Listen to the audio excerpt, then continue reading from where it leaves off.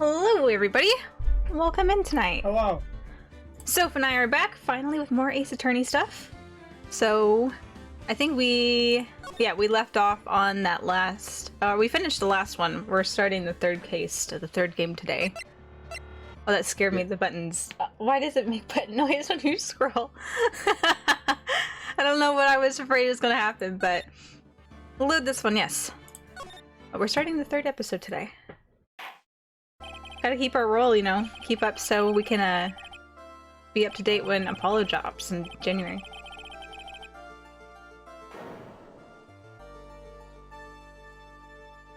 Opening cutscene. I was so confused. Yes, opening cutscene. I think it's meant to be a cold open.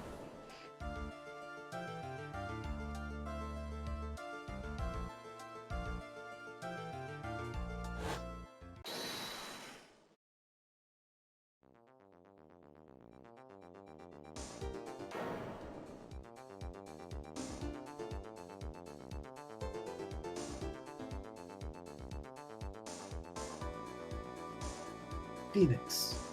What are you doing? Don't salt bay into that man's coffee.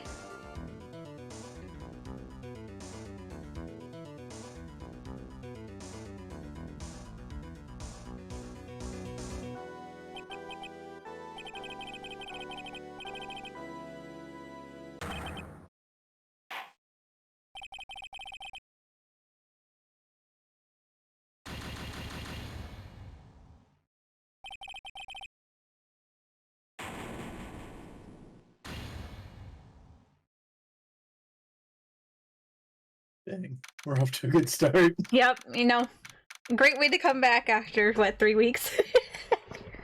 Yep. January 6th, 10:03 a.m., Wright and Co. law offices. Ah! The start of the new year always makes me feel like I can take on the whole world. I bet it does, Maya. So, I've decided that our resolution should be Svari! Take on the world! What do you think? Sure, whatever, Maya. But I think maybe you've had more than enough mistletoe cake. Never! I've got to eat a lot of cake during New Year's. It's practically a tradition. Like watching the fireworks on TV or playing on a board game?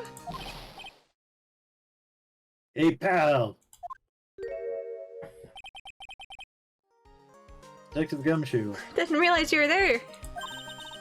Happy New Year, Detective! Likewise. Now listen up, Wright. I wanna... Here's to another fruitful year of lawyer-police cooperation. Yeah, me too. Alright, pal, you've got some explaining to do. Have you got a holiday present for me, Detective?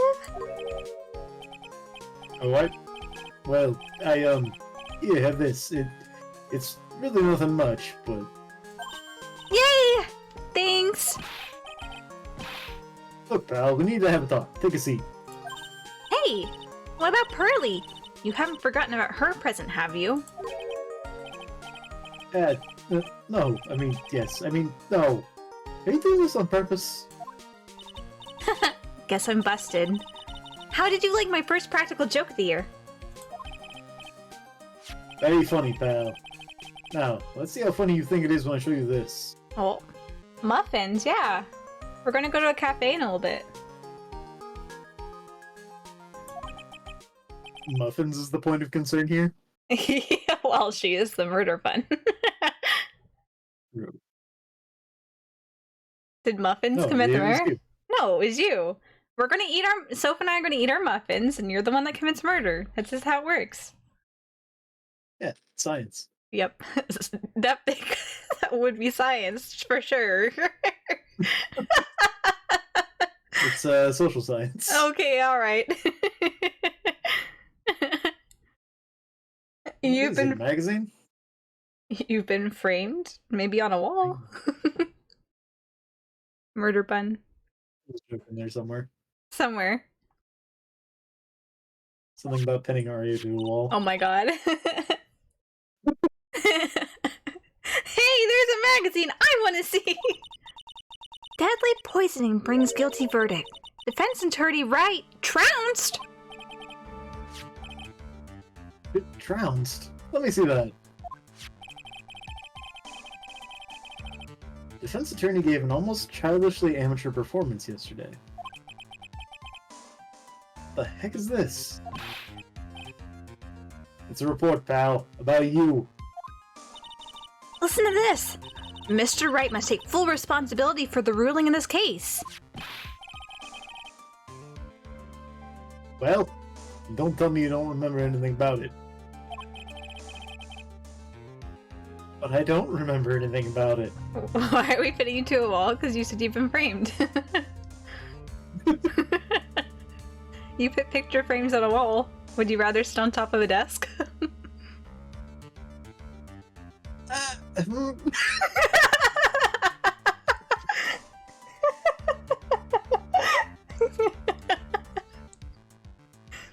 Just asking you that personal preference, I'll hear you out.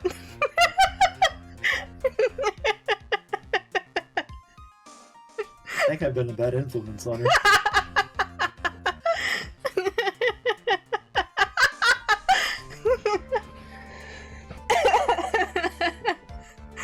Aria's the one bonking? Aria's the one bonking. All the Asterian stuff that you find?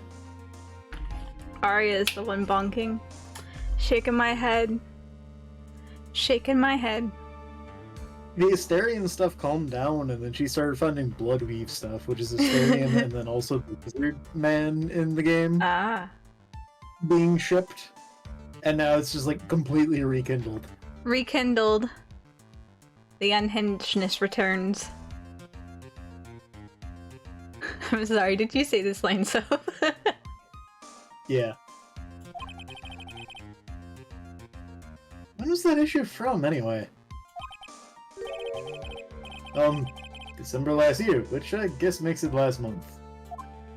Almost Christmas. Oh, but it wasn't Christmas, it was almost Christmas. Which makes it old news, you mean? But I wasn't involved in a poisoning case in December.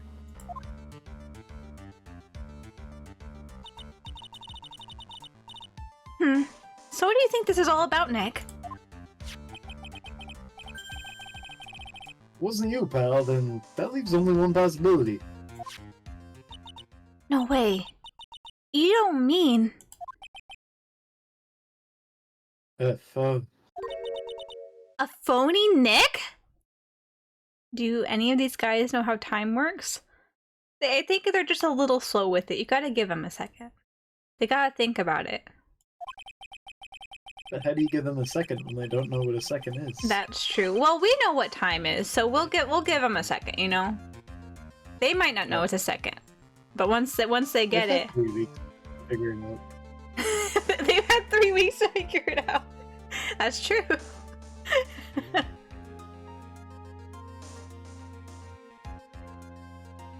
This must be Gumshoe's idea of a joke. Guess he's starting off the year with one too. Magazine clipping added to the court record. So, what are you gonna do about it, pal? What do you mean, what am I gonna do about it? Well, it's your fault that the judge found the defendant guilty in this case. My fault? How do you figure that? Because the Phoenix Wright is super famous now. Well, maybe only sort of. Hey, see what happens when you hotshots start getting too full of yourselves? But I didn't do anything wrong. At least, not that I can remember. You better make this right, pal. Now. That means taking the case back to court. Got it? Sounds like we've got our first case of the new year. Let's tackle it with gusto. I don't know. The judge already issued a guilty verdict once in this case. It's not going to be easy to get it overturned. I guess that New Year's resolution is going to have to wait till next year. So you're taking the case, right? Good. I'm going to head over to the courthouse then. After that, I'll go back to the precinct. Drop by if you need something, okay, pal? Starting the new year off on a good foot. Yep. I guess people are starting to know the name Phoenix Wright. Oh. Client entrusted a case to me based on my reputation. Give me just a second.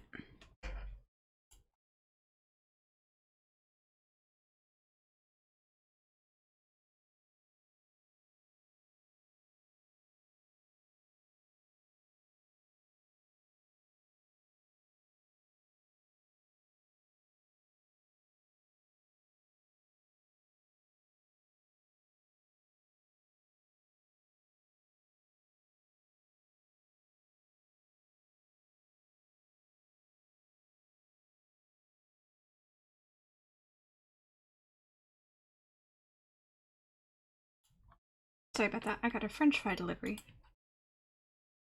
Huh. A whole French fry. Just one, yeah. A singular French fry. I'm sorry, did you see this line? Yeah. Okay. I guess I am kind of responsible. But why would someone want to impersonate me? What sort of guy would do that? I know, good one. Oh, gee, Phoenix, I wonder what could be going on here. What doing I is no. I guess the detention center? January 6th. Detention center, visitor's room. This is so nerve-wracking. Waiting to meet our new client? I wonder just what kind of person you tricked and got found guilty. Keep it down, Maya. That kind of talk could ruin me.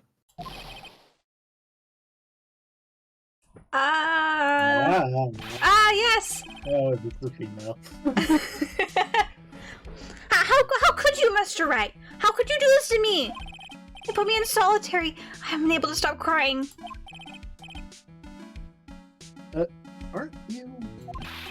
Yes, I am. I am totally and utterly let down.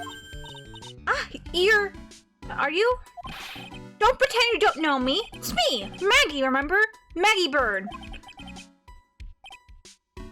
Maggie Bird. Ah. Banana Lady. Banana Lady. Hello? Maggie Bird. She's the policewoman I defended that one time. See?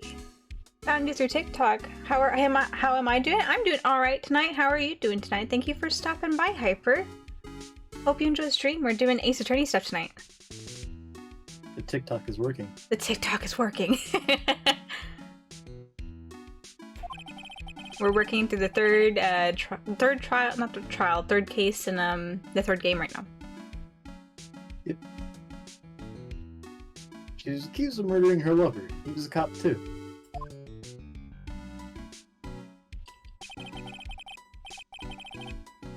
What are you doing in here? Didn't I get you a quit? Oh sure, very funny. After that fifth-rate defense job, you come in here and start making jokes? You better hurry up and tell her what happened, Nick. You're a third-rate duelist with a fifth-rate defense. A joke for the Yu-Gi-Oh fans in the chat. Ah, yes. Because I'm definitely one of those.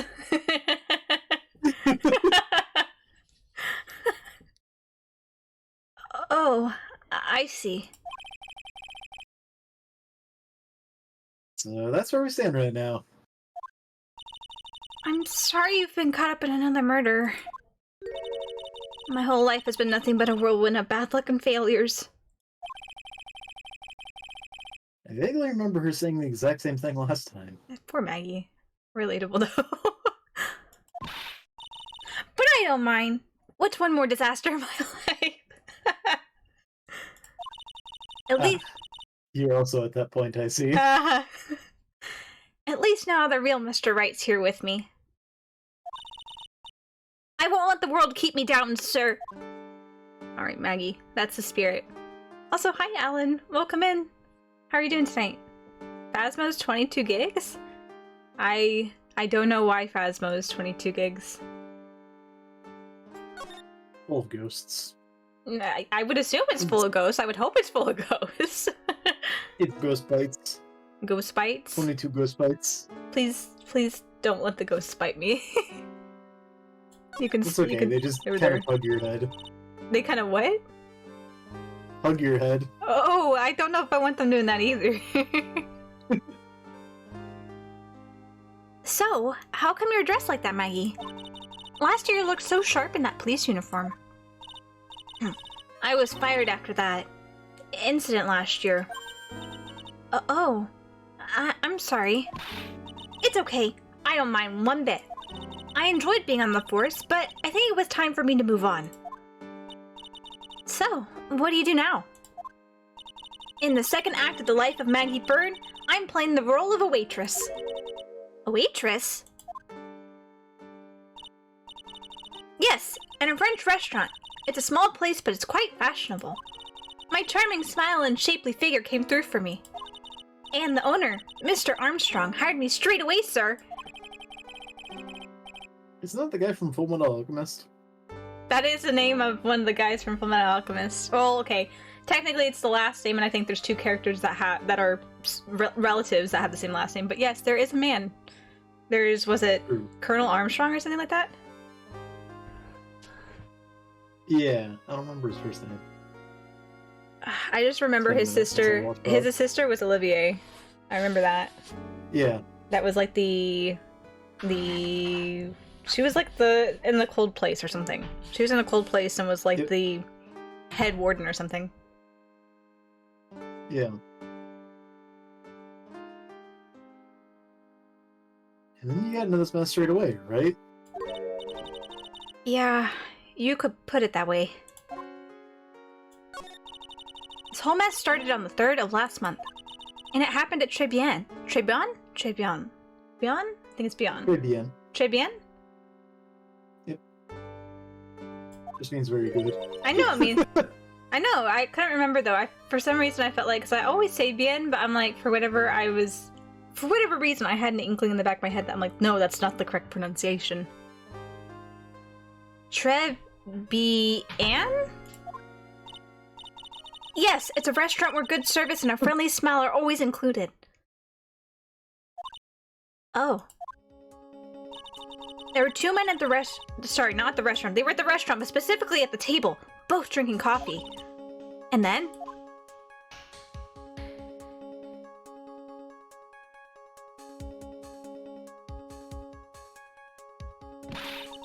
one of the men slipped some poison into the victim's cup.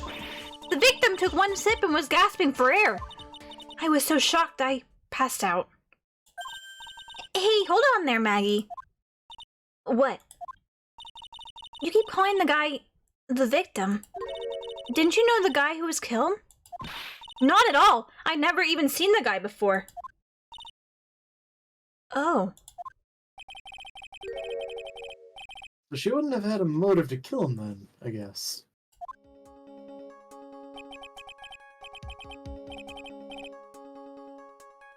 And the other man, the killer, you saw him, right?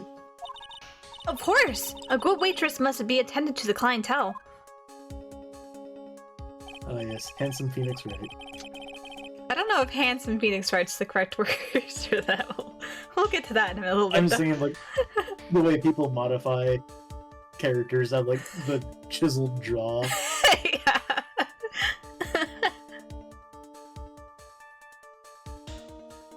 So, you saw the killer, but you were found guilty of the crime anyway. How come? You tell me, Mr. Wright! Guess the answer to my question is my phony. Anyway, she saw the killer. Better see if I can get a description of the guy. So, if you saw the murderer, why were you still convicted? Because no one else saw. Saw what? The other man. The one who put the poison in the victim's coffee. Everyone testified that way. Mr. Armstrong, the customer, everyone. The victim was sitting alone at his table the whole time. But how's that possible? I don't know. But nobody, not one person would believe me, sir. Even Phoenix Wright, my one last hope for a fair trial, failed me. What a pathetic defense. My granny could have done a better job. Look, that wasn't me, okay? And then, they found something a bit incriminating in my apron pocket. What? A small bottle of poison. What? Poison? It was in your pocket? Well, I passed out when the victim collapsed. The killer must have slipped the poison into my pocket when I was unconscious.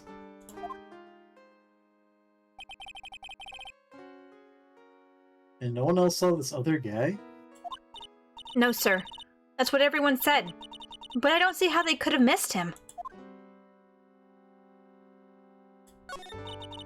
I was the one who took the coffee to the two men. Oh? And what was your impression of them? Well, when I first saw them, I kind of thought they might be in the music industry. In music? How come?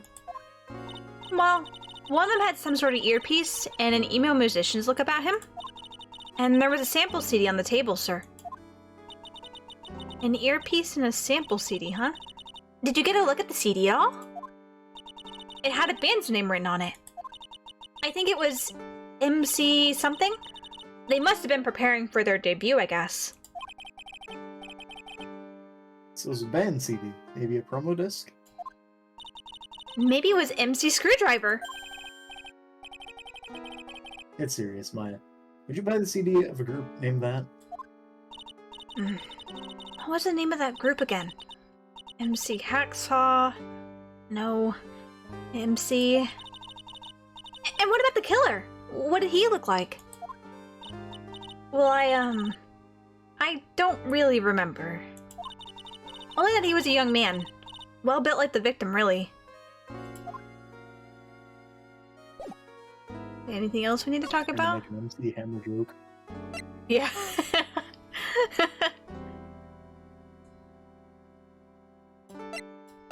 Why am I turning his badge? Is that all we can talk to you about? We could present the article. You have anything to say about the phony? Yeah, I need to ask you about this. Hey! This article's about my case! Can you tell me anything about the guy who was pretending to be me? Yes, sir. It was the morning after I'd been arrested. I met you in the visitor's room here. You were wearing one of your super sharp suits. Oh my gosh, tongue tire. Me? Yes, you, Mr. Wright. Hey, Maggie, was my evil double I am here too? No, I don't remember phony you, Maya. Oh. It would have been so cool. Then you got really worked up and passionate? I'm gonna get you cleared of this crime, you said. Okay, I get the picture. But you've met me in person before. So how come you didn't realize that guy wasn't the real me? Especially given how he fucking talks. I guess... Looking back now, it was a little strange. Only a little? Well, okay, so you were a bit taller than normal, and you looked a bit shady. And your voice was a bit weird. Oh, and you had this kind of funny accent, and... So the guy's nothing like me then? But he had your spiky hair and blue suit. Is that all it takes for someone to imitate me? How about everyone else in the courtroom? Like the judge and the observers? Didn't they realize he was an imposter? Everyone had these big question marks on their faces. But it seemed that no one wanted to say anything, sir. This case just keeps getting weirder and weirder. Mr. Wright, do you think it's possible to get a retrial? Probably. Court ruled in the absence of a genuine defense attorney. So we should be able to get a retrial. Mr. Wright? Hmm? Do you think we'll win next time, sir? My life has been a full-course meal of bad luck, complete with defeat for dessert. Since I was 6 months old, when I fell from the ninth floor of my apartment building. I've been hit by all sorts of vehicles, gotten sick from all sorts of foods, failed at almost every test I've taken, experienced almost every kind of disaster. I even landed a phony lawyer when I had the misfortune of being accused for murder. But I will survive, because Maggie Bird always lives to fight another day. And one day I'll find it. Just you wait and see, sir. I'll find that one single moment of good luck.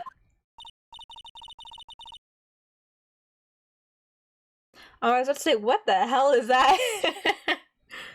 Phoenix backwards. Phoenix backwards. Ugh. Cindy is really gonna pay for this. What are you staring at me like that for? But Maya's right.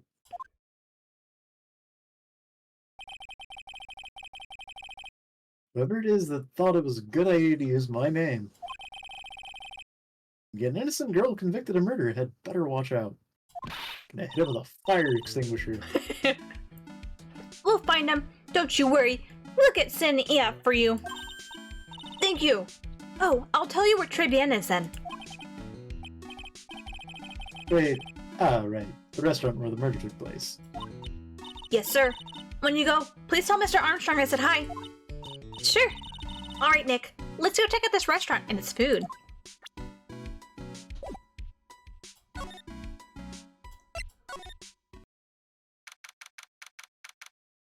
January 6th, Trebian.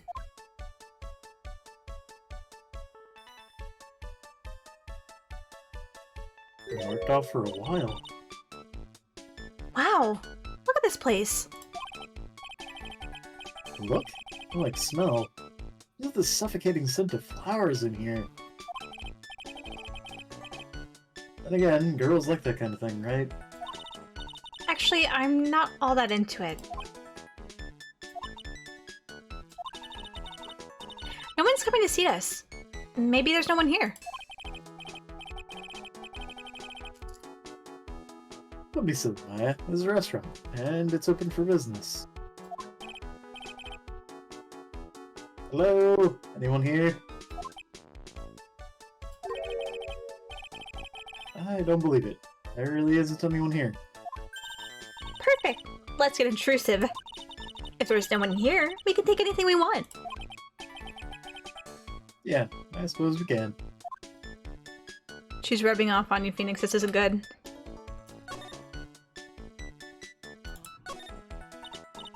Look, it's one of those magical boxes that spits out money. You know, you're the only person who would ever describe a cash register in that way.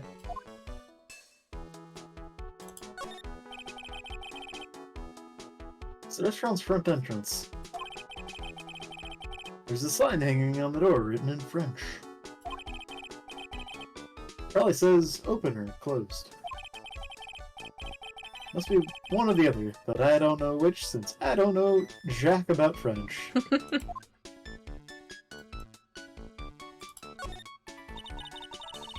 It's a rack full of fashion magazines, and they're all in French.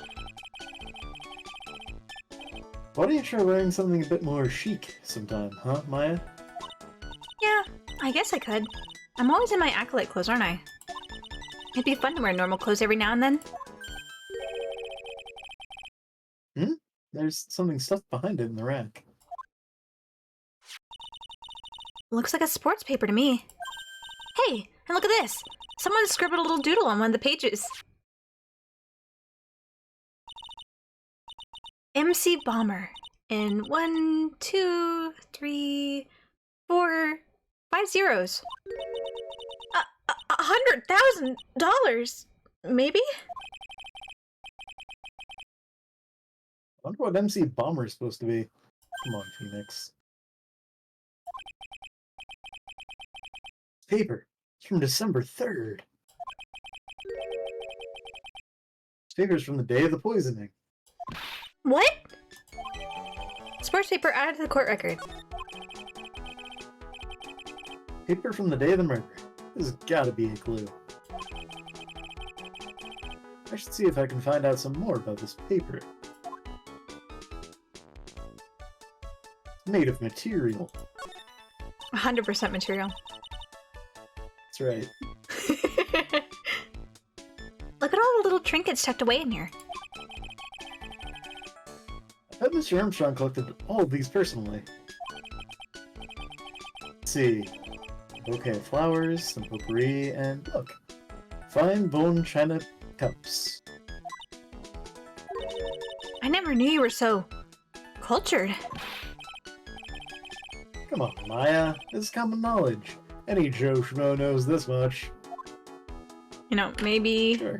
Maybe Phoenix didn't know about that stuff, but after going to the museum last time and knowing jack diddly about anything in there, and he's like, I gotta brush up, lest I look stupid in the future.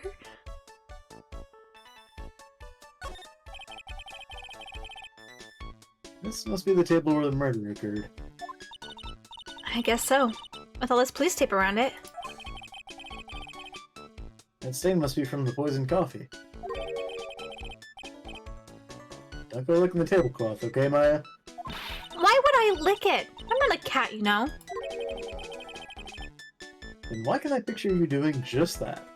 Nick, I'm not the cat. You're the one that's the cat that needs to go through the cat flap. Save me. That's right.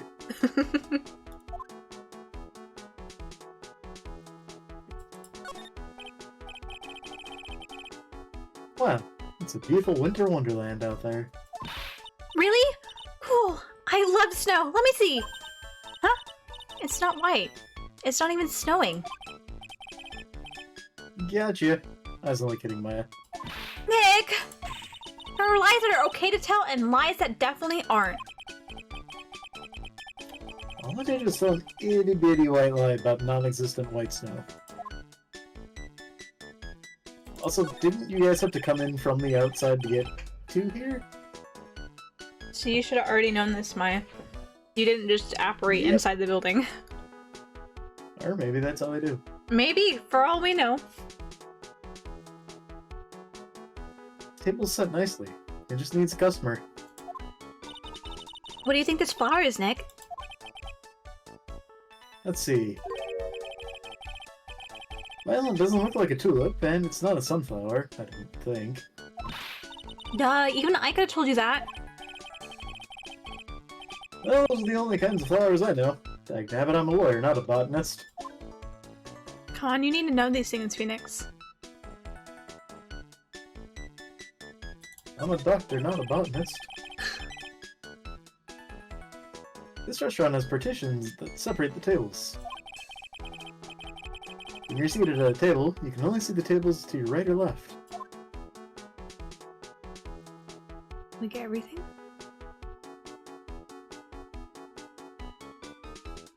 I think we looked at everything.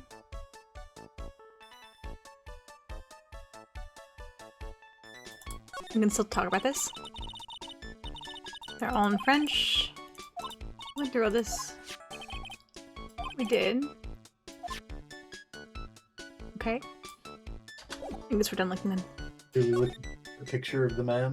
We can't look at the picture of the man, I don't think. I was like, oh yes, let's look at the picture of the man. We cannot look at the picture of the man. We can okay, we can look at it. We can't perceive it though. Oh, okay. We'll have to come back to the picture of the man. Here, let's see, since she was talking about MC. Oh, a sports paper. Let's see. Did Gutson Braun manage to defend his heavyweight title? Sorry, Maggie, that paper is actually a month old. It's from the day of the murder.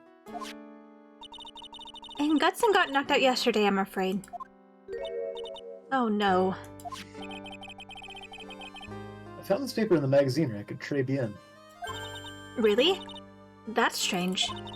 Très Bien doesn't get newspapers. Mr. Armstrong said he's not really fond of them. And maybe one of the customers left it behind? Who could it be? I don't know. Anyway, what I want you to take a look at is the scribble here. Aha! That's it, sir! MC Bomber. That was the name that was written on the CD. Just as I thought. Also, was that a mast-to-mast scribble? I'm like... I Just look like it. Hold on. Yep.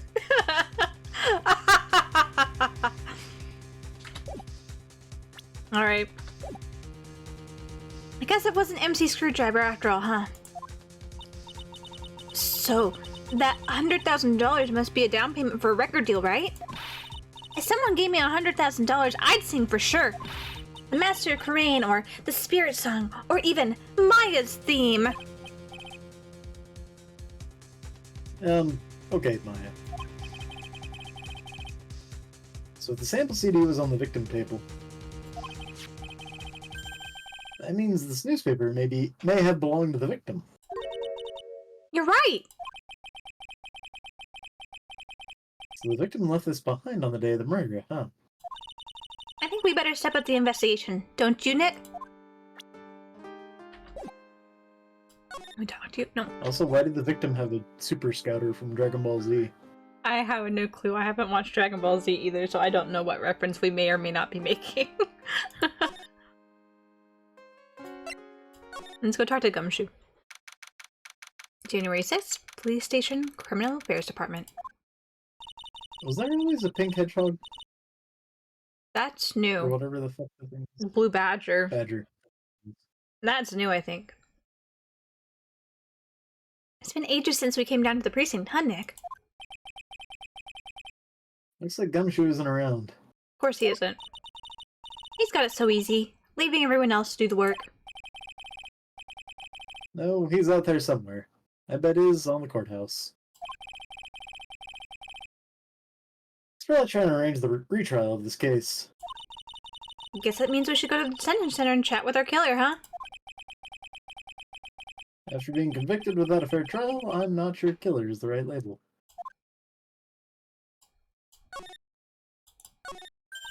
Hey, that's the police mascot, isn't it? It's so cute. That's the Blue Badger. It was my idea. I made it. Now it's the national symbol of the police force. So, what's with the pink one? It's new, right? She's not an it, Nick. She's a she. Right, Chief? Yep. Meet the Pink Badger. So one's called Blue and the other's called Pink. But they're both called Badger? Yeah. You got it. They're married. Mr. and Mrs. Badger seem to be cuffed together, Chief. You got it. That's marriage for you. Whoa, a mascot that's deeper than the deepest of deep oceans. Good to know. So he's one of those that goes, wives, am I right? Yep. Do you have anything more to talk? Oh, not move. Talk. What else can we talk to you about, Maggie? We've kind of talked to you about everything, haven't we? Maybe we'll go back to the...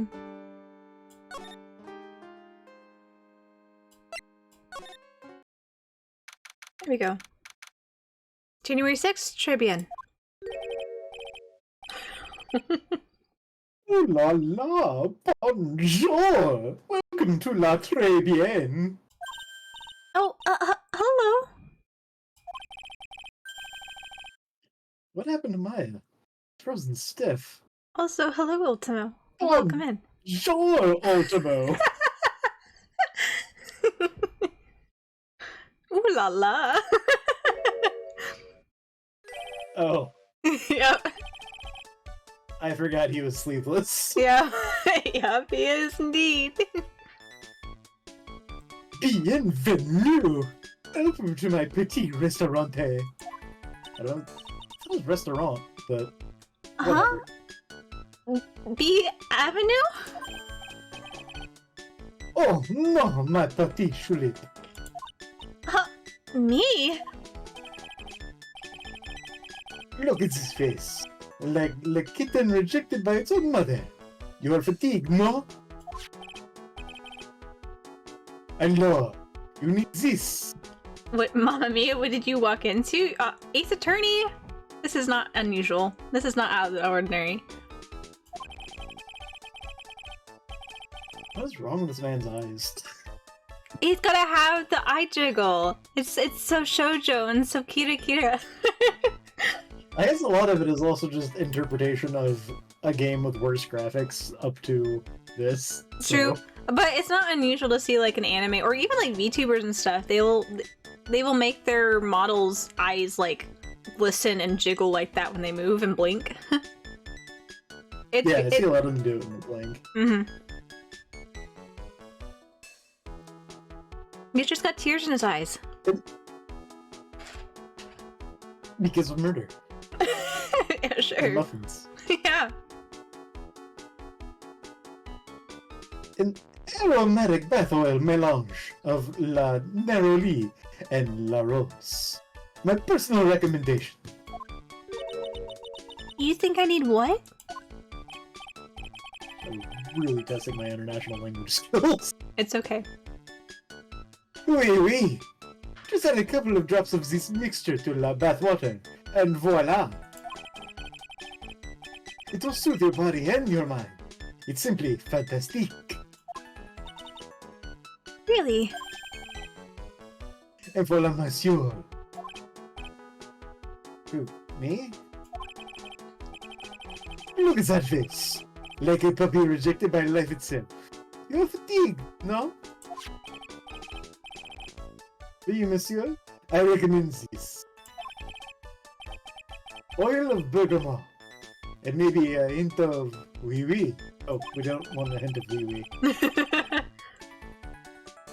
I'll add la peppermint and la clary sage for a fragrance exceptionnel.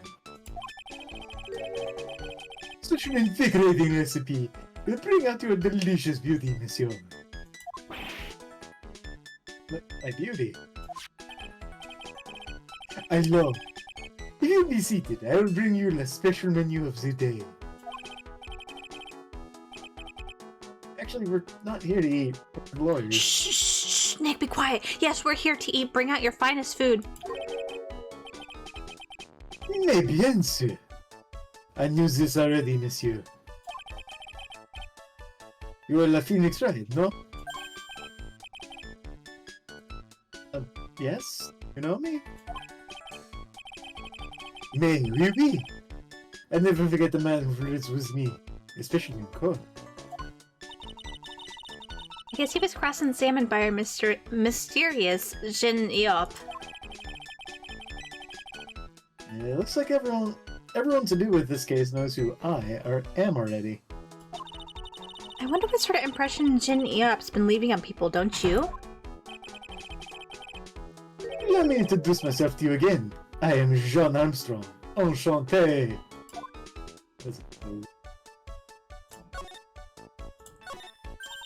So what does très bien mean?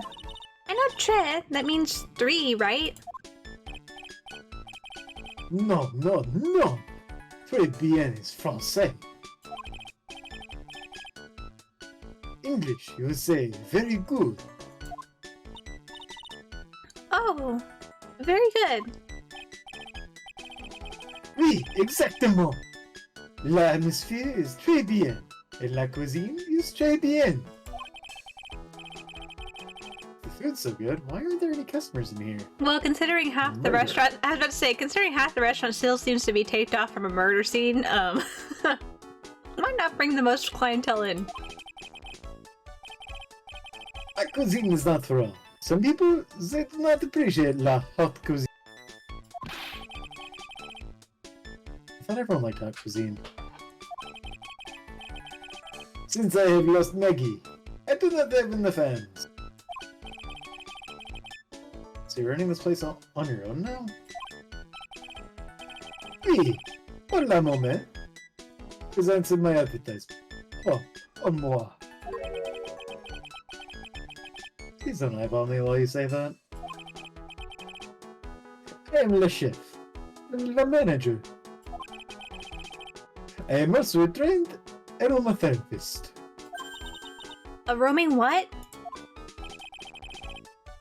A practitioner d'aromatherapy. The art of soothing the soul with the delicate floral aromas. Delicate? The smell coming from that bottle earlier was anything but. Alright, sir, what happened?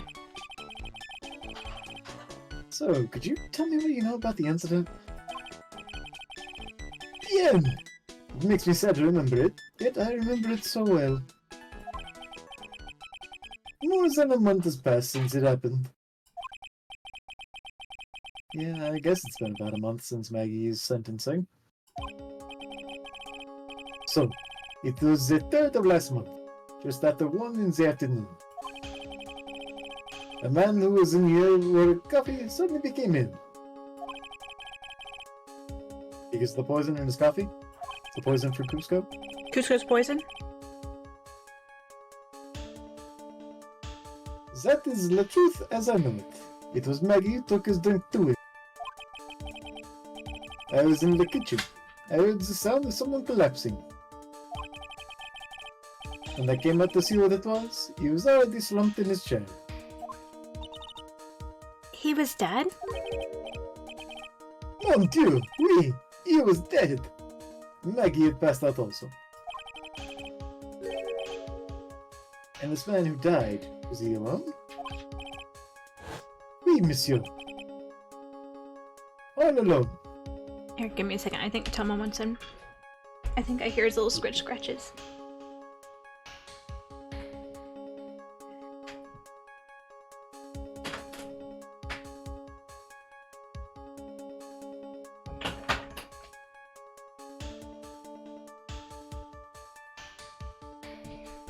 Okay. You gonna sit in the bed? Oh, you probably go eat dinner. Go eat your dinner.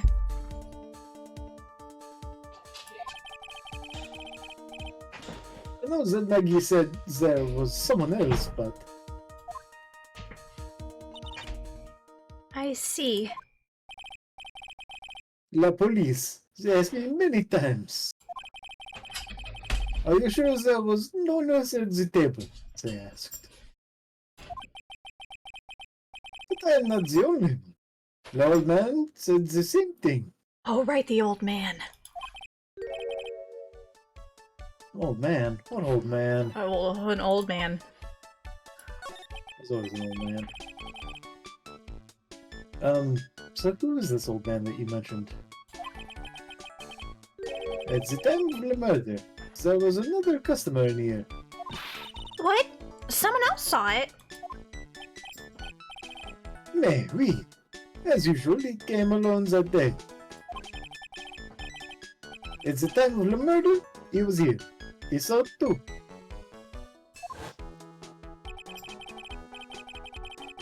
But he said the same thing. That there was no one else at the victim's table. But Maggie swears that there were 2 people. Mais, mademoiselle, la lawyer, he could not prove this, no? What lawyer? That was me, I suppose. Mais bien sûr. That pose. Hmm? Wow, he's the first person who said it wasn't me. Don't kid yourself, Nick. Now who's the one making stuff up? Oh, bye, Tomo.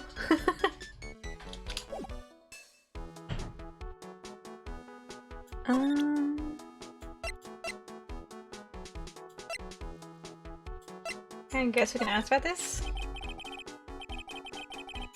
I'm not a lawyer myself. I do not wish to speak out of turn. But your defense in court today was a little, how you say, lacking, alright?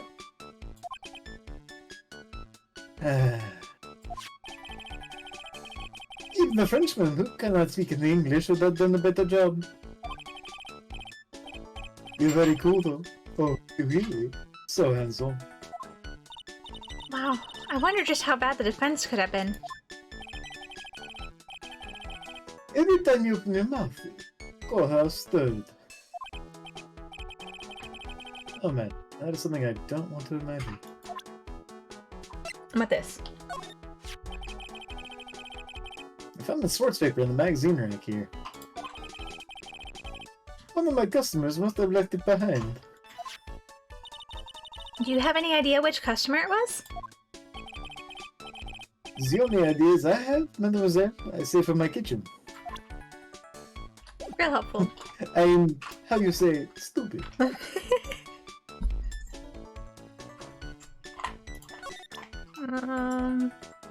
Here, gotta do it. Please, monsieur. There's no need to show me something. You are more.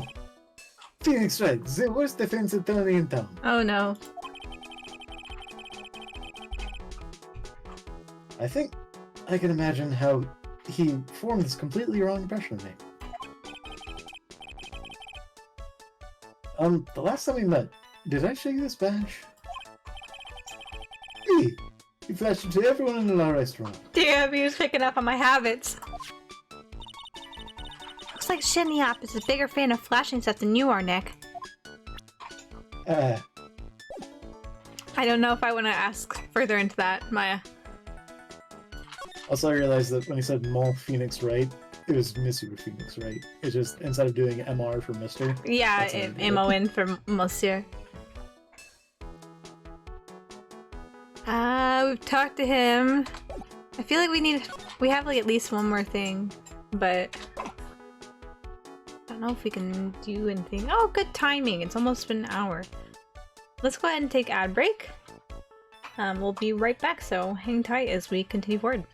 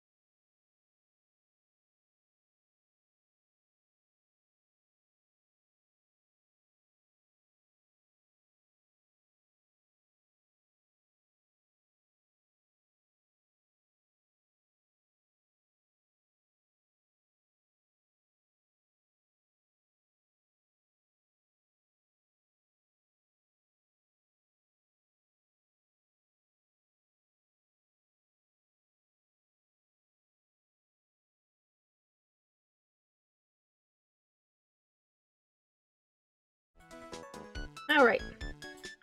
After this, I don't know where else to go. Maybe Gumshoe's back? Because I don't think there's anything else we can present this guy. I don't want to present on a move. Yeah.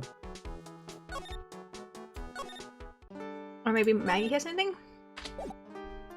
Oh, we can probably present profiles. Yeah. Oh, so you met the owner, Mr. Armstrong. He's, how can I put this? Pretty unique, huh? He has a really intense aura, as a chef and as a person. Yeah, he has a pretty intense aroma, too. So, did Mr. Armstrong really not see the killer? Apparently not. Well, he's in the kitchen all the time, so I guess it's possible that he didn't. Nope. I don't think we have anything else to show you. We'll come back for you, Maggie. Hang tight. Gumshoe, no! What do we need to do? By the way, if memory serves me, this is the one that I got stuck on years ago.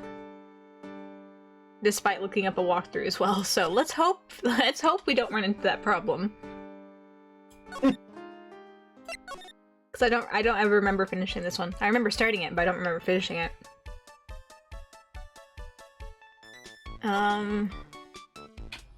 We looked at everything, didn't we? Yeah. Go over this way. What more? Oh, you know what? We can present Maggie's portrait. Let's talk about Maggie. Maggie was a policewoman once, n'est-ce pas? Yes, but she had to quit for, reasons beyond her control. Oui, oui. She was the suspect in la murder investigation, no? Oh, you know about the banana murder trial? That's it. Yeah. That is why I gave to her la perfume for la happiness. Happiness perfume. Oui, did from Burgum, like I gift to you before. But she's been arrested again, and found guilty this time. This is true. A natural aroma of unhappiness must have been very strong. She is stinky girl. Just a minute, your perfume doesn't work. I'm not surprised she was la prime suspect. After something like that took place before my very eyes. Something like what? What's this guy talking about? Does this mean Maggie did have a motive? I'm gonna ask this guy for more info. Stat. Alright, dude.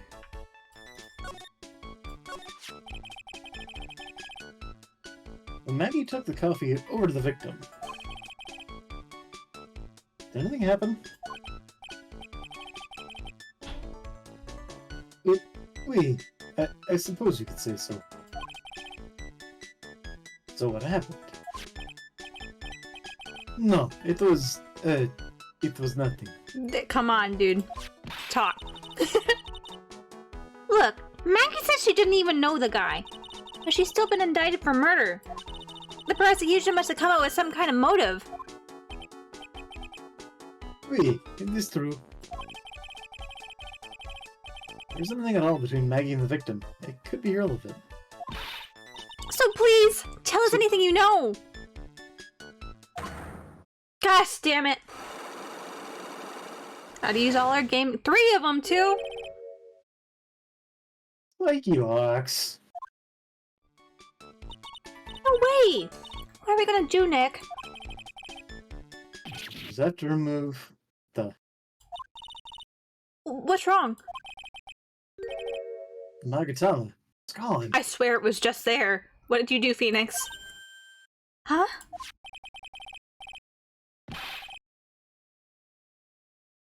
I had it in my pocket, but it's vanished into thin air. What? We're going to speak French, Rick. That's what we're going to do. we're learning French with Ace Attorney. So that's definitely the place where you should. I have not taken any French. My French knowledge stems from ballet, so it's not the greatest. I know, poisson. Fish tunnel. Fish. I know, j'ai besoin de ton amour, but I can't remember any other phrases. Mm. But I could see the Psyche Box. Maybe that means the Magatama's nearby? Mr. Armstrong. Can I just confirm something with you again? The table where the victim was sitting. Was anyone else sitting there? That is a question you'll have to ask him yourselves. Huh? Him?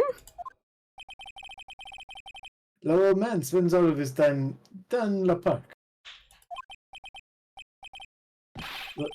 A park? Oh, a park. What park's that? Behind the restaurant. It is called Vitamin Square. Thank you. Je vous en prie, my dear. Let's go check out this Vitamin Square right now, Nick. Alright. He's gotta waggle his tits at you. Yeah, I'm good. But we're... You know, I would rather deal with the bean-throwing old man than the restaurant owner. January 6th. Bean-throwing? Bean-throwing, or I guess bird-feed-throwing. It reminds me of, like, the Japanese tradition of throwing beans at the New Year. Someone dresses up as a demon, and you throw beans at them. And it's symbolic to ward away evil at the beginning of the year. I think it's the beginning of the year, at least. I've seen it in Rune Factory. It's not at New Year's, but it is, like, late in the year, I think. Somewhere around there. I can't remember exactly what, but I do remember there is, like, a demon bean throwing, like, not ritual, but it's like a traditional thing, you know? It's just a symbolic ward away evil. Out with the bad luck, in with the good. Be gone, demons! Okay, January 6th, Vitamin Square. So this is Vitamin Square.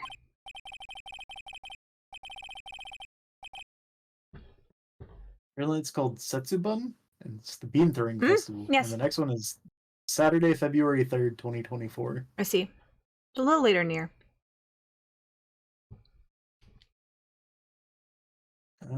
Setsubun is the day before the beginning of spring in the old calendar in Japan. So, there's the your more you know. point. Yeah, I see where they get the name from now. The fruit scream vitamins at you. Hey, Nick. That's the guy, right? Isn't that the old man Mr. Armstrong was talking about? That grouchy-looking grandpa? He's throwing seeds out of the He's throwing seeds out for the pigeons. Man, he's not throwing seeds for them. He's throwing seeds at them.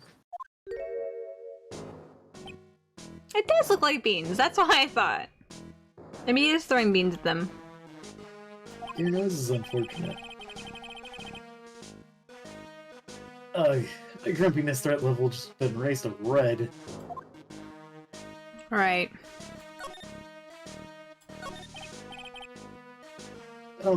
Excuse me. What kind of voice do you want to give this man?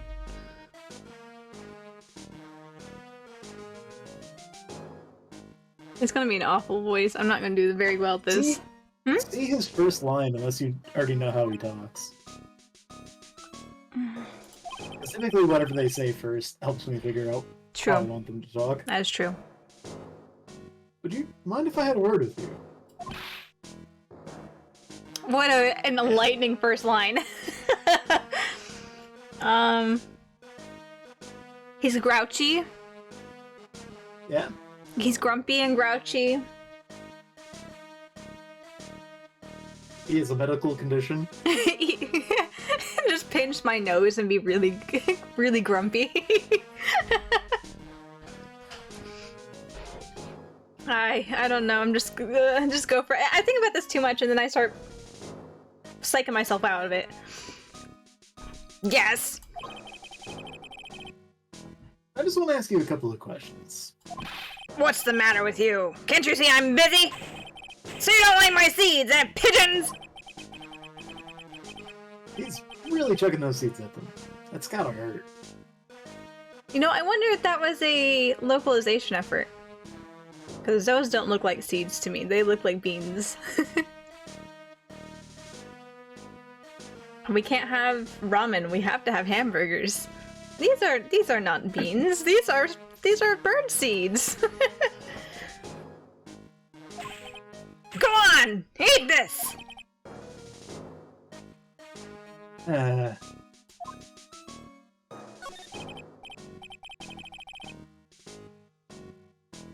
Excuse me, sir. Can I ask you about Maggie Bird? I don't know any Maggie Bird. Yes, you do. Maggie, the waitress at Tribune. Ha! That's a disgrace, I tell you. An utter disgrace. A disgrace? An innocent young girl revealing herself like that? Revealing? You mean her uniform? The youth of today, they don't have any shame. No shame, I tell you. Not an ounce. Whatever happened to the old Bushido values of Japan, like honor, modesty? What about me? I'm not wearing anything revealing. You have a really short skirt, Maya. Your problem is your lack of... Your problem is your lack of any sense of grace. Talk about hitting a girl while it hurts.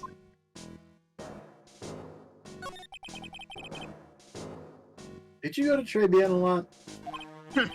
That miserable excuse for a restaurant. That garbage they serve in there is not food. Where's the sushi? The tempura? The rice? Tribune is a French restaurant, sir. Where do you think we are, boy? In Paris? I want real food, not those snooty snacks. And what about those shameless girls? You mean the waitresses? You can see all the way up to there. Yes, the waitresses. They're practically naked. It's a disgrace, isn't it? Well, isn't it? Listen, it's not my restaurant. Gah! It's a miserable excuse for a restaurant, that place. Miserable! You could say it's Les Miserables. Certainly knows the place. He must be a regular. But if he hates it so much, why does he keep going? Because the waitresses are so revealing. Are you a regular at that restaurant, sir? It's just, if you dislike it so much, why would you keep going there? Sir? There you are, you filthy pigeons! You want food? Ha ha! Take that! You must be hiding something, right? If he is, I should be able to see a Psyche Lock or two. Oh wait. You're not exactly at the Magatama right now, huh? Remember, Nick, that Magatama is only on loan. You better find her or else.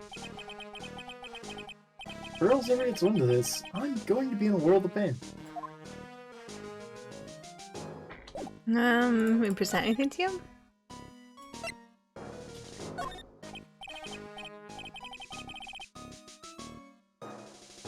Excuse me, sir. Can I just ask you about this?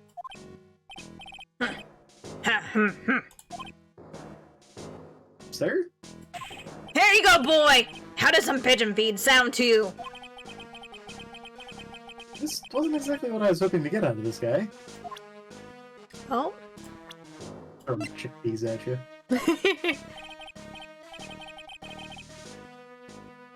Nope, same thing. Don't want to talk about Maggie. Guess we... Oh, actually, you know what? Let's... I didn't examine. We just went straight to talking to him. This guy's gonna be grumpy. Ooh, there's a magazine here. Magazine full of job listings. You disgusting rogue! Picking up something someone else threw away. Threw away? Did you throw this away? You looking for a job? Gah! That's none of your business! Sorry, I guess I'll just take the magazine with me then. I don't want anyone else having it! Give it back! Too bad. Now that you want it so bad, I don't want to give it up. Job listings added to the court record. Hey, that's mine! Pigeons! Hey look! Pigeons! That one's unconscious. Damn. And heaps of them, too. Did you know that pigeons are a symbol of peace? That's not pigeons, Maya. That's a dove, not a pigeon. Poor things. So they can't be symbols of peace and harmony just because they're gray? Is that it? You're overthinking this one by just a smidge, Maya. It is a white one, though.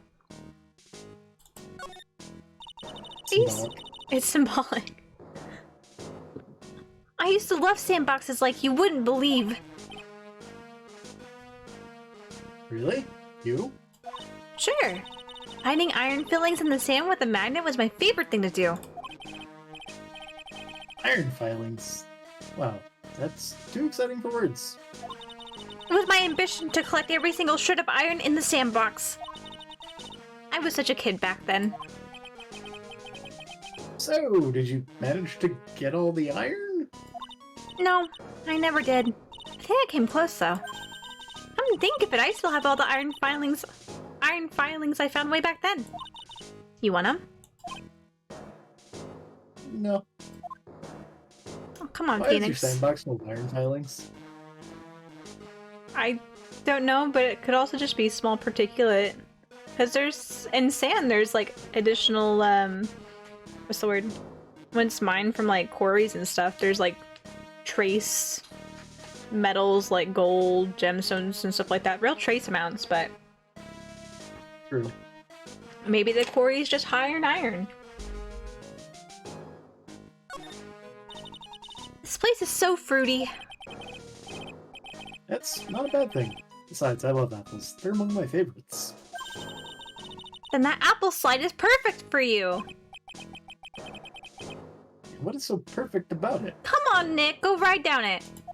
Oh, come on. Do you like apples? I heard you say. Oh, come on, don't be a stick in the mud. Slide down it a few times. Go on. Woo. No way!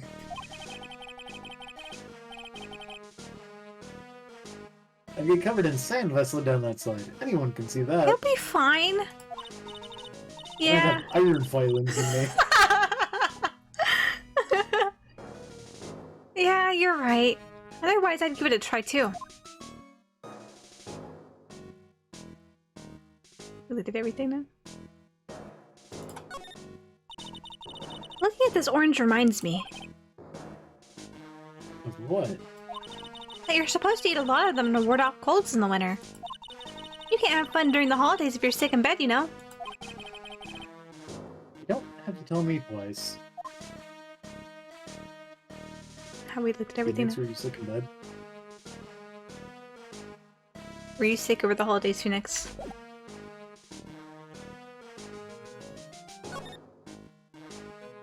Actually, Gained anything from that? I guess we got that. we did. I don't know if he's gonna talk about it though. No. Don't be stubborn. More pigeon feed for you. Okay. Let's go back. Actually, what is... Picked up from a bench in Vitamin Square, thrown away by the old man. Gumshoe, are you back?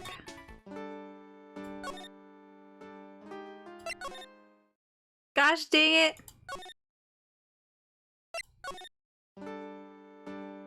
Do we need to present the magazine to somebody? I don't know who we would present it to. Do you want to look at the magazine? Mademoiselle, Yes? are you looking for a job? What? No, I was just... Let me see. Your style is bit different, but you have a good face. Different? Felicitations, you've passed. I will hire you. Bien, come with me. I'll teach you everything I know. Nick! Help! I don't know whether to laugh or feel bad for Maya. Maybe I should do both. She's being kidnapped again. It's okay. We'll find her.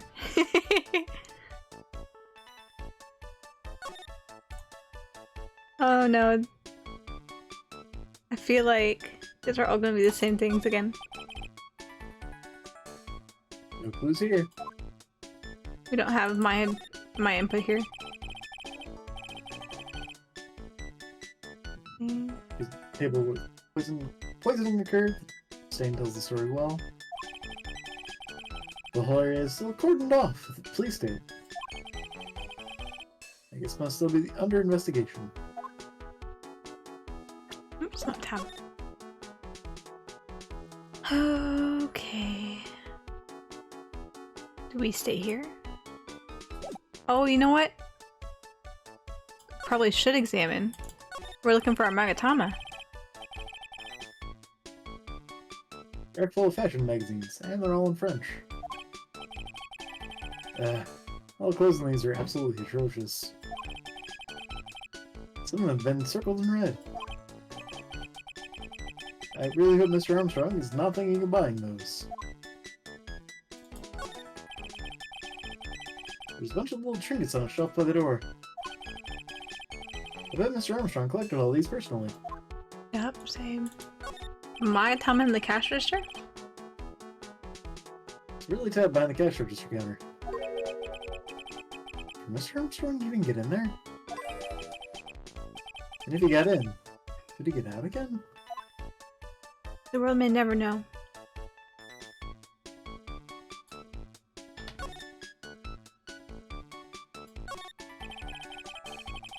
It's pretty cold out there on the streets. Peaceful, though. It's nice that people can take it easy after the holiday rush.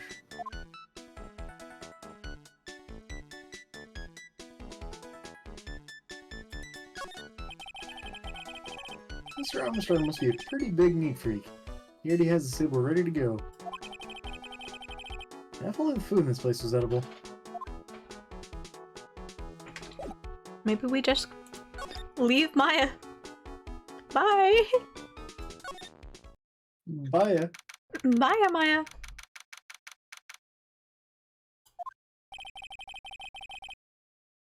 Looks like they have Maggie in questioning.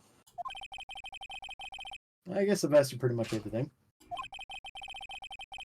I'll come back if there's anything else I need to ask her later.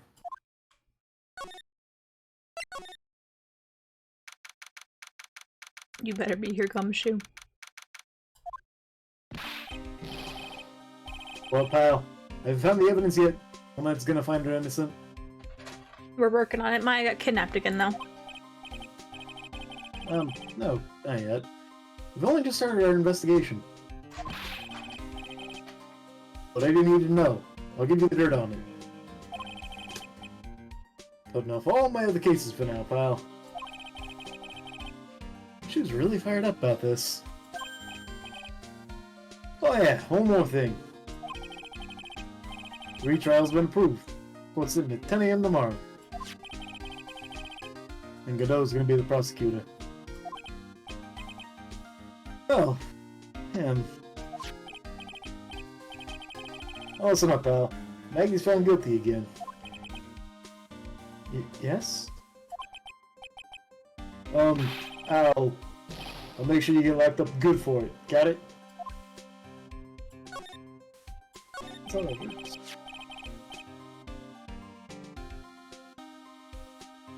I don't have that command, Ultima. Wrong chat. Does anybody have that command? he has that command in his chat, and it'll randomly pick another person in chat, and then it'll give you like a match, super unmatch, whatever.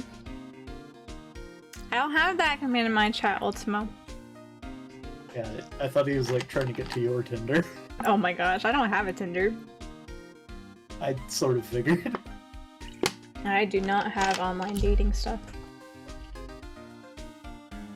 It's all offline dating. yeah, with so much offline dating.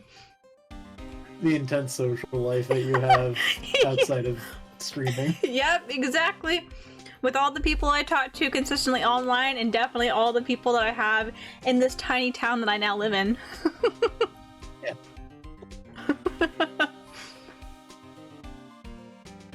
Clearly, the people that you talk to the most, so you are dating Arya. Oh yeah, Naturally. yeah, naturally. Logical conclusion. You satisfied Michi romance? You satisfied Michi romance? No, hold on there. That's a very bold statement. That's kind of vague. Hello, Cogrenner. How's it going? It's been a hot second. Hope you're doing well. We're doing ace. Entirely too long to read their name. I know. It took me a while too just to think about it, but I've seen them in chat a handful of times in the past, so I know. I think I have it right at least. Long time no see. I'm sorry, but am I? No, by all means. Whenever you have time, whenever you drop by. I hold nothing against anybody who doesn't have the time or doesn't want to pop in. It's nice to see you, though. There's not even a set expectation for me to be in streams other than Ace Attorney. Well, even still, even if you're like, man, I'm not feeling it, and we don't do Ace Attorney for a couple weeks, I'm not gonna hold it against you. Anybody that comes here is welcome to come here and leave as they please. Well, I would, Soph, though, I would appreciate if you don't leave halfway through our Ace Attorney stream, though. Be like, alright, I'm guys, done. I'm good. Bye. See you later. There's no expectation for anyone. I appreciate anybody that takes time out of their day to come hang out. Yeah, babies will do that. Babies will do that. I remember when I had time to actually hop into like everybody's streams. And then I started working. And no. Life happens. Yeah. Still diving into PC part picker? I don't have the money for upgrades and stuff at this point, but I would like to eventually down the road. I've just moved, actually. I moved across the country, and so I couldn't keep my old job because it wasn't a like online job thing. So I've been working on trying to find a new job up here, but until then I can't really be splurging money on anything. I need to worry about bills. You wanted to get further away from me? I feel like I'm probably maybe a little bit further away, but it feels like I've just kind of gone on a pendulum around you.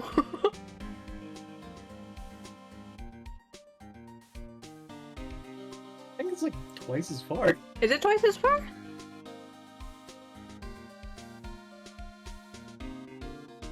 I suppose so, yeah.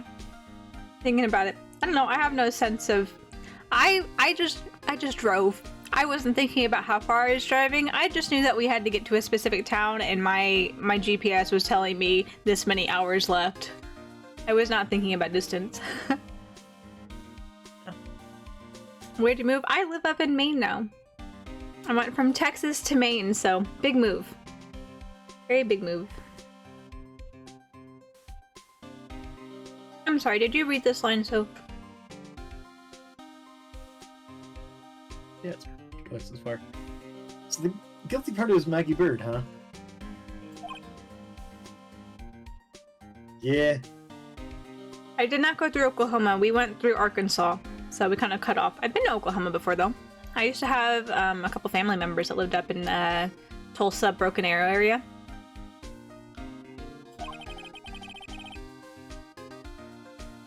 Back when she was on the police force. You were her mentor when she was a rookie, right? Yeah, I kept a close eye on her. I mean, not too close, you know.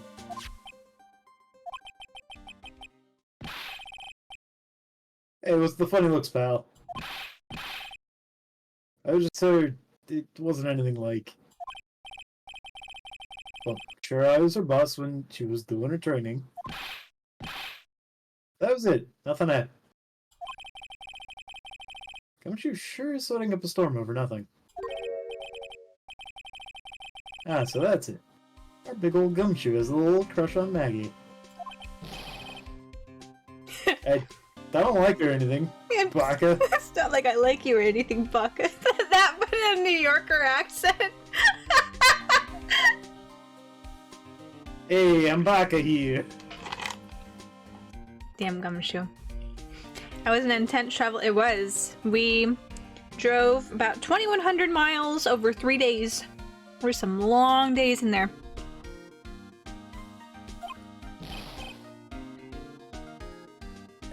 I was... Note to self, gossip with Maya about this later. Look, pal, don't tell anyone, okay? You gotta keep it a secret, got it? Sure. And would you mind not guessing what I'm thinking all the time? Hey, tell your face, pal, not me. You've had to be blind not to see what's going on in your mind. So I was wondering, could you fill me in on the victim? Glenn Elg. He was a computer programmer. I see. A programmer. Sounds like a Google Smart Glass thing. Before Google Smart Glass. Way before Google Smart Glass. He was just a regular Joe working for a small-time computer firm. Wait, is his name... I can't remember what it's called. Palindromic? Is that what the word is? Can be read it can be read the correct way and reversed the same way. Glenn Elg. Yeah, I guess that's yeah. I was like, what's the joke with this one? Maggie never had any contact with the guy before that day. All she did, take him his coffee on the day of the murder, pal. Yeah, Maggie also claimed to have never seen the guy before. The victim would go to the restaurant often. Not according to the chef, so it was the first time he'd seen the guy. Programmer and a first-time customer at that. What possible reason could Maggie have had to kill a guy like that? That's what I thought. The motive was still somehow established in her trial. You're kidding! What was your supposed motive? Sorry, pal. I'm real busy. I haven't even got enough time to sift through these papers. Look into yourself, okay? Thanks, Gumshoe. What could this motive have been?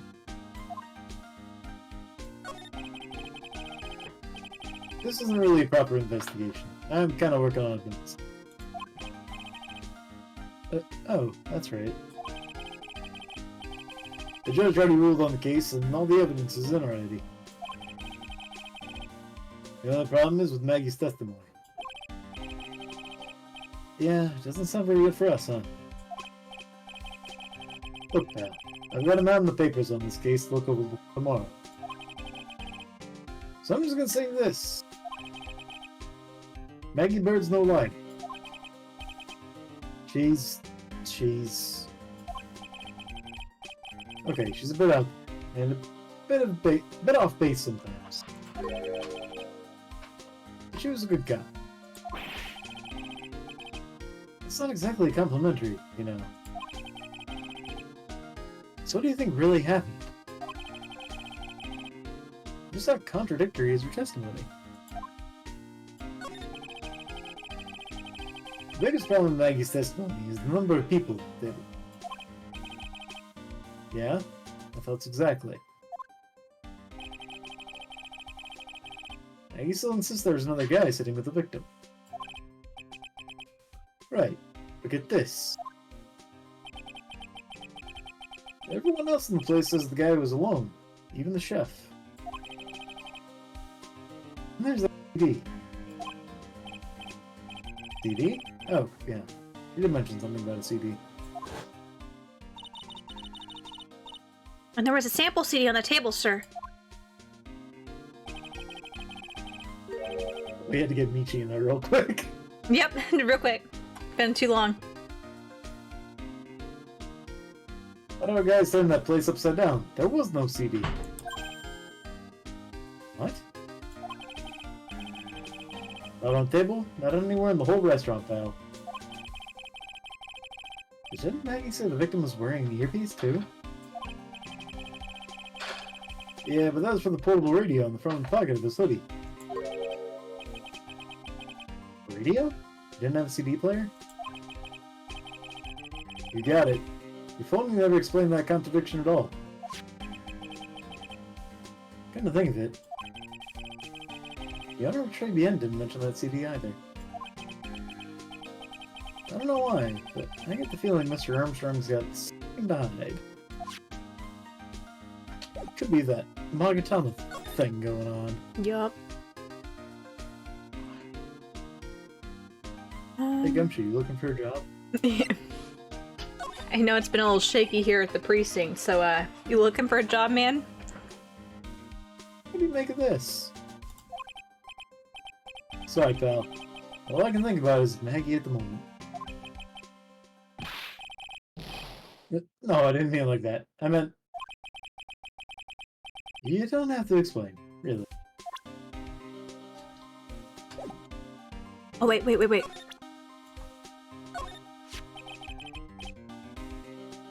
Good thing, Leo, pal. Why does everyone keep asking me that? I don't know what this phone you use is like. You had Maggie found guilty of murder. Doesn't that tell you? Gotta track this creep down. Okay. Bye, Gumshoe. We'll talk to you after a while. Let's see if Maya's ready. Nope.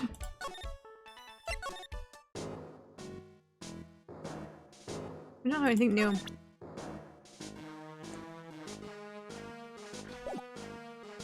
Grumpy Man's probably gonna be grumpy.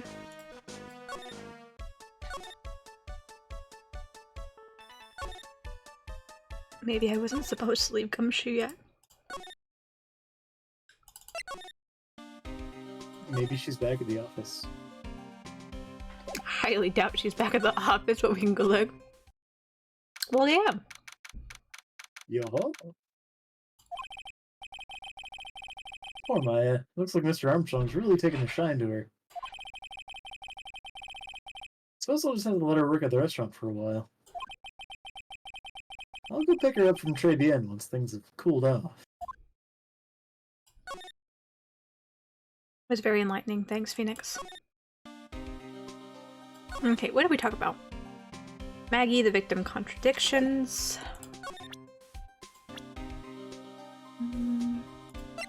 Guess we can talk about this guy. What do you make of this? Can't talk about the victim? What if the grumpy old man knows cool on Elg? That's true. I don't know if he'll talk to us, but it's worth a shot. I sure do love the travel system. Yep, my favorite.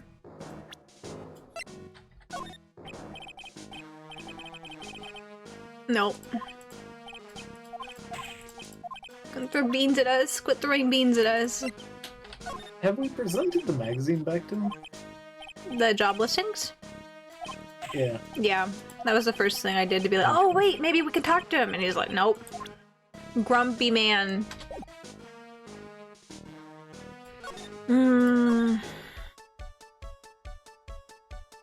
You know, this feels... I feel like this is where I got stuck. Because I'm sitting thinking on it, I'm like, I don't know if I ever got to the trial, actually. Because the first, what's the word? The first trial of the game was the Mia flashback, and it was against Pain, right? I think? Yeah. Yeah.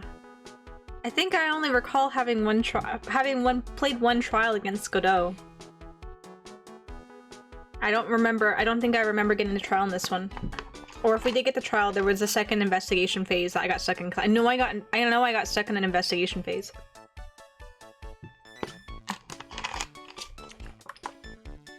Let's see.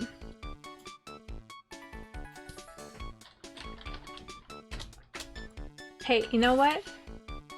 We went almost 2 hours without having to pull up a walkthrough.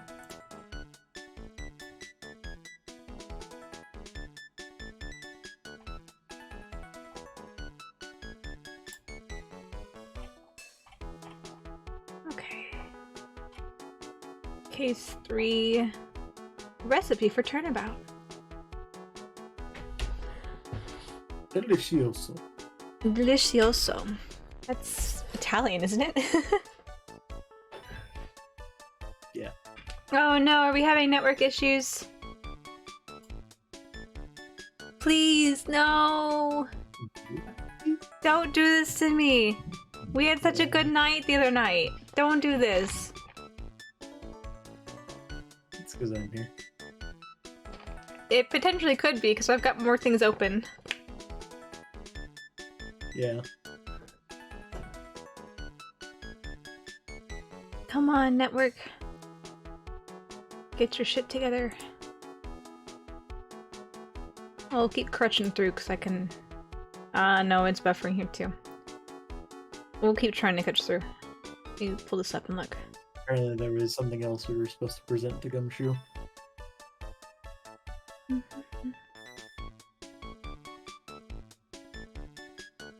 Oh, I gotta show him the sports paper.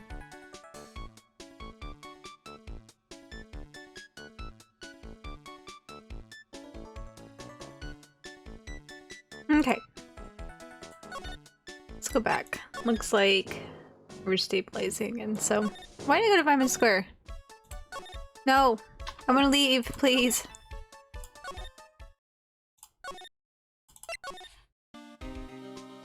You like sports, Gumshoe?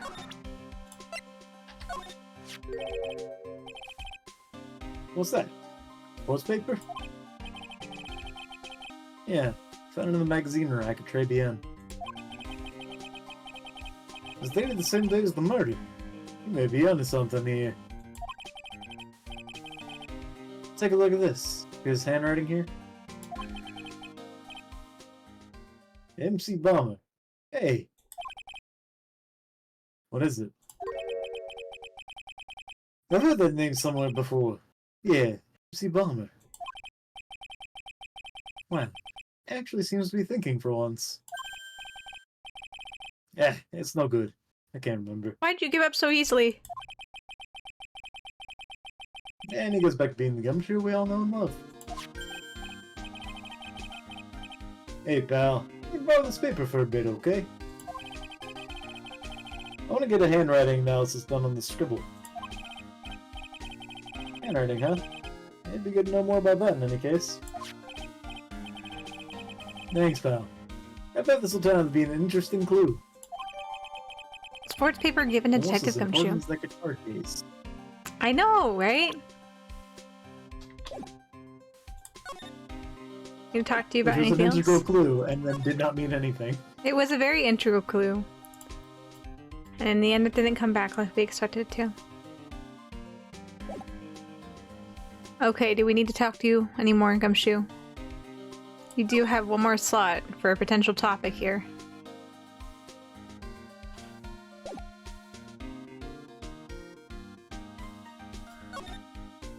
I think we presented everything else, didn't we? Showed him the job listings. I feel like we showed him this earlier. wasn't at the trial myself. But I asked this one detective I know how your defense was. And what did he say? He started off by saying, I'm at a complete loss for words. But he must have found some quick, because he went on about you were for an hour. But he said you sucked so much it seemed like you were trying to get Maggie found guilty. It looked like I was trying to get Maggie found guilty. Wowzers! Big surprise.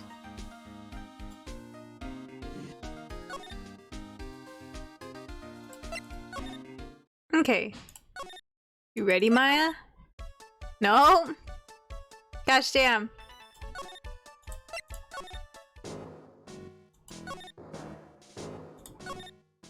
What does it want from me? Probably wants us to talk to Detective Gumshoe more. Gumshoe, what do you want from us?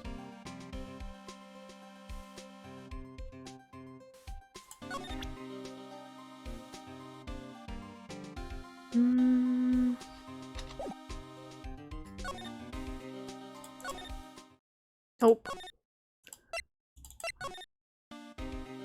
Walk through summer. Pescate.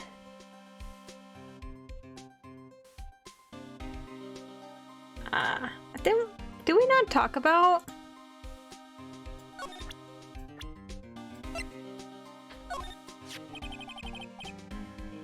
Oh, we talked about him.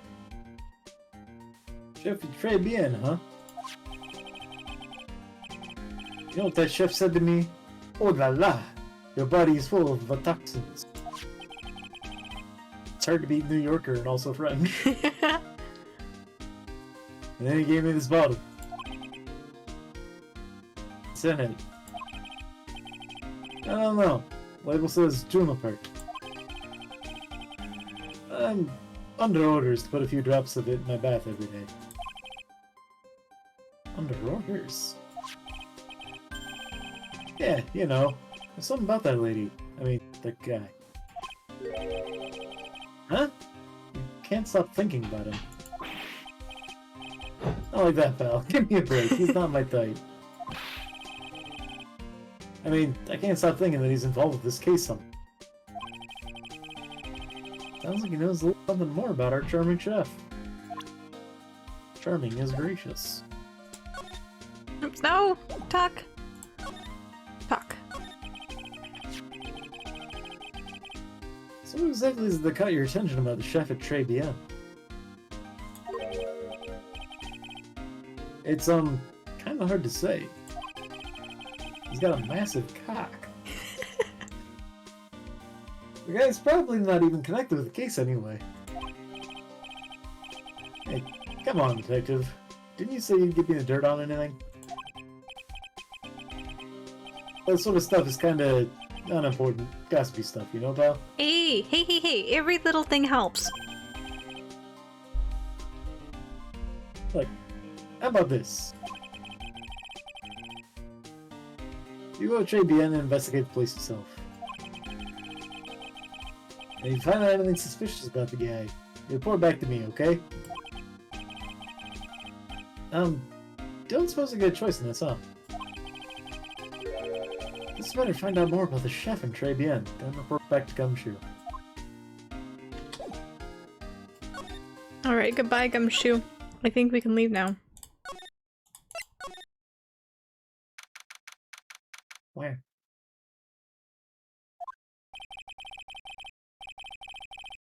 Sunflower sure is strong. It's almost making me dizzy. Oh, right, this girl. Oh, hello.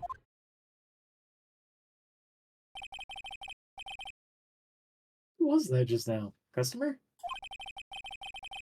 She had sort of a dark aura about her.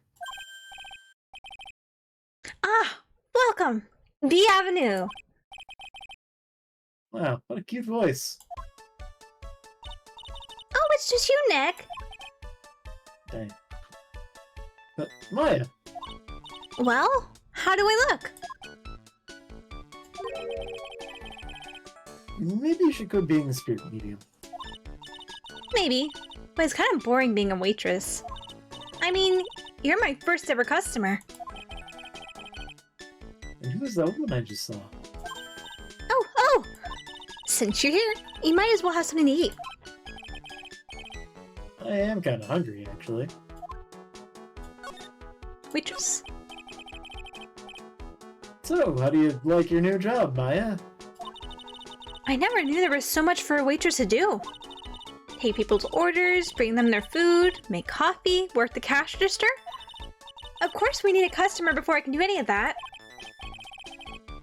Yeah, it's a nice looking restaurant. It's a shame more people don't come. Don't forget about the ultra cute waitress. Check out my give me a tip smile. Hey Nick, why don't you order something? The chef's preparing a tasty lunch at the moment, or so he says. How much is it? It's the twin tea set, so it's $20 of course. The twin tea set? I believe I'll be taking a pass on that. It's kind of expensive. What? But you can't! Come on, Nick, it's not every day I get to be a waitress. I want to try carrying plates and working the cash register. I'm not cleaning the toilets. That should keep you busy. Yeah, right. Maybe later. About the lunch. Oh, a fine choice, sir. No, Kitchen! A lunch special, please! With all the extras, drink, side salad, dessert, and gift. I don't need Hello! any of that. Hello, Lex. Thank you for reading. Hello. Playing Cold Little Lamb? I've thought about wanting to get Cold Little Lamb. It looks cute anytime I watch someone play it. How's it going, everybody? I'm sorry, what?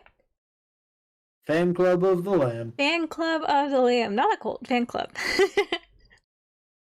I think Arya played that for Halloween last year, then played it like twice since then. I know she played a couple times, either later in the year last year or earlier this year, because I recall watching some of her streams where she played that. It's been a hot second though.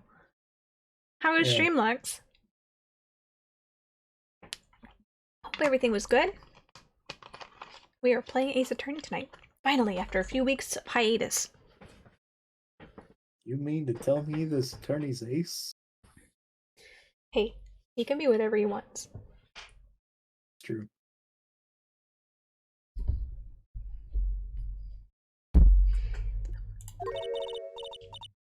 Just a moment, please, sir. Maya's really getting into this.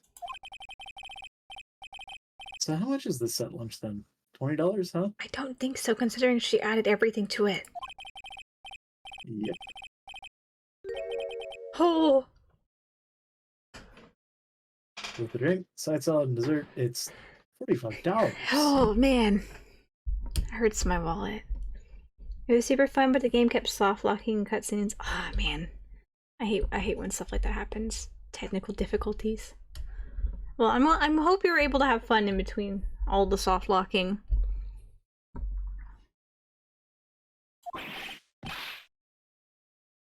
Hey, wait a sec, Maya. Sorry to keep you waiting, sir. Here you are, our deluxe Fortify lunch set.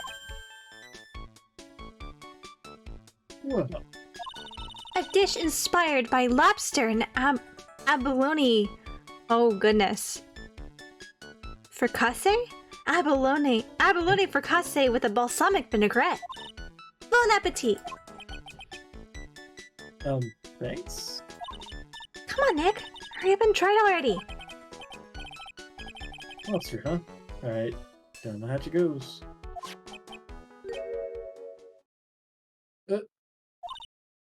Well?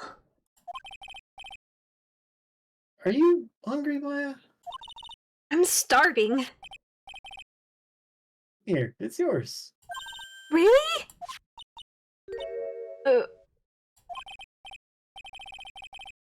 Remember, Maya, my wallet doesn't print money, so you'd better polish off that plate. I just remembered! I've gotta clean the toilets! Hey. You can't be in that much of a hurry to clean the toilets. Trivia and lunch special added to the court record.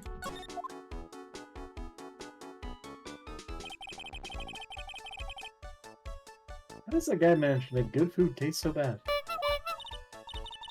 Hi, Quacky! Welcome in! Thanks for the honk. How are you doing tonight?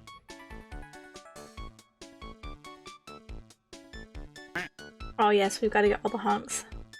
Doing good, doing good. That's good to hear. How am I tonight? I'm doing good. I'm excited to be playing Ace Attorney again. It's been too long.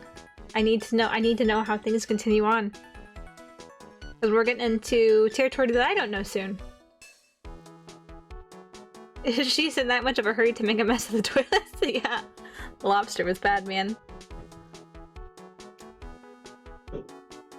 Hey, Nick. You want to take a peek at the kitchen? The kitchen, huh? Not a bad idea. Actually, before we do that, we're about to hit an hour here, so let's go ahead and take ad break, then we'll go explore the kitchen. Or we'll talk to her, then we'll explore the kitchen. So, hang tight just a little bit, we'll be right back, okay?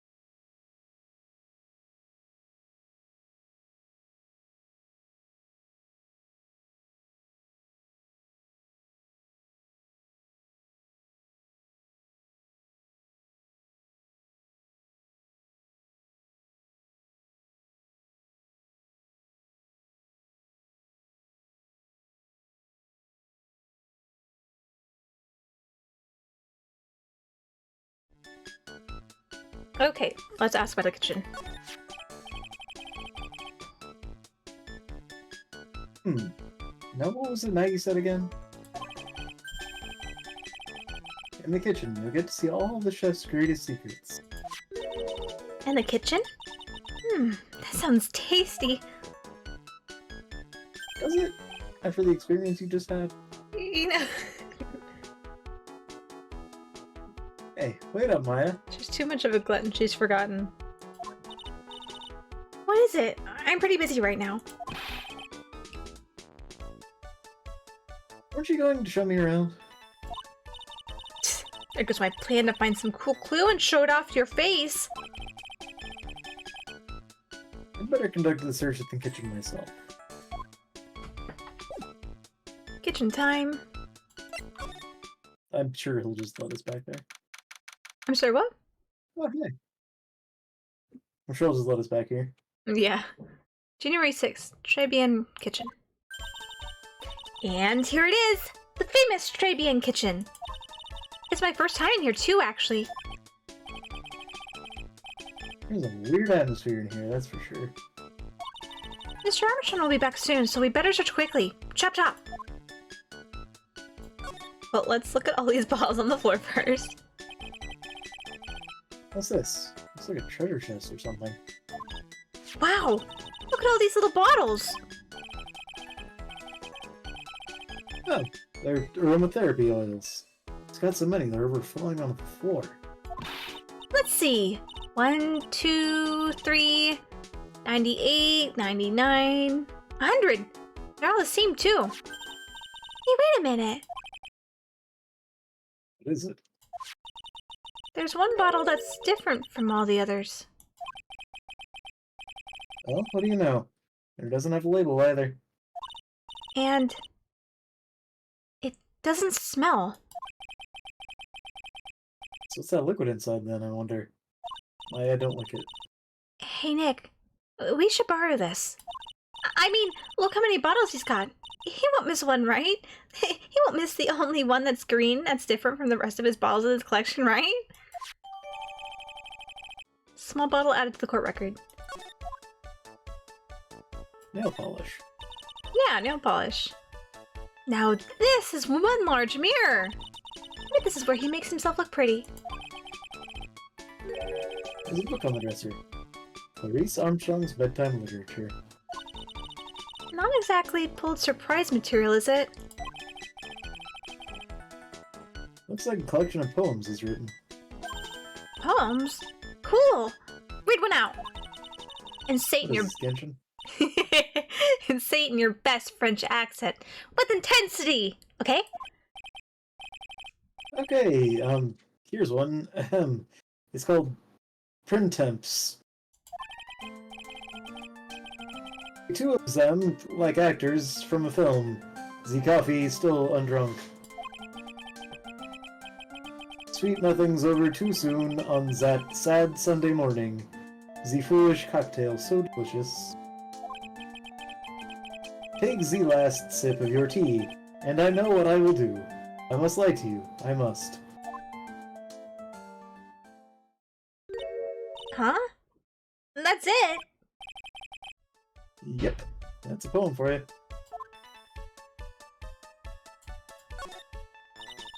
Now I know I'm in a French restaurant. I've never heard of most of these seasonings. Hey Nick, this container has... oyster sauce? What's that? Is that used in Chinese food? Look! Right there on the counter! My Magatama! What's it doing there? What indeed? Magatama put in a pocket.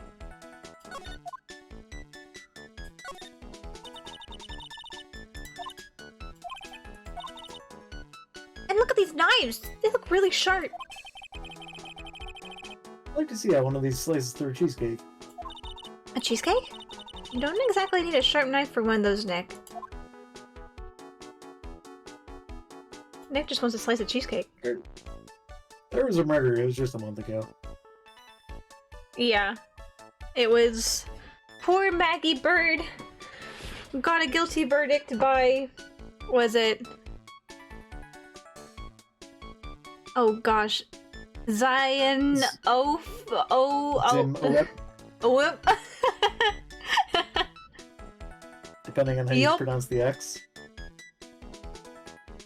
Our doppelganger got our guilty verdict. Now we have to clean up the mess a month later. What are these lace curtains for? I don't know, but they give the place a real homey feel, don't they? Lace curtains. You know, if I was a cooking pot, I'd be perfectly happy to sit on a shelf under those. How do you respond to something like that? Just nod and move along, Phoenix. It's okay. I think it's most of his life. Yeah. Poor Phoenix. This smells good. Something's bubbling away nicely in that pot. It must be the lobster and abalone fricassee with a balsamic vinaigrette. Isn't that what I just ate for lunch? Maybe. What you ate is the only French dish I know the name of. Anything else of importance in here? I think we've covered our bases. We got our mysterious bottle. Google's telling me fricassee, but that feels wrong. Fricassee? That feels like that feels like not only an Americanized version, it feels like a Southern Americanized version. I'm gonna go on down to Caribbean and get myself a lobster fricassee. A lobster abalone fricassee. You telling me this lobster's got bologna in it? Let's see, do we wanna... Oh, we can... No. Oh, we can go talk to the old man and see. Why did we keep the lobster? I guess apparently... Oh, maybe... Well, no, we was poison. I don't know why we did a lunch special on our thing. I guess we just gotta remember bad. Huh? Just toss it in your pocket. Yeah. Maybe someone will be hungry later, because that happened before. Maybe. Or maybe we give it... Oh no, the guy, he's very... He's only there for the girls. Oh, maybe if we take Maya with us. Maybe if we take Maya with us out to the square, Vitamin Square, he'll start talking. Oh, now that she's got the maid outfit? Now that she's got the maid outfit. How about this? Sorry, Nick! I'm a waitress now. I've got a pile of work waiting for little old me. You're not gonna come with us, Maya? There's a... There's a little broken pink moped now. Yeah, the old guy's not here anymore.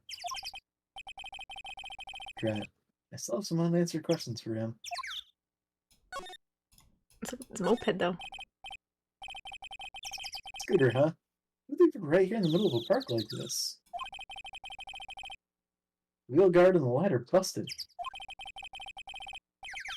it the light that's busted, or is it the mirror that's busted? There's a mirror busted. I don't know, though. I guess it must have been in an accident. It's totally wrecked. Plot twist: the imposter's a shark in disguise. And they defeated a lobster? That's what the lobsters were? I guess so. Final boss is a shark. We win by giving him the atrocious lobster abalone fricassee. Oh goodness. Oh. Sir and or ma'am? Are you okay? Ah.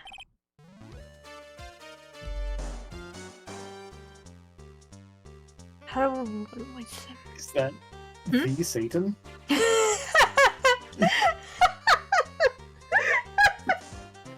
Not just I think it was. Not just Satan. The Satan.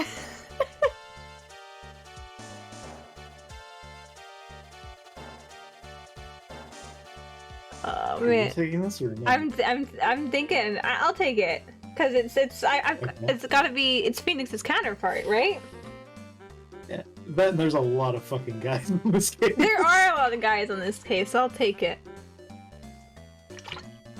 I just gotta think how I want to voice this guy. It would be the opposite of Phoenix. Well, I mean, I just voiced Phoenix using my normal voice, so I guess it's whatever the opposite of me is. Opposite of Soph. Hey, look, another lobster! An army dog.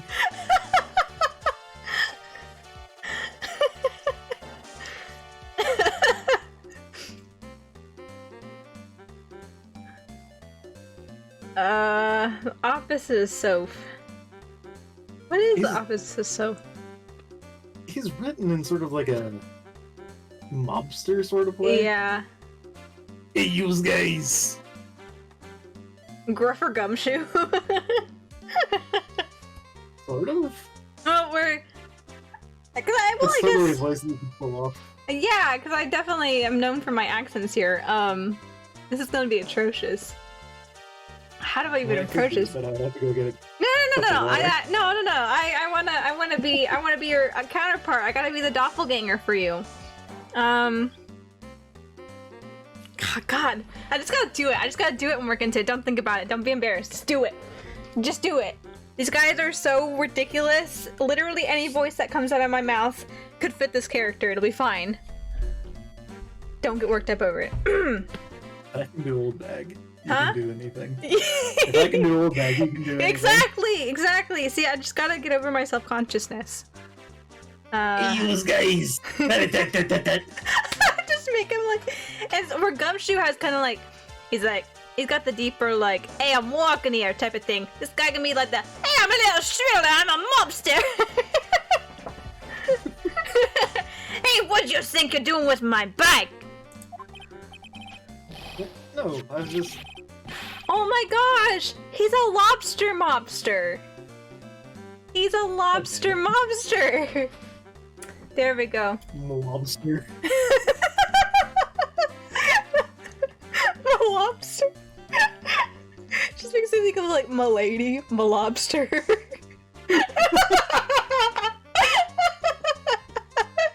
Malobster. Oh god. You've been messing with my new ride? Is that what you've been doing? New ride? Grah! You gonna pay for this?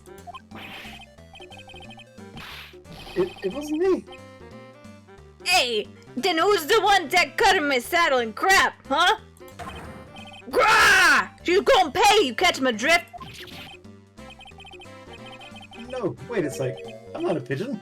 A wise guy, eh?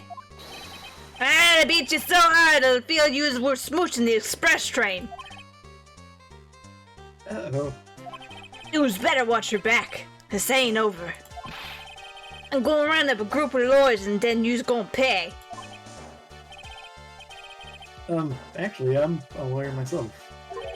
What'd you say? I'm Phoenix Wright. Phoenix Wright? You saying you? Phoenix Wright? Yeah, I am. So you a wise guy too, huh? Cause I'm Phoenix Wright. The one and only. It's like MMOs. Once someone has a name, no one else can have it. Yeah, exactly. What? Get out of my way! I gotta cruise. My little busted pink moped. He's gone. He didn't even clean off the pigeon poop first. Sat right in it. Surely that guy wasn't my phony. Was he? He wasn't anything like me. Well, them's the... Oh, I can't even think of the phrasing then. Totally is my... The breaks? Them's the breaks there. Apparently, people don't think very highly of you, Phoenix. It's weird to me that no one came up with phony right instead of the weird Xehanort version of his name. Yeah. Scooter added to the court record. Oh, no. I need to take a drink of water. Hold on. I offered. No. I gotta be the counterpart. I gotta be the doppelganger. Pathetic. Oh, it's you. Few threats from a little brat like that, and you look like a pigeon that's got seeds in its eyes. Have you been there the whole time, then? I wasn't that strawberry. I had some thinking to do. I like you had some cowering to do. Sucks, sir. Are you a regular at the restaurant, sir?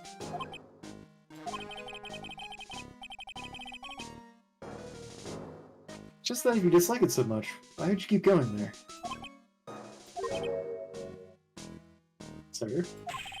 There you are, you filthy pigeons! You want food? Take that! There we go. The opposite of Soph's is lobsters? Apparently. I guess so. Do they live in the floors instead of the walls? Yes. Yes. You know, I live in Maine. I could probably figure this out pretty soon. Are you gonna rip up your floors, or are they already kind of in that shape? Well, they're not all together in that shape, but I do have a basement, so I can go in my basement and see if there's lobsters hanging out underneath the floors. Yeah. That'd be fucking weird. That would be a weird thing. Just lobsters clinging to the ceiling. Go down to the basement, it's like, oh, it's kind of dark down here. You just hear little pincers clip-clapping.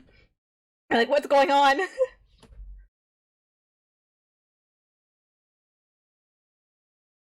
I'm sorry, did you say this? I knew it. Aha, okay. This old guy has got something to hide, but what could it be? Magatama time. He likes looking at people's eyes. Yep. Oh my god. Okay, only 3. Let's say, how many are there? Try being regular. Glad you told me the truth. Why are you regular at a restaurant you dislike so much? Isn't it obvious? People only have one reason to go to restaurants: to eat. To eat? Is that the whole truth? What do you mean? I don't think you go to that restaurant for the food at all. Nobody does. You insolent brat! How dare you accuse me? What proof you got? I can tell that not you nor anyone else in the world would go to that place for its food. That's why we had lunch special. That's why we had the lunch special. Proof is in the pudding, or in this case, the lunch menu. That's the twin tea set! The food at JBN is terrible and expensive. You're wrong. It's cheap. Huh? I'm rich. I inherited money when I was a boy. Yes, I'm stinking rich. I haven't done a jot of work since I was born, other than feeding the pigeons. A load of crock. I need that job. The taste's another story, but the price, it's nothing to me. So you're saying that you go there because you've got money to burn? Exactly! I have so much cash I go for a swim in my money vault every day. Unfortunately, that's a lie. What? You don't have money to burn. You're flat broke. You're looking at a job listing. It's yours, right? My magazine! Why would a rich retiree be looking for a job? I was... so what? So I was looking for a job. I'm buying a lot at the moment. I need spending money. Oh? I don't go to that restaurant for food. I just go for the cappuccino. Yeah, I think you mean the cappuccino. Anyway, how much does a cappuccino cost there? $8. Those better be some golden beans. That's just normal at, like, Starbucks. Yeah. Sorry. Here. I've been laughing and doing these voices. Let me grab my inhaler. My asthma is angry at me. Oh. It has gotten very angry. I've had too much joy and too many weird voices. I haven't had to do a lot of this in a while, so...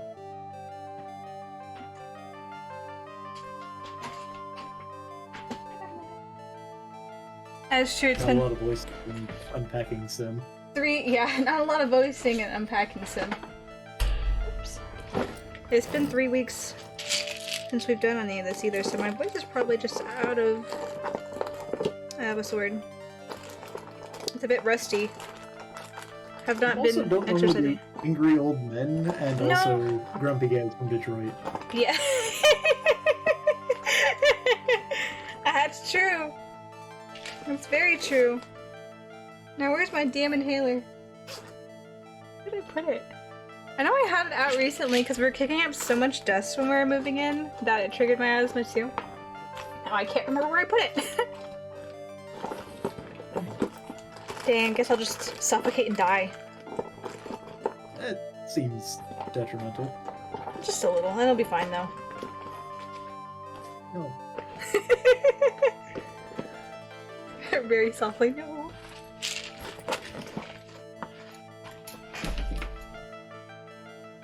I'm gonna be right in front of my face, I know it.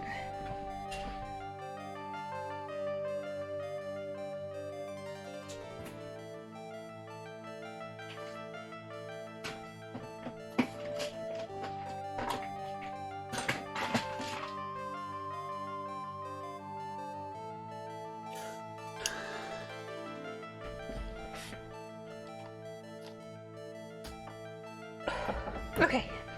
Inhaler found. Medicine achieved. Now take a drink of water. Right. No asphyxiation due to tightening of bronchial tubes tonight. What's your problem? You think a poor man would be better off drinking dishwater, do you? Is that it? But no, I wasn't thinking that. I was wondering if the coffee there is really that great.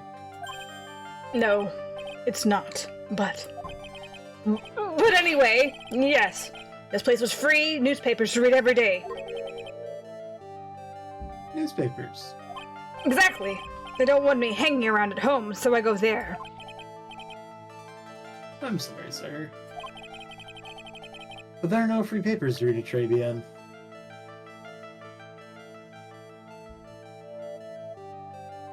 We don't have...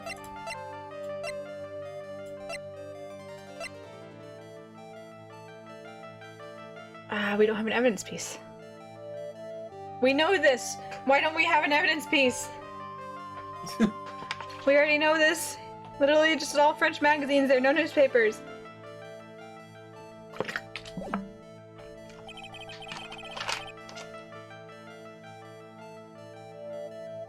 Don't think I have enough evidence yet.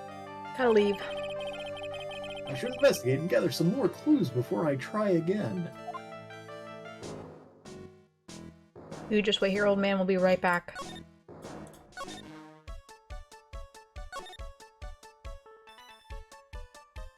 What are we supposed to get?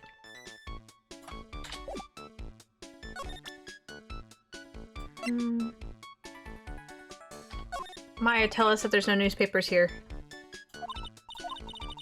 No, Maya! Maya, please!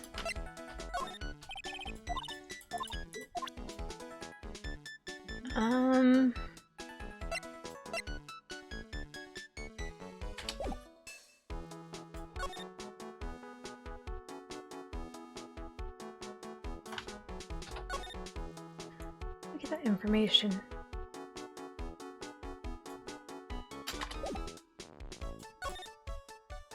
Go talk to Maggie. Nope.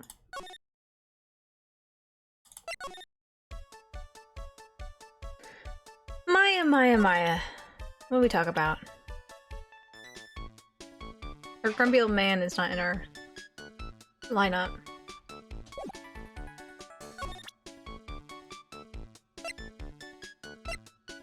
It's weird. Hmm? Because he was supposedly, I guess, non-witness to the guy being there. Yeah. He was the customer. Yeah.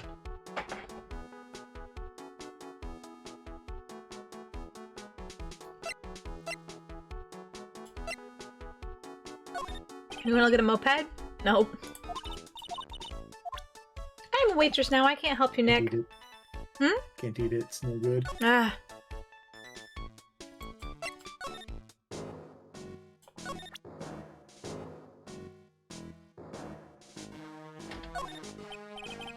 Nope.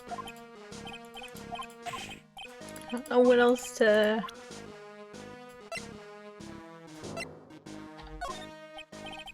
Nope. Poor little phony man isn't in our profiles either.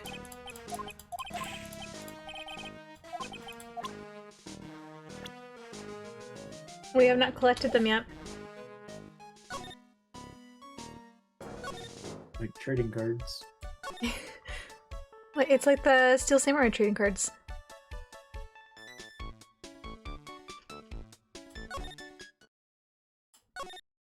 Could be Gumshoe?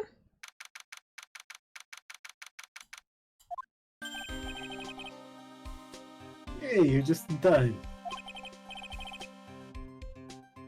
What is it, Gumshoe? That got back to me about that newspaper you gave me. I've seen the sports paper with the memo scribble on it. So, what do they say? Did the analysis turn up anything? They said the doodle was written by the victim, Glenn Elg. No doubt about it.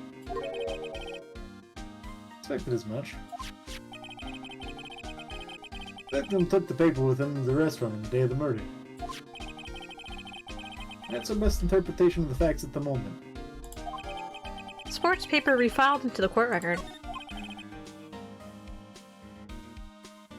The MC Bomber.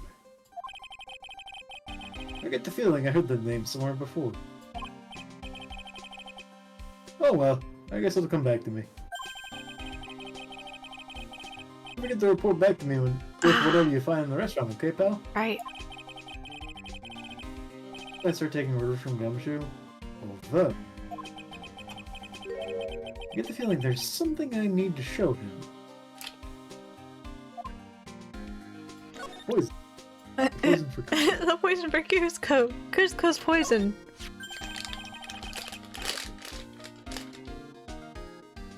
You got one of those aroma bottles too, huh? Oh, this one doesn't smell. Huh? I don't get you. This was mixed in with all the other aromatherapy bottles, but it's not the same. It doesn't even look the same. Wouldn't you agree? One bottle that doesn't smell, huh? Smells like a skunk to me, pal. Let me borrow that bottle for a while. Turning into a trend. Do my work for me and I'll send off. Yeah. It was poison, so the contents of this bottle are pretty important. Small bottle given to Detective Gumshoe. I had a hunch there was something funny about that chef. You suspect Jean Armstrong? Jean Armstrong, probably? Probably. I got that guy's number. I know what his secret is. Like, his number or his number? Like, number or number, Gumshoe?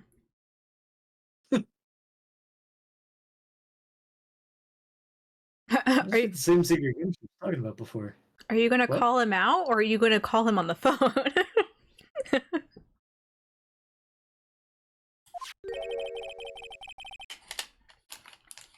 guess I better fill you in on the details. About this Armstrong guy's secret, I mean. Please enlighten us. So what's Mr. Armstrong's secret? You ever had lunch at Trade Bien, pal? Yeah, unfortunately. Yes. So how was it? Put it nicely, it was inedible. Hey, don't worry about being nice around me, pal. You and I both know the reason that place is so empty is because of the food. I mean, the place is clean, and he's got a girl like Maggie as waitress, so... Yeah, I guess it's probably the food. Scoop on the guy is he's up to his ears in debt. Really? How much does he owe? It's gotta be his loan contract. It's about $500,000 in the red. $500,000? We're talking dollars? No, pennies. Which would still be a lot. It would still be a lot, but not $500,000. Yeah. Hey, if it was sterling, you'd really be in trouble. Sorry, that figure just took me by surprise. Yeah, this case is full of surprises. I'd be willing to bet that Chef's got something to do with this, most of them. It's my hunch. My hunch about lunch. The lunch hunch, if you would.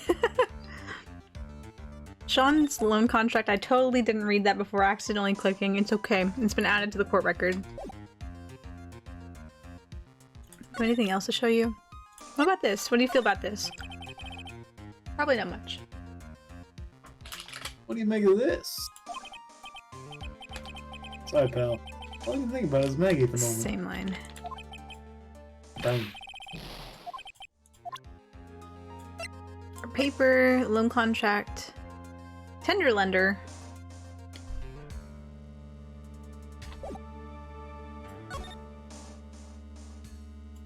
What do you keep doing your thing, Gumshoe? I think we should move along. Keep gumming your shoes. Gumming your keep gumming your shoes. Keep gumming your shoes. Doing what you do best.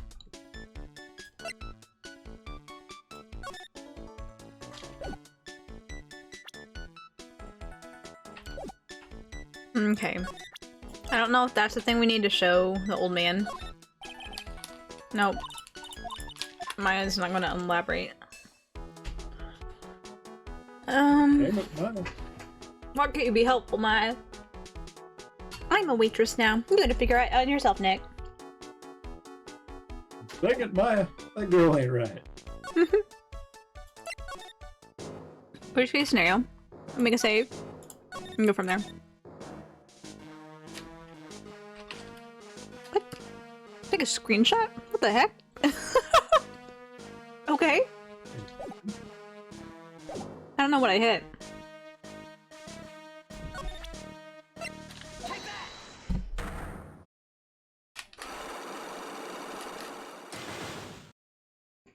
Alright, dude.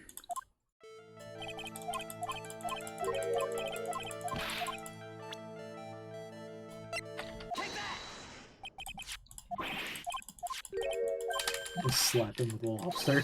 Yeah.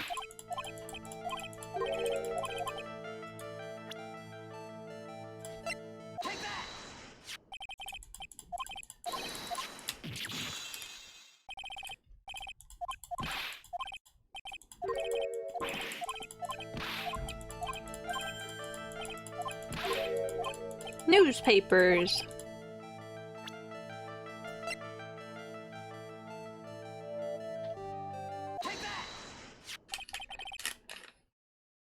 Take a look at this.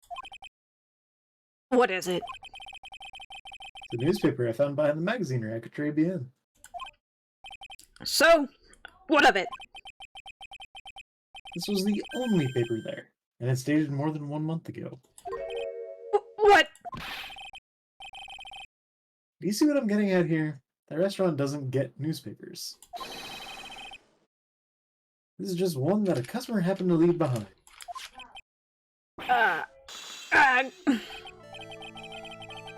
Tell me, why are you so determined to hide the truth? I'm not hiding anything! I'm going to have to put this guy out of his misery. We have to shoot him. Listen. The real reason why you go so much to Trebian is... Maggie.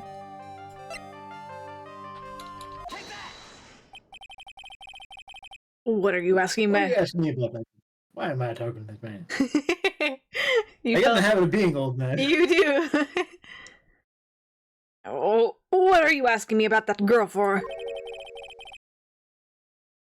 She's the waitress at Trebian.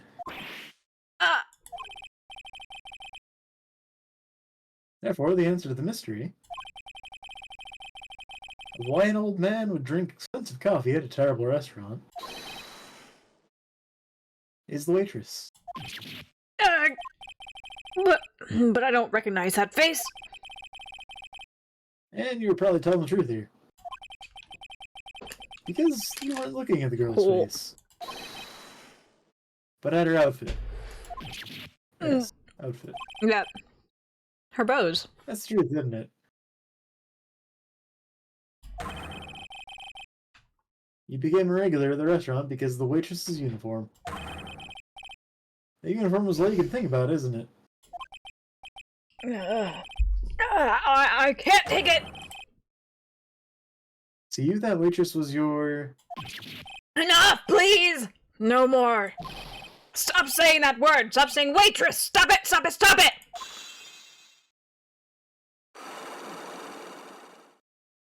You secretly wanted to wear the waitress outfit. Yeah. No, you can buy one. You too can wear the waitress outfit, sure. Sir. Yes, it's true. I was there for the young girl. Fine, I'm a dirty, wicked, sinful old devil. No, I didn't mean it like that. I even get one of those lousy cups of Javachino every time. For $8! All because of the serving girl. Punch me, lock me up!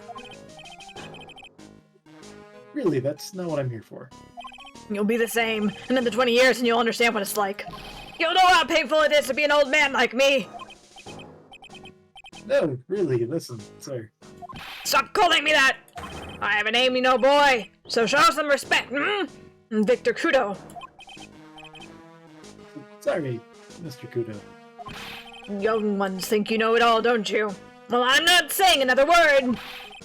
I won't tell you anything more! This guy was in the restaurant at the time of the incident.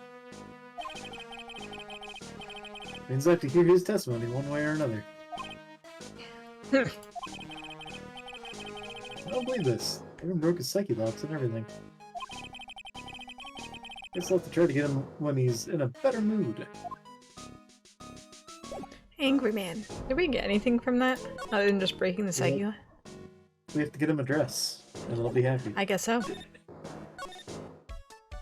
Get him a maid dress, specifically. Did we get him added? We did. How's the thing for waitresses? Maya.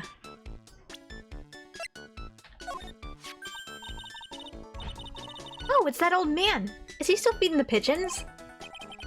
Yeah, he fed me as well. Got a bunch of those seeds in my eyes. Ooh, ouch. Hey, Maya. Do you mind coming with me for a while? Huh? Me? Why? There's something I really want to ask that old man. Sure, okay. I'll just get changed. No, hang on. Can you go like that? I guess?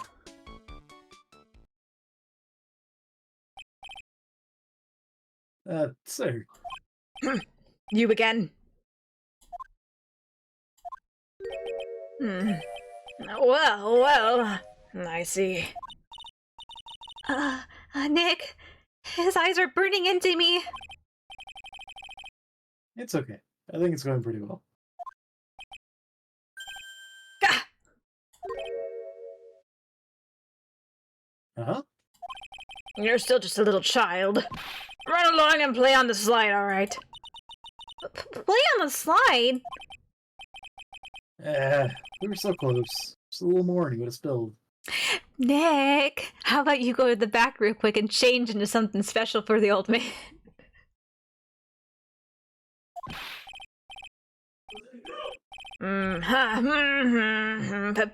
Pigeon.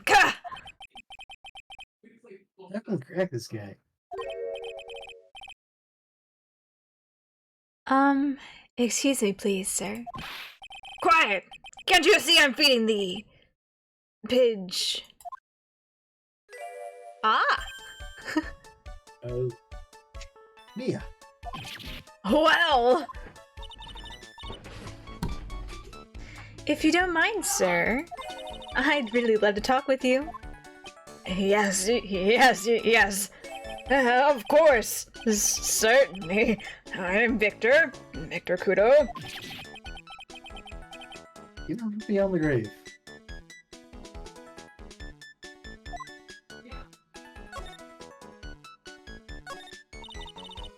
About the incident. You mean the man who died after drinking the Javachino? It's like he's a different person. It was quite a shock, even for me. He was a strange-looking boy. The girl took the Javachino over to him, you see. And? Was the customer alone? Definitely! He was the only person at the table. Then he took one sip of his Javachino in. And? And he said something like, "Ah!" Then collapsed. Dead. Oh, how terrifying. You're so good at listening, aren't you? I'll tell you anything. Whatever you want to know. He certainly seems to be telling the truth now. It looks like Mr. Kudo didn't see the other man, either. Do you like the food at Trebian? Oh, well, of course! I'm really quite a sophisticated man. I was a young businessman once, you know. I set up a casino in London. Really? How interesting. Eating the food at that restaurant really takes me back to my days in France. What a lovely story. London's in England, not France. Oh yes, France is wonderful. I'd love to show you around the city sometime. France, the city. Mm-hmm. Yep. It's too much. I can't take it. I want France. I can't believe Mia's laughing at the guy. I can. You visit Trebian a lot, don't you? Of course. I mean, yes. I'd like to come and see you there. Really? Oh, you flatter me so. The owner would be delighted to welcome you, I'm sure. Be careful of that chef, my dear. The chef? You mean Mr. Armstrong? That's right. The man's an ex-con. He's an ex-con? Whatever did Mr. Armstrong do? Oh, no. Those eyes. I can't take this. He has really got this guy eaten out of her hand. He steals things from his customers. He stole our Magatama. From his customers?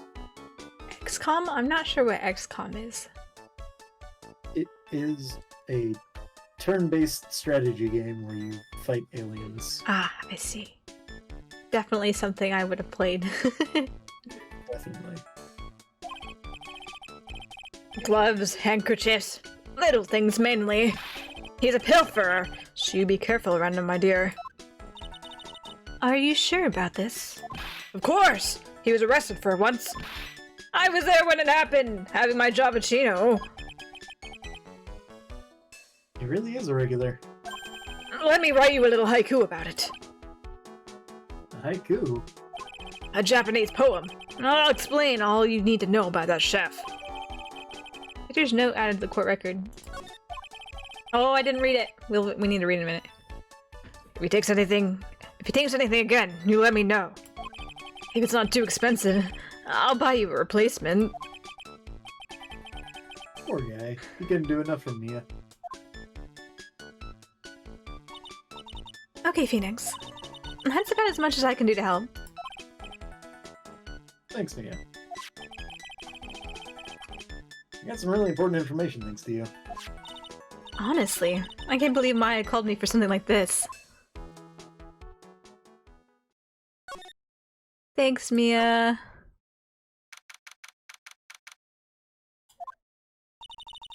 I guess it's about time to wrap up today's investigation. Had enough of being a waitress? Yeah. Plus, no one came to this restaurant. Oh la la, Mademoiselle Maya. No. How can you leave me like this? I'm sorry. That reminds me. Mr. Armstrong had a Psyche Locker 3, didn't he? That's true. When did she change? Don't worry about it. Don't worry about looks. She's like a sim. She can just spin around and have a different outfit on. Yeah, easy peasy. Magical Maya. Yep. Mystical. Mystical Maya. There you go. Mystic Maya. Going to have to break those. Mr. Armstrong. I hope you don't mind, but I'd like to have another word with you.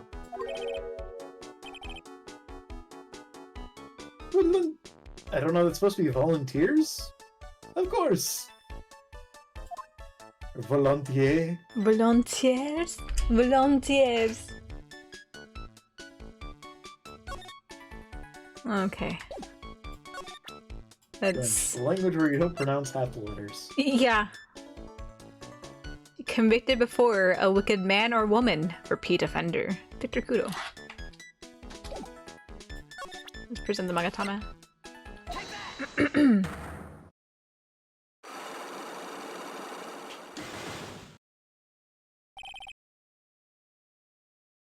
Maggie's motive.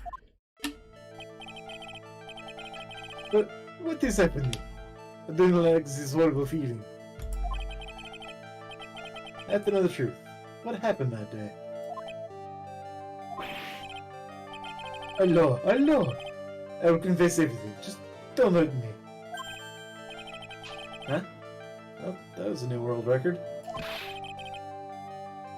It was a lottery ticket. Lottery ticket.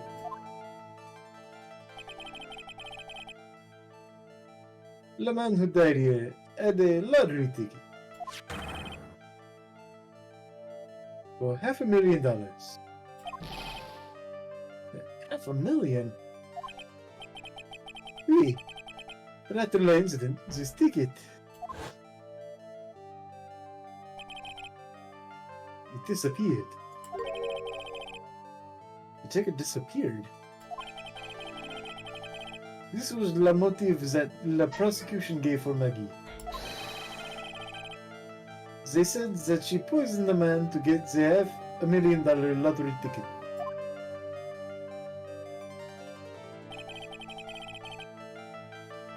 Why didn't you tell me about this sooner?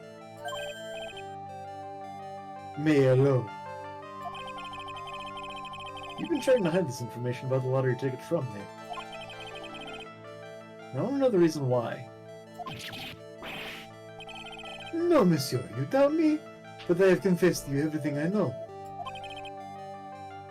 Mr. Armstrong. $500,000 lottery ticket. I think I know who took it. I think the winning ticket was stolen by this person.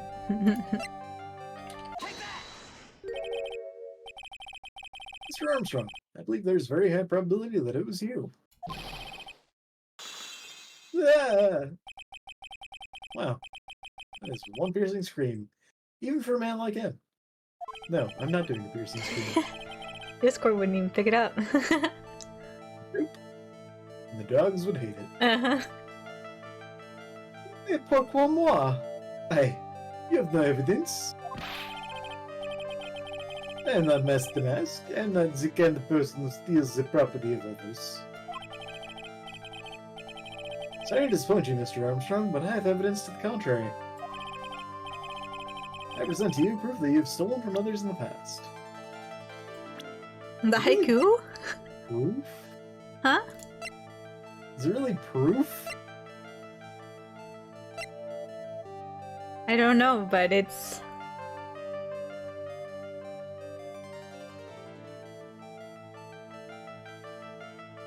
Because I feel like the relevant things here are the debt thing and this card, but... There's nothing better. Worst case scenario, oh no, we lose 2 bars. Yeah. What is this, a poem? Oh, monsieur, you know me so well. I adore poems. Please, read it, and put some feeling into it. Convicted before, a wicked man, or woman, repeat offender. I'm sorry to have to bring it up, Mr. Armstrong, but you've been arrested for stealing from your customers before, haven't you? Mon Dieu! Le mensonge! You're a liar! You deny it? Do not make la false accusation, s'il vous plaît. So, do you have any proof? To see la incontestable proof that I have ever stolen from one of my customers. Seems old habits die hard, Mr. Armstrong. What is that? It's my Magatama. And I found it in your kitchen. No!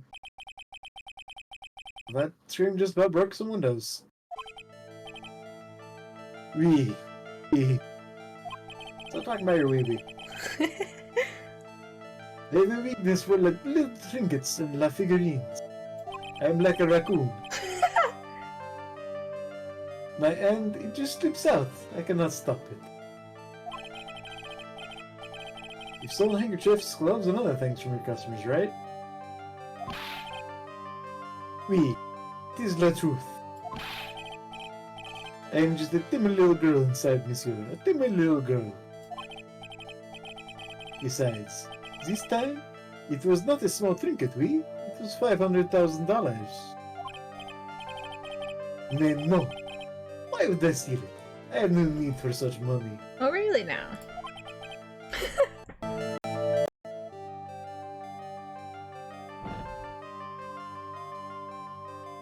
I'm sorry, did you say that? My audio cut out for half a second.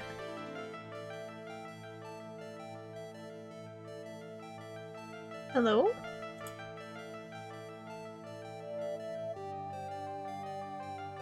Is my mic plugged in? No, mic's going. So, are you still there? What is going on?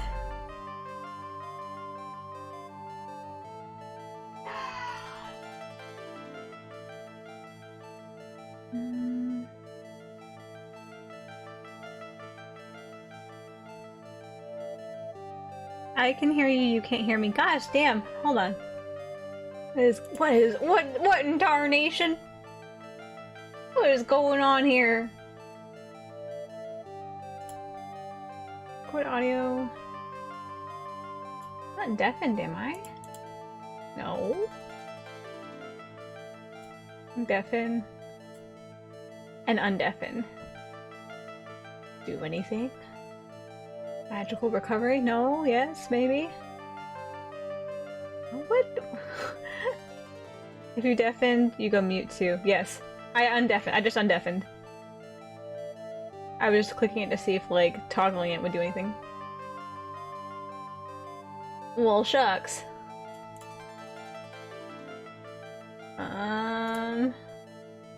It's still connected there. Here, I'm gonna end the call and restart it, okay? See if that'll work.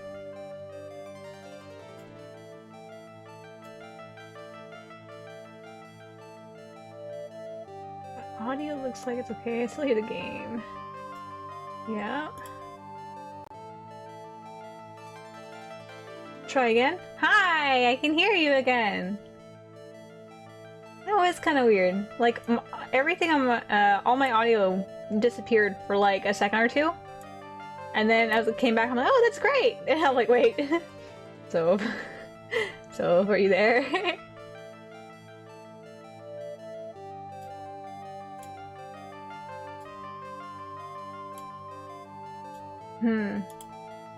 That's strange. That's strange. Also now OBS is angry. Please get Soph's voice. That would be great. It's a little detrimental. Would you talk again? Ah! I love when OBS doesn't want to work. Word audio.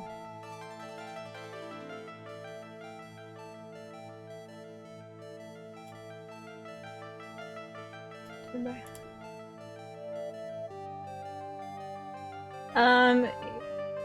Yes, because it's coming through Discord. Versus I'm pulling the audio through a, what's the word? I'm pulling the audio through a audio channel, I guess, through OBS.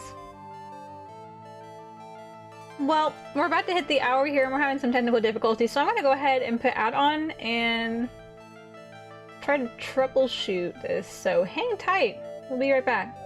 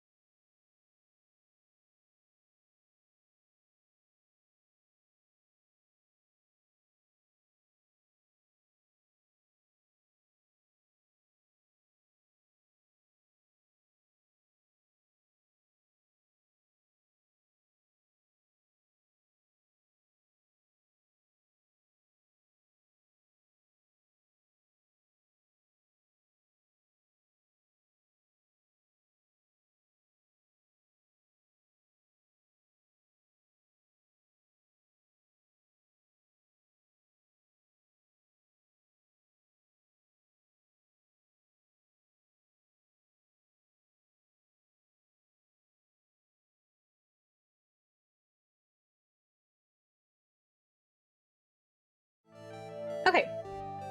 We are back. Let's see, did Soph's Discord audio get solved? Let's see. Yay! It's solved! We can now hear Soph again. Everything is right in the world.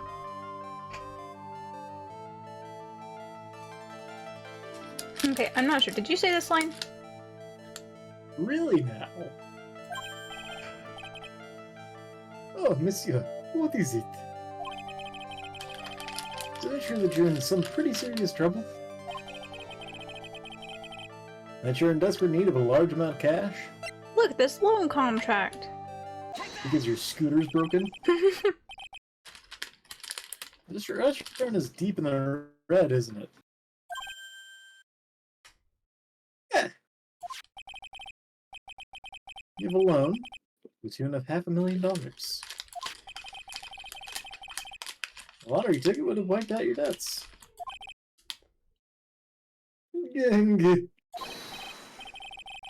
Well, Mr. Armstrong, what do you have to say for yourself now?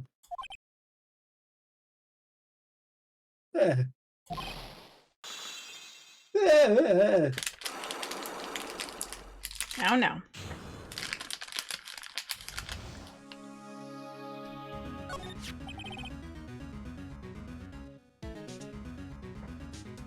Mr. Armstrong. So the victim had a winning lottery ticket for $500,000. How did you know he had something like that in the first place? The man, he was listening to the radio with his earpiece. Yeah, he said something about that too. The winning number was announced on the news, I think. All of a sudden, he exploded. Yes, $500,000, he shouted. And take it? Oui. He had all of his tickets spread out on the table. I so desperately needed money, so I killed him on the spot. Damn. Put the poison in his coffee? No. Oh no, you naughty man. I simply helped myself to one of his tickets.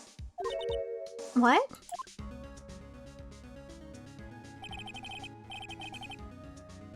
The victim collapsed and Maggie passed out.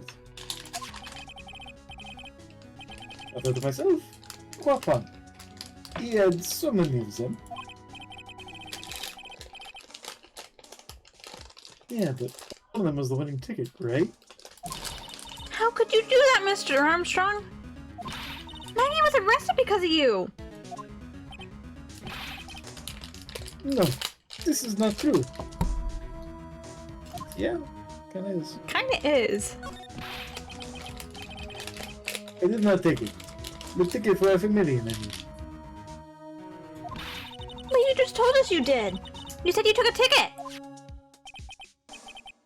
No, ma fille. It was not. That's enough. Huh? Eh? Ah! Mr. Godot! I came here with my saxophone as fast as I could. As fast as I could. My smooth, sexy jazz. What the heck are you doing here? Playing jazz. Ugh. This is without a doubt the worst coffee I have ever tasted, Mr. Armstrong. Came in here for coffee? Is this craving for coffee no bounds? He's a connoisseur, you see. Perhaps Mr. Armstrong stole one of the victim's tickets on the day in question.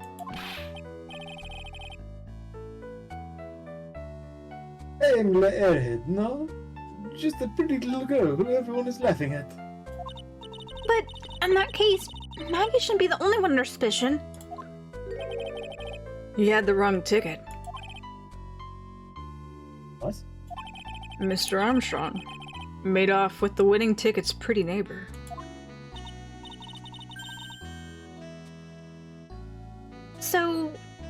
ticket you took was worthless? Not quite.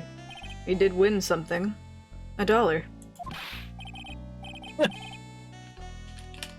You see, I'm just a pretty face. Without my looks, I have nothing. So...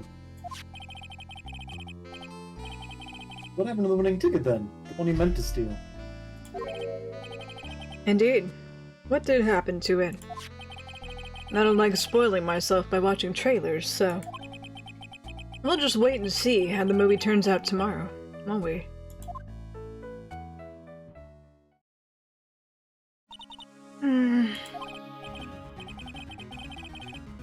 Voila! You two. Time to laugh at my pretty little head. Looks like I won't be needing this note anymore. Victor's note thrown into the trash. Why? Looks like we've got a new mystery now. Namely, where did the winning ticket go? I've got a bad feeling about this. Well, anyway. Can't let Maggie suffer any longer with this. Certainly not again. To be continued. Immediately. Immediately! Not even after this ad break, because we just had it! After this save break.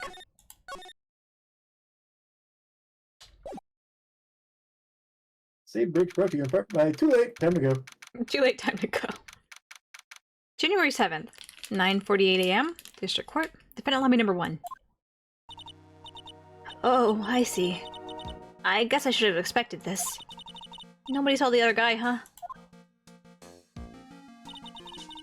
But he was there when I took the coffee over, sir. This is Scout's honor. Maggie! Ah, yes. Ah! Detective Gumshoe! Are you doing alright? How are you feeling? As if you needed to ask either question, sir. Don't want to get you down, Maggie. Don't forget the E1, okay? Roger! And you! Yes? You better swear this case away, got it, pal? Maggie's innocent, you hear? If you screw up, then I'll be doing some squaring away myself. Squaring away some paperwork for your arrest. I think he's serious. Hey, Detective! You're on our side for once, right? Yep. So you'll be able to help Maggie out, right? Really? Can you, sir? Of course! I have the situation under control. I'm gonna be the first witness on the stand today. Something I say doesn't mesh with the facts, make sure you point it out, alright? Sure. Okay. We're forming a united front today, pal. You get me? He's gonna fuck it up right out the gate. Yep. I can't tell you how grateful I am, sir. I've always admired you so much, Detective. I know I can count on you. Looks like it should all go pretty smoothly today, huh? Don't say that, Maya. Don't say that. Only wish. Don't jinx it. January 7th. This crack team of experts. Yeah. 10 a.m. District Court, courtroom number 4.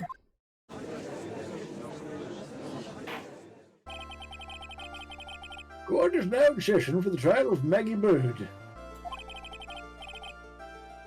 Defense is ready, Your Honor.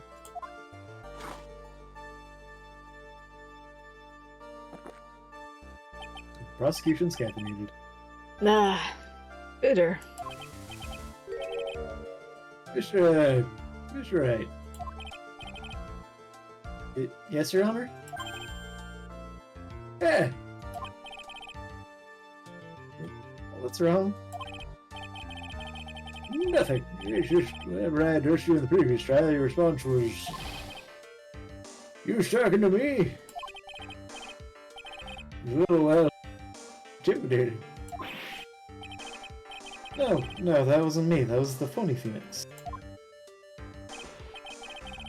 Hey, she. So trusty Phoenix Red is back now with us now, is she? Trusty. Oh, Mr. Godot, your opening statement, please. Mr. Wright, whether you're a fake or the real deal, we will find out soon enough through this trial today. But I can already tell you, I'm the real Phoenix Wright. Look at my attorney's badge. I don't look like a lobster. I'm not a lobster mobster, can't you tell? I wasn't questioning whether you're Phoenix Wright or not. I was questioning whether you had studied law or not. That's what I intend to find out. There's no denying it. Behind that mask is a man who really hates me for some reason or another. As everyone is aware, the court has already given its verdict on this case once. Therefore, I won't stand for irrelevant testimony during this retrial. Nor will I stand for a simple repetition of the evidence presented in the last trial. I'm not planning on repeating anything that phony me said. Trust me. Now then, Mr. Godot, please show me your first witness. Tip's attorney's badge, my lobster. Oh man.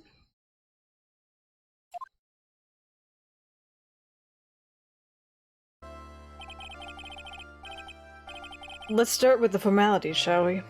Name and occupation? Witness, state your name for the court. Huh? Oh, sorry, sir. The name's Police Department Detective. Occupation, the gumshoe. Off to a great start. Other way around, detective. Huh? Oh, sorry. Anyway, I'm the officer in charge of this case since yesterday, sir. Since yesterday? Yeah, the guy who was on the initial investigation's tied up with another case now. I hope Gumshoe's really got everything under control. For everyone's sake. Well, the last guy missed an entire goddamn newspaper, so... Yeah? Hey, so Detective Gumshoe. You know, to be fair, that wasn't a Gumshoe that found that. Right, that's what I'm saying, though. We should be glad we didn't have the previous guy, because he was like, oh yeah, I turned the entire place upside down looking for this CD. Very and he true. casually glanced at the magazine rack and found something out of place. Yep.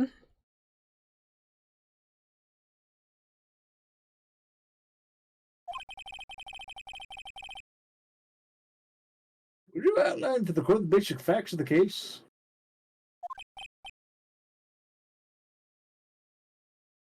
Who did we have a decisive victory over? 3 big words for a man you've had a decisive victory 3 times over.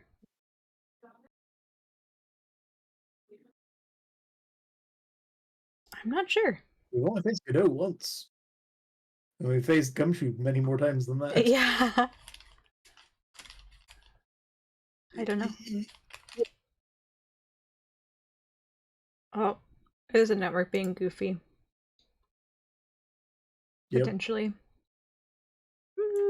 There's buffering on screen. Yep, it's red. My favorite color.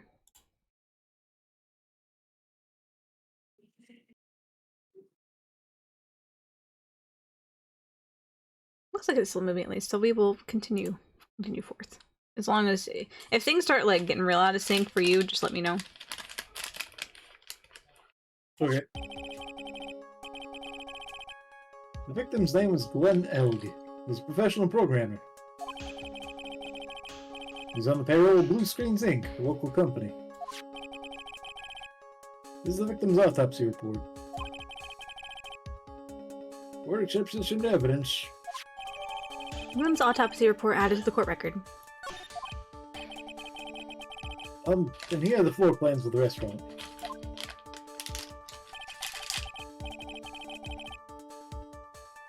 When the incident took place, the victim was sitting right here. His coffee was brought over to him by the waitress. The waitress being accused? Yeah. The victim died from poisoning almost immediately after he took a sip of the coffee. At the time of the incident, there were 2 other people at the restaurant. Mr. Jean Armstrong, the owner and chef, and a regular by the name of Mr. Victor Kudo.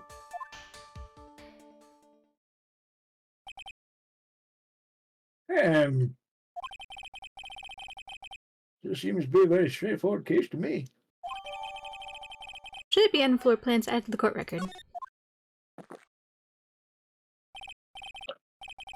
Come, detective. Take up this hammer. Nail the defendant's coffin shut with your own 2 hands. Now then, Detective Gumshoe, let's have your testimony. Yes, sir.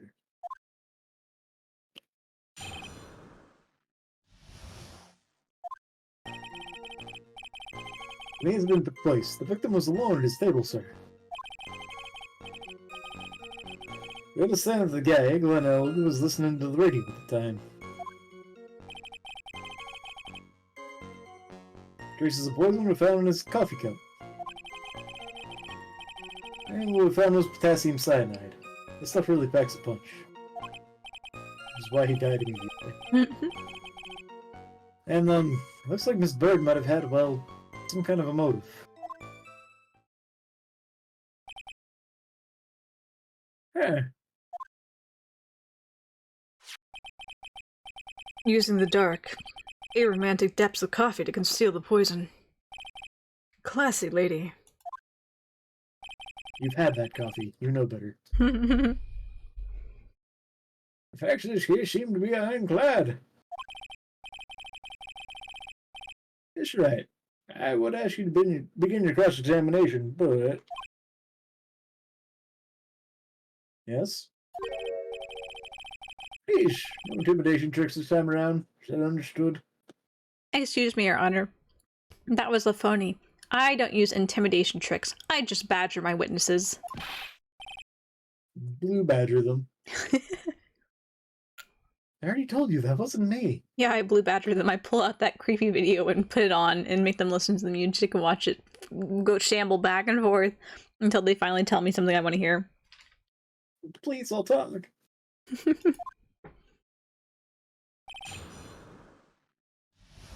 The incident. Okay. Whoops, bang the mic, sorry. Can I stop you for just a minute? Even though you just started talking. Huh? What is it? Did I say something that contradicts the evidence? He's so desperate for that to be true, he's practically crying. The testimony just now doesn't match the testimony given by Miss Bird. It claims that there was another man at the victim's table. Yeah, that's what she said, and I... What killer wouldn't say that when faced with a homicide conviction? Hey. Sadly, her testimony isn't supported by the owner or the other customer. Isn't that right, Detective Gumshoe? Yeah, it's true. The 2 testimonies tie up on that. They both said there was no other guy at the table. What should I do? Should I press on this point a little harder or not? It's just Gumshoe.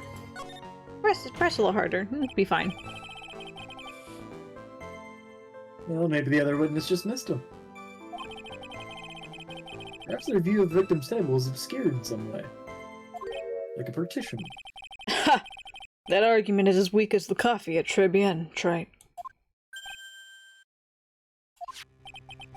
I have here in my possession a ticket. A ticket? It's more like a photo to me. Yes, a one-way ticket to Guiltyville. Population, the defendant.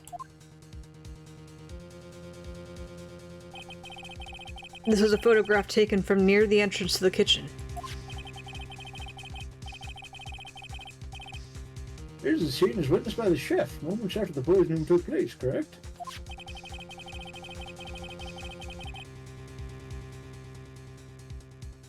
I think the court would agree that such a clear view of the scene of the crime. How, Mr. Trine? Could anyone have overlooked a second person at the table?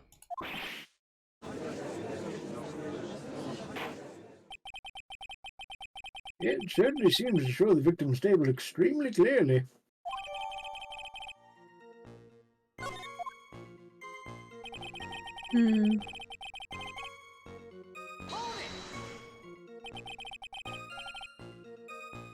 He's listening to his radio, you say?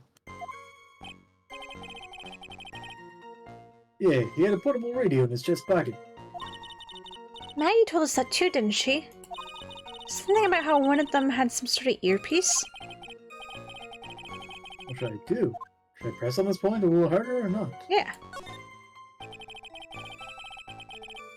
And what was it the victim was listening to on his radio, Detective Gumshoe? Why would we know that? Huh? What should I know? Thanks a lot. We're now one step closer to the middle of nowhere. This Oh, yes, a goofy question. This isn't going very well, is it? Hey, Detective, could you perhaps tell us about the poison and how it was used?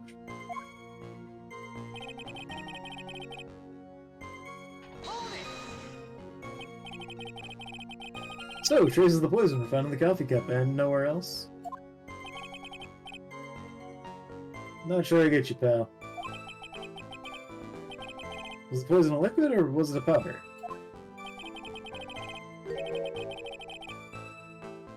If I had to put it in layman's terms, I'd say it was a powdery substance.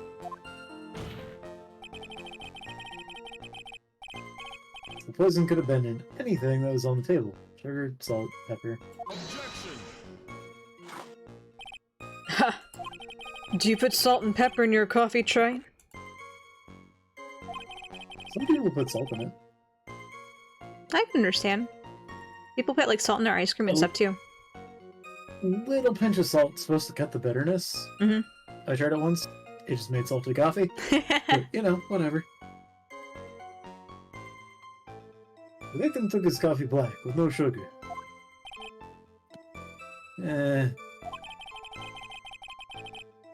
Seems that the poison could only have been in the coffee. What should I do? Am I pressing this one a little harder or not? Yeah, let's go for it, Phoenix. Are you absolutely certain that the victim even drank any of his coffee? Huh? What do you mean? According to this file, the poison was found in the victim's coffee cup. What proof is there that the victim ever drank any of it? The autopsy report. Yeah. Oh, hey, you're right. You're asking another dumb question again, Trine. In case you were wondering, that last objection was for the detective there. Huh? For me? Oh, hey, you're right. You may be fooling the court, but I'm not falling for it. If you had the time to waste, you had the time to present that piece of evidence. But that piece, sir? Yes, that piece.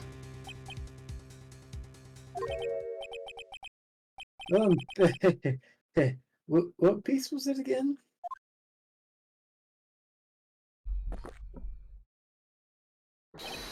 This.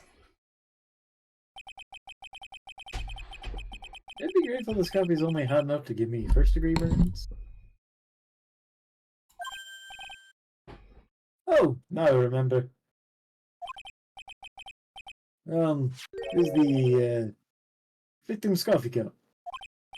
Yes, the victim's cup. Take a good look at the rim. Oh yes, it's unmistakable. There's clearly a coffee stain on it. Conclusive proof that the victim did drink the poisoned cup was... let's see here, I definitely read that the correct way. Conclusive proof that the victim did drink this poisoned coffee that was in this cup. The victim gulped down the bitter death the waitress brought to him. Like this. And then Godot died. And then Godot died. For the record, the only prints on the cup were the victims and the defendants. Coffee cup added to the court record. All further investigation in this cup found a certain chemical substance. Let me guess, potassium cyanide? Edible glitter. Edible glitter. Potassium cyanide? I've heard of that chemical before. It's from Gumshoe 5 minutes ago. Mm-hmm. Exactly how strong is this poison, Detective Gumshoe? It's, well, that stuff's lethal. On account of that guy who died. Eat too much in your history. How much is too much? The lethal dose is 0.2 grams. That's about enough to finish anyone off. 0.2 grams? How much is that?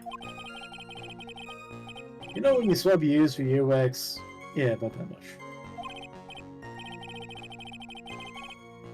Earwax, huh? Sounds like something Gumshoe's got an abundance of. That's a weird comment. That is a weird comment, Phoenix. Such a small quantity of poison could have been concealed anywhere. Even his ears. Yeah.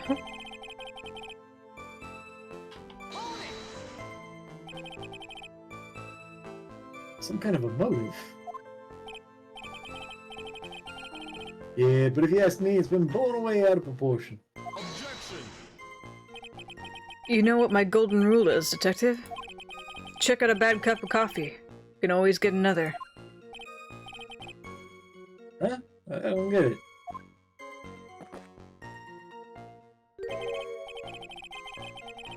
I'm saying, we can always get another witness on the stand if we had to check you out. Nope. So stick to the facts, Detective. Now then, what was Miss Bird's motive? Come on, Gumshoe. They said she wanted to steal a lottery ticket. Knew it. That's what we heard yesterday, too. It disappeared from the scene of crime. And it wasn't just any lottery ticket. It was a winning ticket for $500,000. Mr. Armstrong knew about the ticket too, didn't he? But he stole the wrong one. Then, is it possible Maggie stole the winning one? What should I do? Try to press on this phone a little harder? I don't know, Phoenix. What do you want to do? Wait a minute. The mere fact that the lottery ticket disappeared in no way implicates my client. I have here in my hand the very ticket in question. Actually, $500,000 lottery ticket. One of the female police officers found it when she was conducting a search. Oh, the defendant.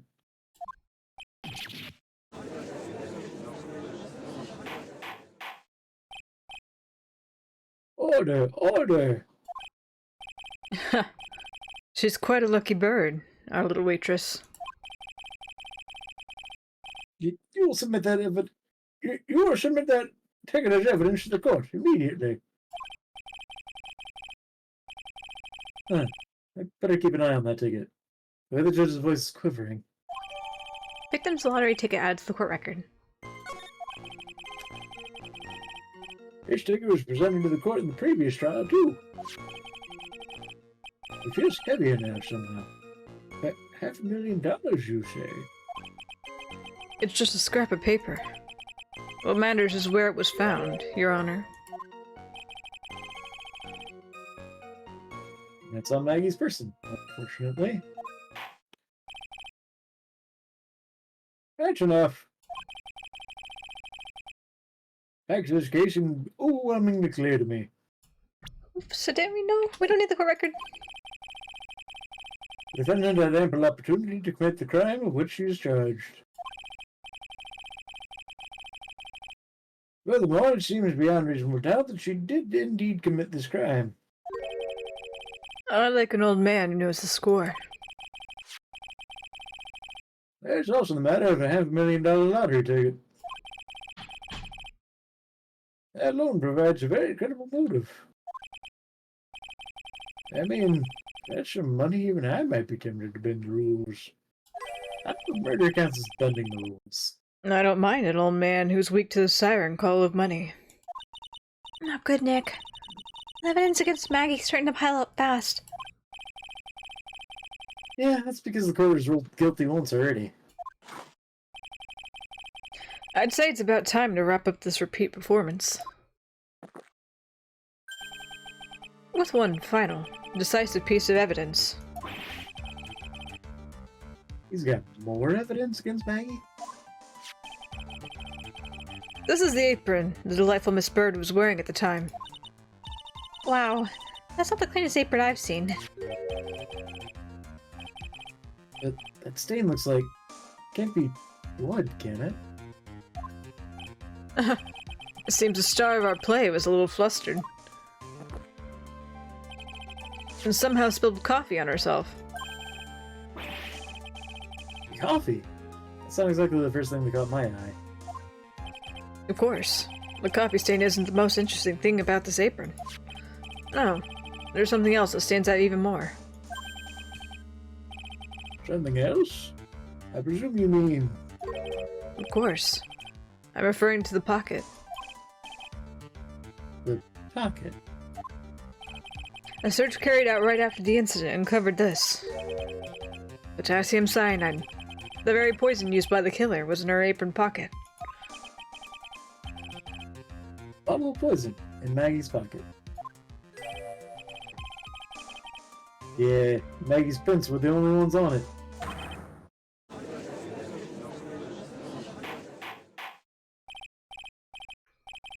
Order! Order! Order! This court will accept these items into evidence. Apron added to the court record. Potassium cyanide added to the court record. Something's still bothering me, Mr. Godot. Why have you not explained the bloodstain to the court? Bloodstain? What bloodstain would that be? Play games, prosecutor. Blood-colored stain that smeared all over the apron. That's ridiculous. No one told me anything about a bloodstain.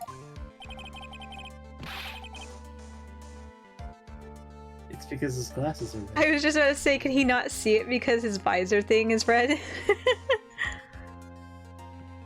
Because I've seen like secret message things before where there's like a red pattern over blue or black text. Mm-hmm. And you have to wear red glasses in order to see it. Yep. Because it Obscures it. basically just...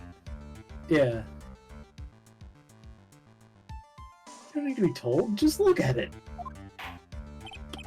Well, detective, could the stain really be blood? No way, sir. It's just ketchup, sir. Ketchup? You must have gotten some on an apron while taking someone for breakfast that day. You could have spoken up a little sooner, Detective Gumshoe. Well, it's done like that again. I'll have you drink 17 cups of ketchup, witness. I thought everyone knew what it was already. Blood would have turned rust-colored by now. Yeah. The color of the coffee. Alright. Just about. I haven't seen anything yet to make me doubt the last ruling I made on this case. Motive, the opportunity, and the sporting evidence, they've all been clearly established. Phoenix is going to jail. Well, Trite, Seems you really are phony after all. Ah, you really know how to drive a man nuts. Witness, please continue with your testimony. Describe for the court the crime scene and the findings of your investigation there.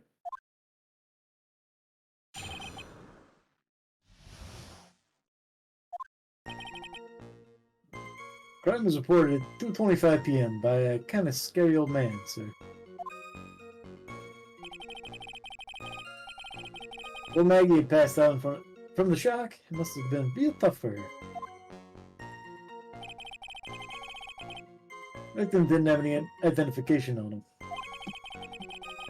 But we figured out who he was pretty quick, and then the investigation went smoothly. When Maggie was searched, we found the lottery ticket and the bottle of pool. And that was it. There was nothing else missing from the crime scene.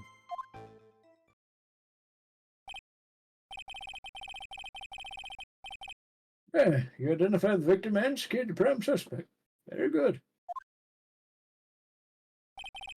Last chance to convince the court you're a real lawyer, Wright. Don't count any more cross-examinations after this one. So, let the fun begin.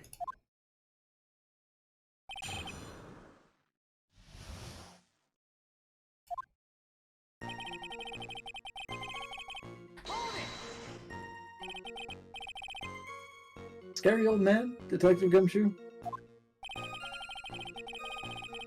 This old man is a regular at the restaurant where the incident happened. Yeah, we're obviously talking about the same old man. Officers were dispatched right after the report came in, but the old guy still made a fuss. What took you so long? And he hurled abuse at them. Seeds. Yeah, sheesh. It was nothing. I caught each one with my teeth. I guess not even the mighty Godot can avoid being attacked by that guy. The old man was the only other customer in the place at the time. He took his time finding a payphone apparently, so he was late reporting the crime.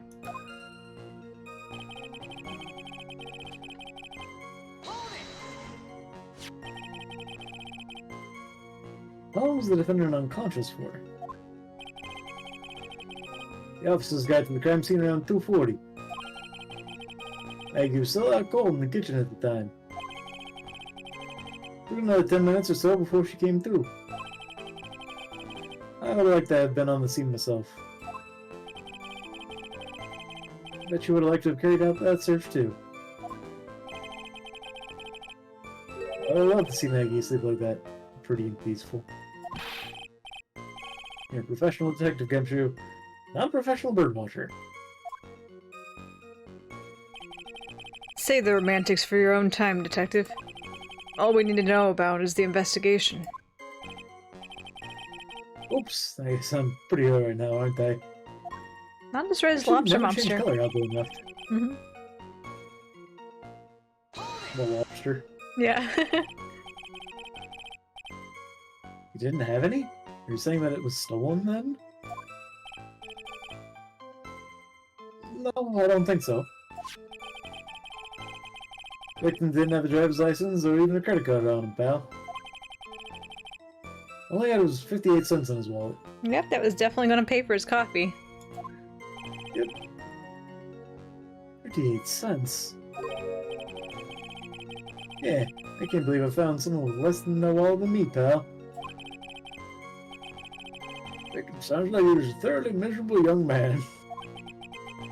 Or some kind of outlaw. Why not give him a bit of an edge? I think I'm onto something here.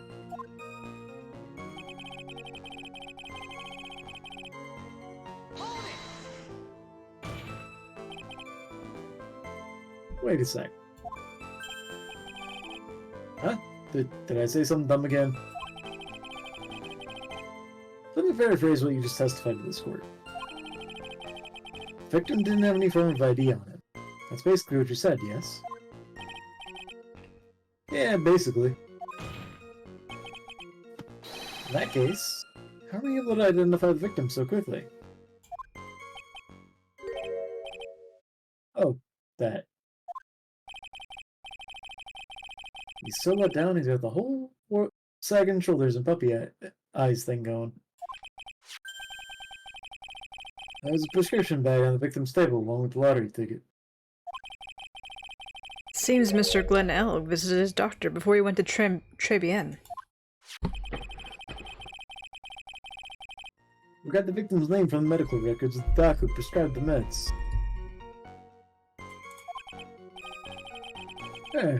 That's a reliable enough source for the court. What should I do? Should I leave this alone or ask to hear more? Ask about his health insurance. No, we'll ask for the bag. So what sort of medicine was in the bag? Well... Actually, the bag we found was empty. Huh?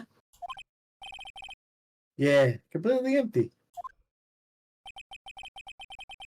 It's completely empty. Victim's prescription bag added to the court record.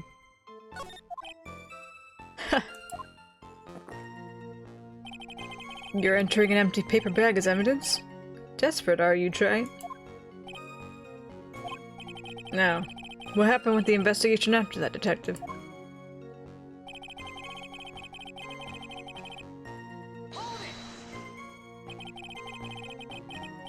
The defendant had been passed out for a while, correct? In that case... Is it possible someone planted the evidence in Maggie's pocket? Hey, yeah, you nailed it, pal.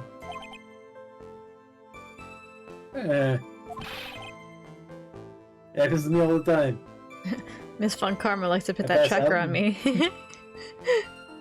I pass out and people put bloody knives in my pocket.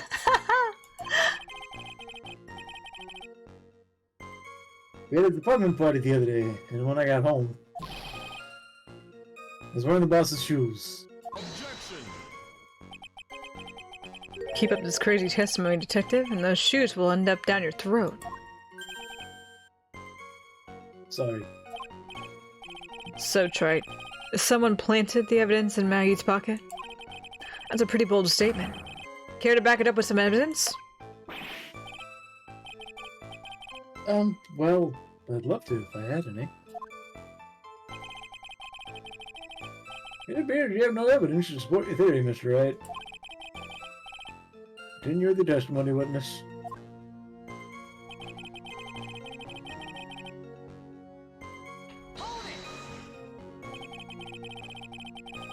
So, the $500,000 lottery ticket and the bottle of poison were accounted for. Yeah. Interesting. It's true that those two items are accounted for. Wasn't there another lottery ticket that was stolen that day? Oh, yeah. One the restaurant no took. You won a whole dollar with it. What a lucky guy, huh? I'm just gonna let him get away with it. Here's just $1, detective. I guess no one cares when it's that little. Except for Gumshoe. I don't find a hole in this testimony. The judge is going to hand down his verdict. Gumshoe hasn't given us anything to work with. We can't find any contradictions if he doesn't give us something. Yeah, that's true. But Maggie and Gumshoe are like Dumb and Dumber.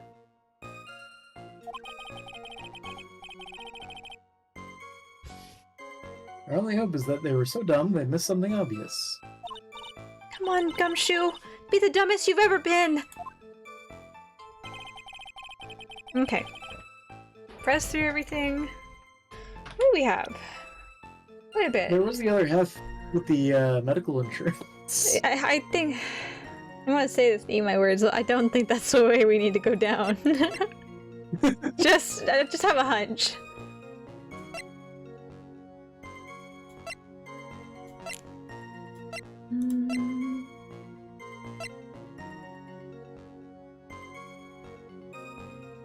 Time of death was between 1:30 and 2:30.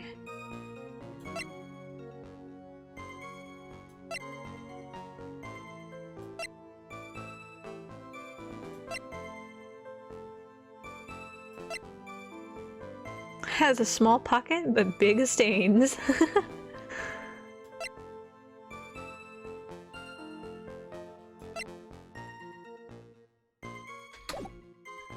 What about what the last thing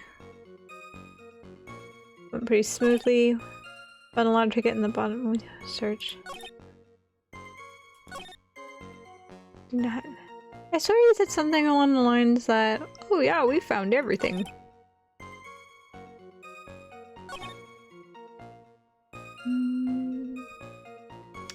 Let's see here.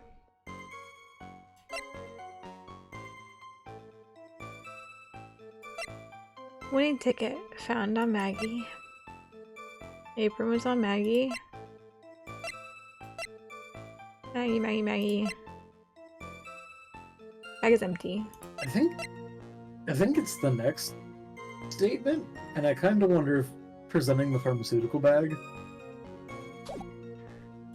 because it said everything's accounted for. There we go. Okay. Sorry, I thought that I was completely blind that there was an arrow here. I was like, oh, yes, that was the last one. I swear he said something like that. But yeah, that was my assumption too, because the bag was empty.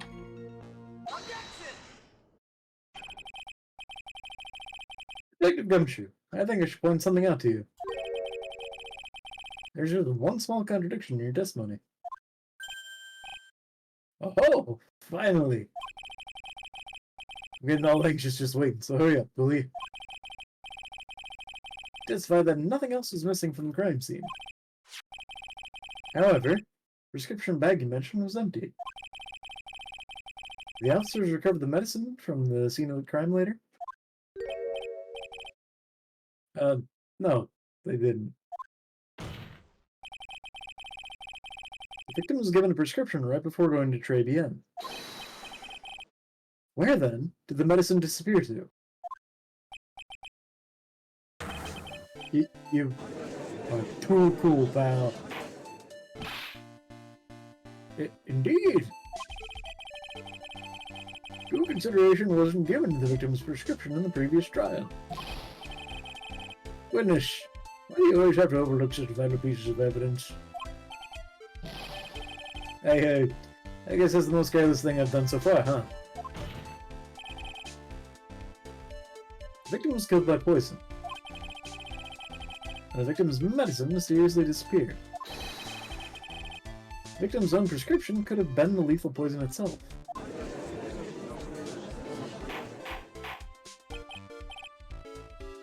Order! Weird thing to prescribe. Well, Mr. Godot, what do you have to say to that? Ha! That's all. What? Read for the court the name of the clinic on the bag, on the prescription bag, if you will. What's the clinic's name got to do with anything?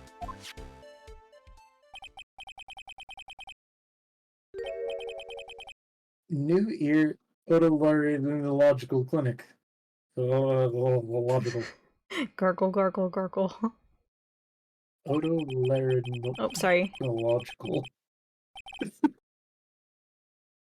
What kind of illness was the victim suffering from, Mr. Godot?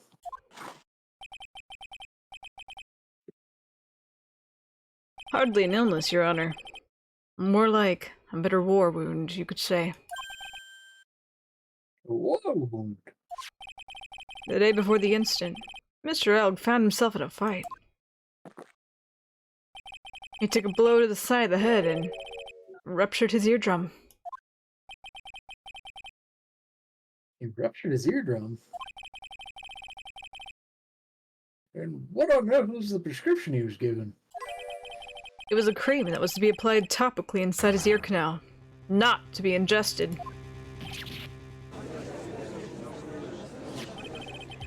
It's mentioned in the autopsy report, if you read in the fine print. They found They found traces of the medication in the victim's left ear. Yes, here it is, in very, very fine print. It seems Mr. Elg correctly applied some of his medication while he was at Trey BN. Therefore, it would be absurd to believe that he would have eaten his medication.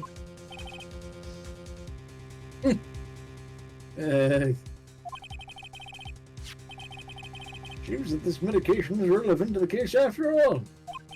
But also where to go. Mm-hmm. No. Nick! If you don't think of something quick, it'll all be over. She's right. No, you're right. She's Maya. I can't get away with any old weak objection. What should I do? Where did the medication go, though? Why did it disappear after he died? Only moments ago, Mr. Godot made the following statement. It seems Mr. Allen correctly applied some of his medication while he was at Trebian. If that's the case, then why was the medication not found at the scene of the crime? The medication in question was for topical use inside the ear canal. I don't care, Judge! Why wasn't it there? It doesn't change the fact that it could not be found at the crime scene. However insignificant it may seem, it's a lawyer's duty to pursue the truth. You know as well as I do that the medication's irrelevant. It hardly seems like blah blah blah blah blah blah. It hardly seems likely that a prescription drug would contain potassium cyanide.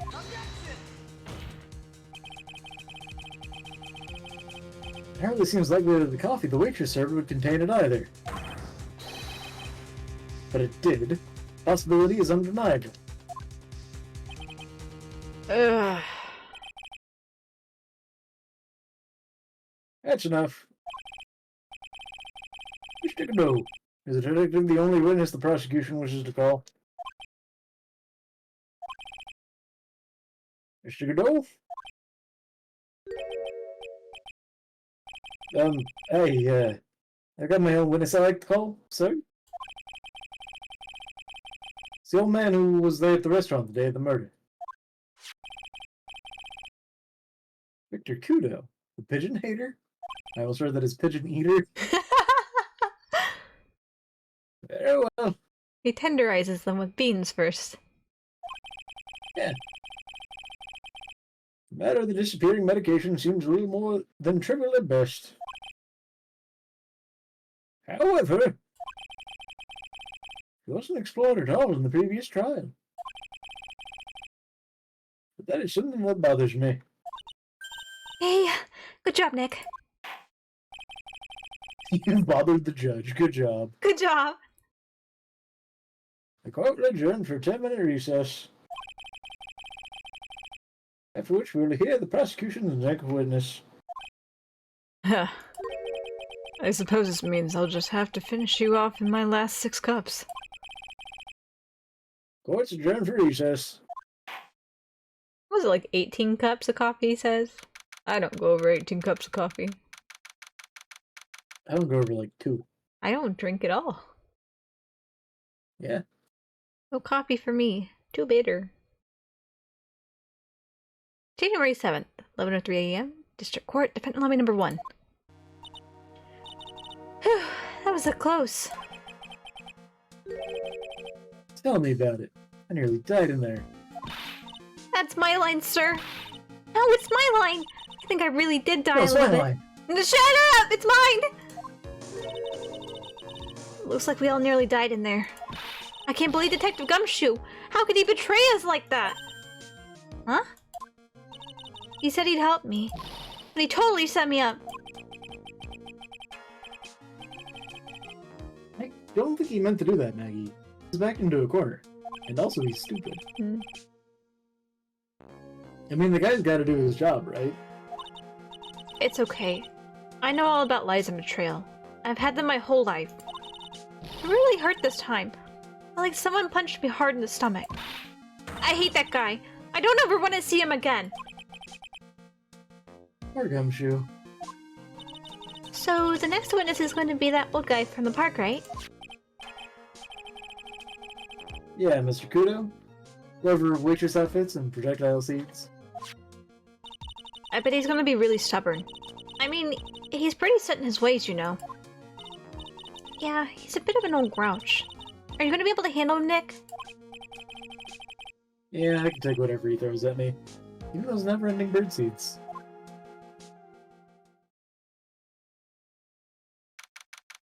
January 7th, 11:15 a.m. District Court, Court Number 4.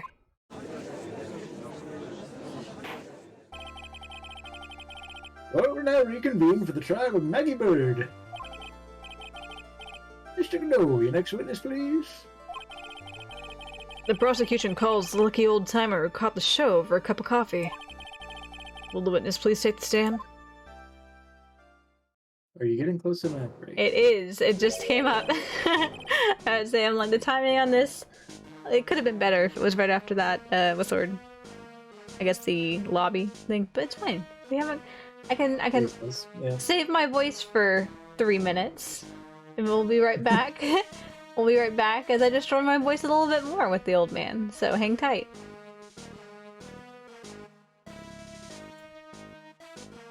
Not changing. There we go.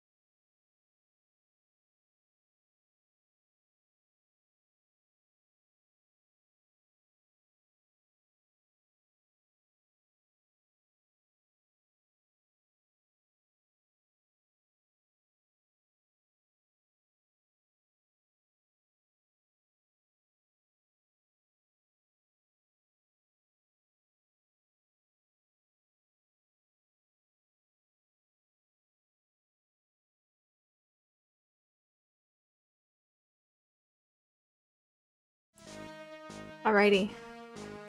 Let's get back into it. I don't remember if I said this or not, but I'm gonna start from here again.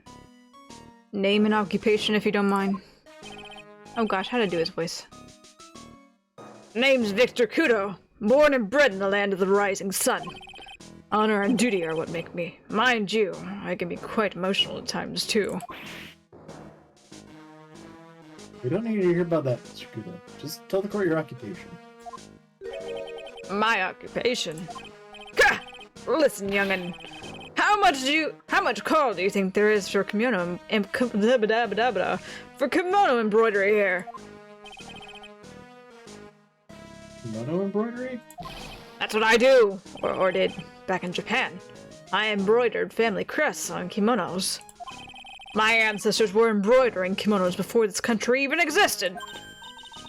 Wow, a real craftsman. They're a dying breed.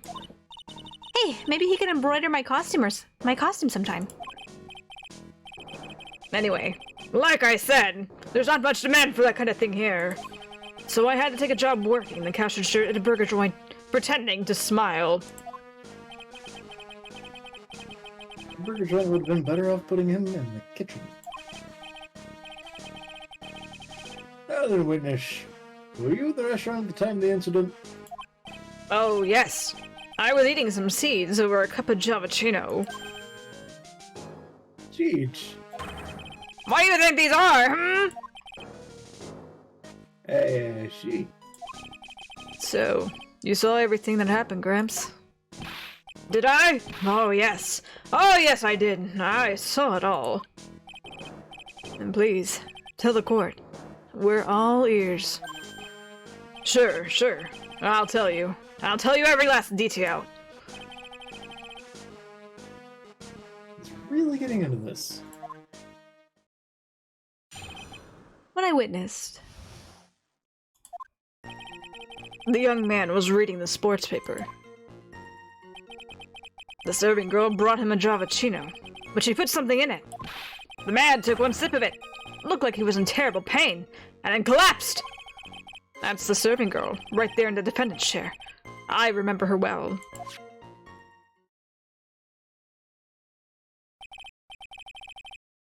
Mr. Kudo, she's not a serving girl. Please refer to her as a waitress. Gah! You're as bad as the rest of them.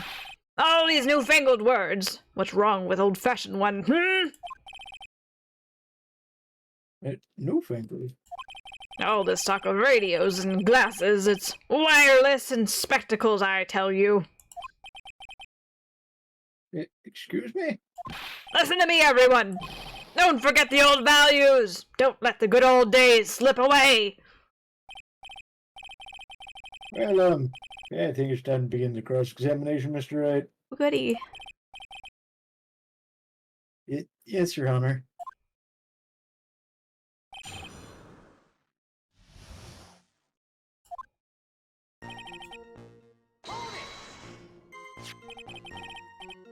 So you saw the victim then?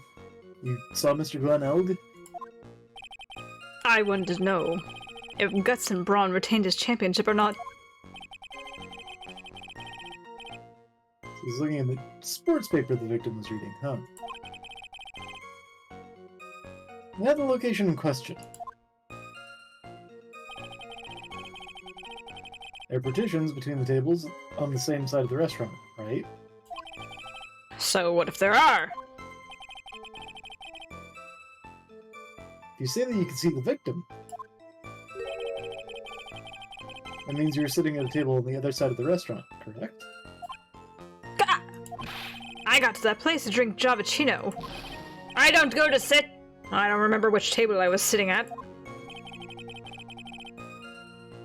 You mean you go there to eye the waitress?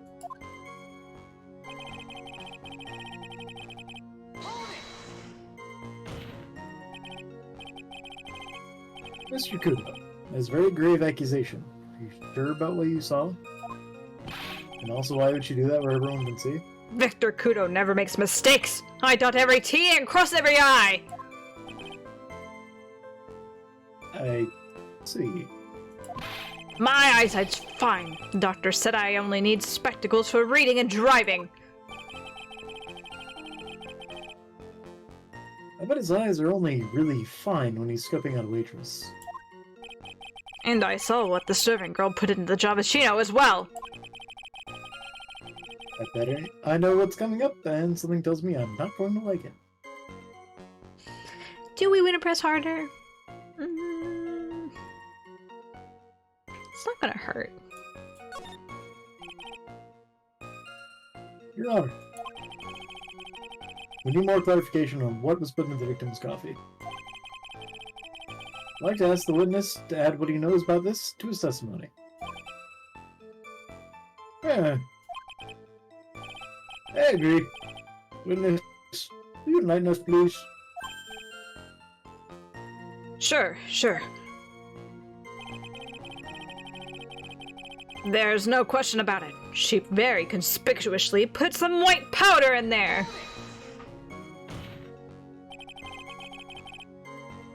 Did she really put that into the coffee? You doubt me, boy? She took some out of a small brown bottle and sprinkled it in. Couldn't she have been adding sugar? Sugar? In a small brown bottle like that? Like that? Witness, could you please describe the bottle in more concrete terms? A bottle like this, perhaps? Oh, there it is! That's the one! That's not my line. That's the bottle of potassium cyanide, I presume. So what did the accused put into the coffee? I think it's clear, don't you?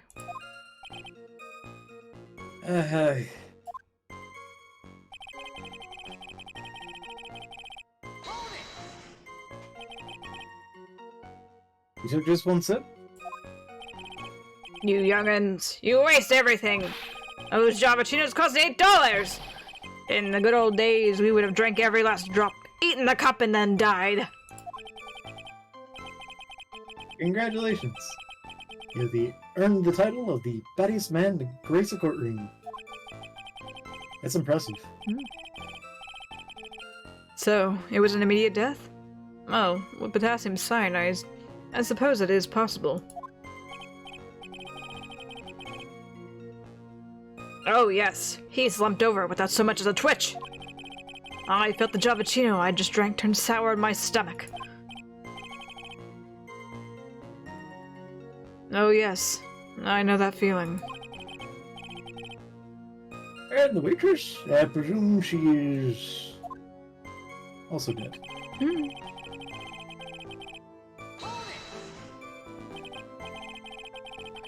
He said, I remember her well, in reference to the waitress. Did she have any particular features that you could identify her by? Particular features? It's a disgrace! A disgrace! That's what it is. Sorry? You can see all the way up to her... you know! She's practically naked in that uniform! You can see her knees. The particular feature you recognize about the waitress is her outfit? Anyone could wear just uniform. Even me.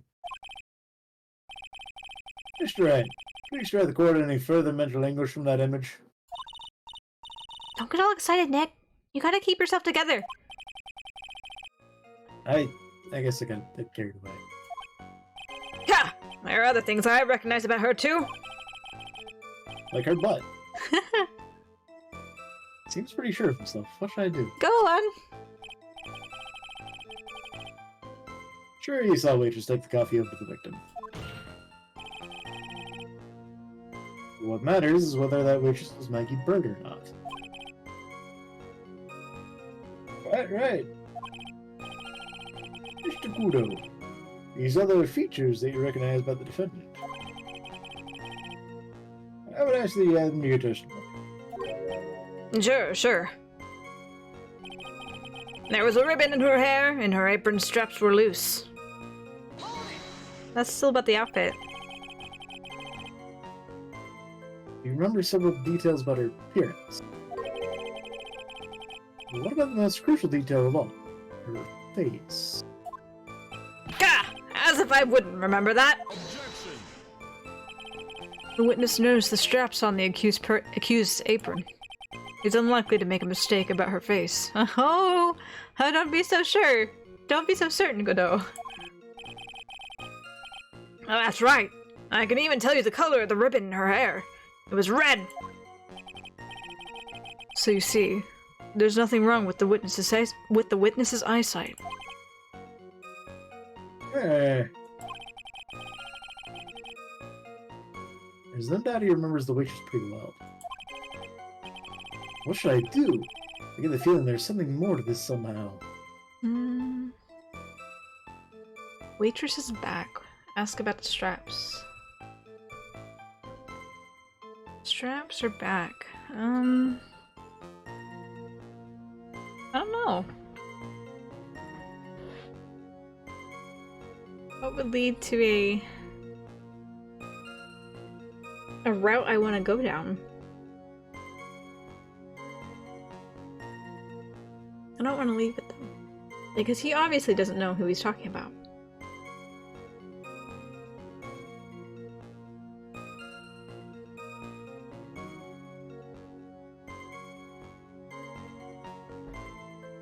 I guess we'll ask about the straps?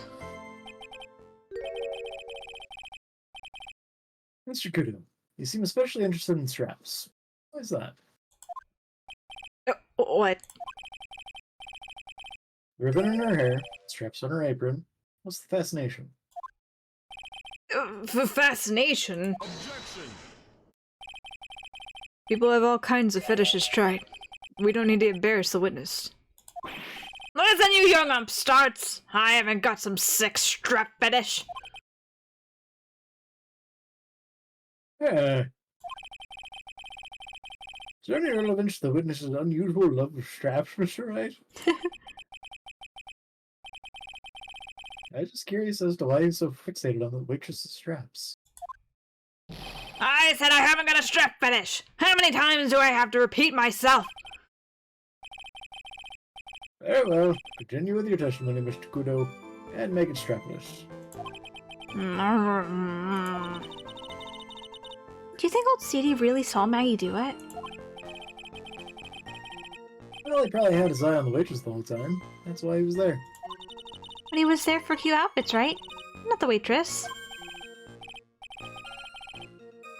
I guess. She makes a good point, though. Hey! Did I just say something clever? I wonder if the waitress Mr. Kudo saw really was Maggie. That's what we had to figure out, Nick. Okay, let's go ask about their back. Her back and her crack. Oh my gosh. Objection.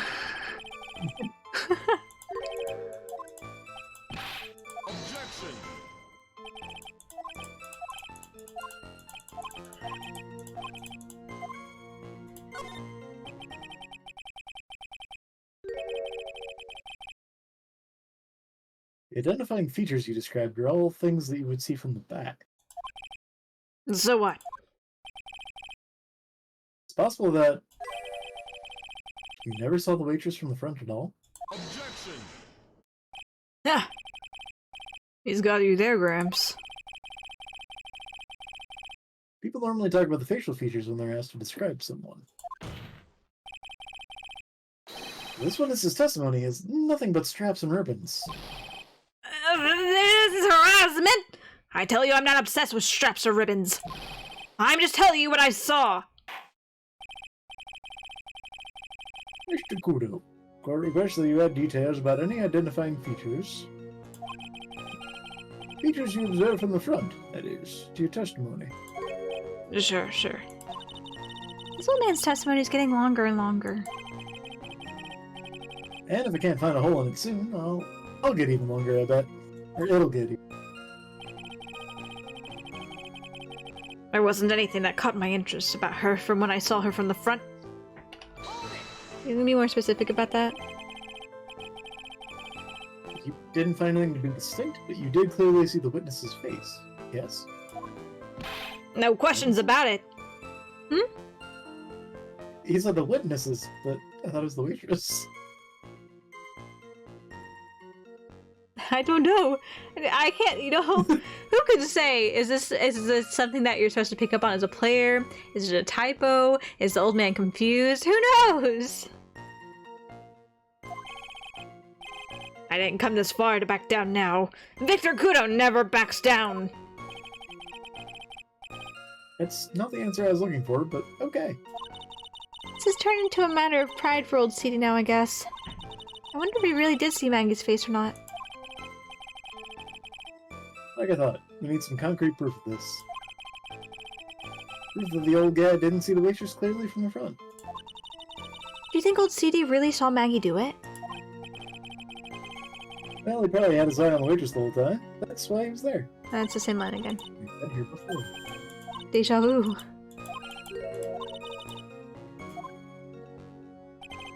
Okay, what do we have that would imply that Maggie's face would not have been seen? Or would have been seen?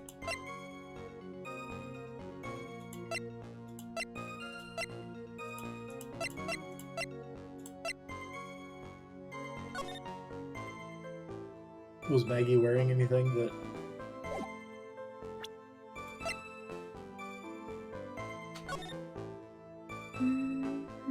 Okay, he's dead.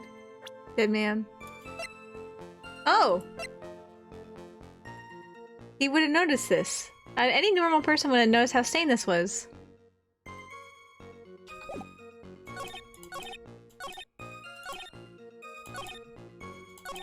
Was there anything that caught my interest about her when I saw her from the front?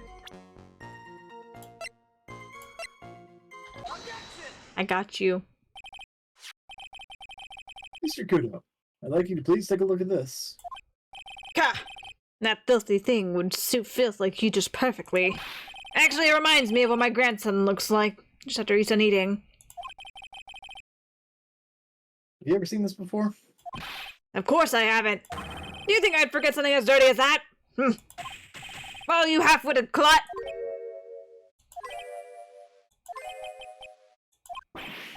What?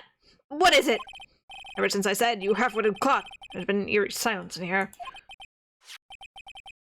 Mr. Kudo, this apron is the apron worn by the defendant on the day of the poisoning. And as you just said yourself, you wouldn't forget something like this. Which means, if you had really seen this apron before...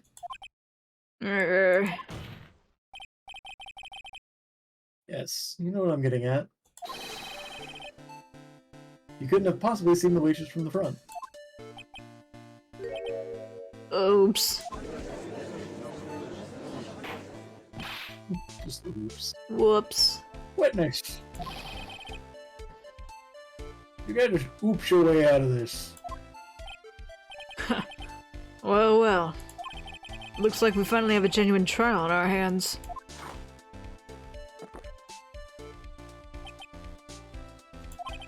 Listen, Trey. Here are the facts. On the day of the incident, there was only one waitress at the restaurant.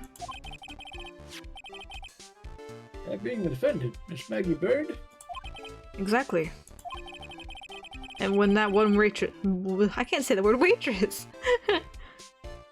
And when that one waitress put the poison in the coffee cup, this old guy was watching.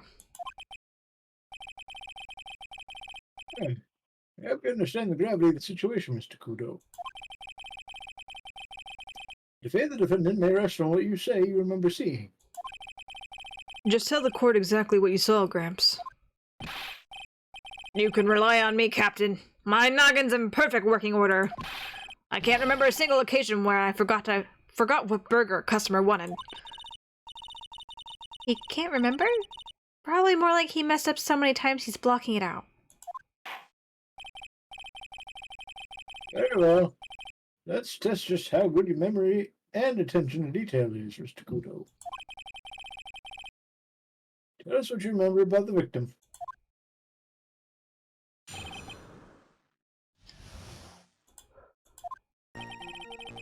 He was another of those pesky young types, wearing a broken pair of spectacles. He had a newspaper in his right hand, and the noisy brat kept rustling its pages. The young man was listening to the wireless. I remember that well. And the serving girl in question brought over the cappuccino. The little fidget picked up the cup with his free hand and took a sip. Just what we've just heard was to test how credible the witness's memory is. Seems to me that he remembers the victim in a great deal of detail. Oh, yes. I hate those you-know-what types, who are so vague about everything. How are we gonna handle this, Nick? We need to do one thing. We just need to prove that the old man's memory is shot. Just trip him up, you mean? Isn't that kind of cruel? I suppose. But it's what I do best. It's my job. It's my job to harass people. Sorry, not harass. Question. Cross-examine. Yeah.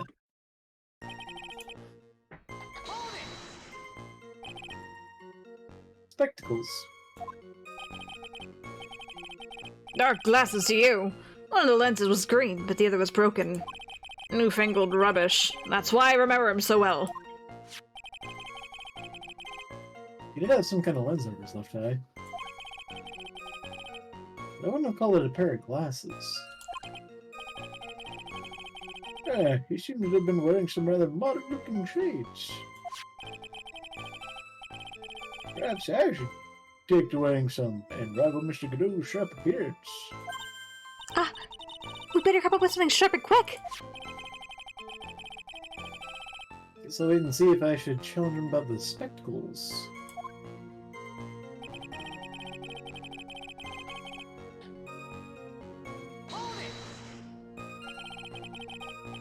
The newspaper was the sports paper, was it? That young hooligan! I nearly asked him. Can't you even read without fidgeting? How was I supposed to be able to read the back page with all that wrestling going on? I need to find out if Guts and Braun retained his championship title! It's his paper, not yours. If you want to know so bad, why didn't you buy your own? What are you looking at me like that for, I can't read that. Gus and Braun got beaten yesterday, by the way. Anyway.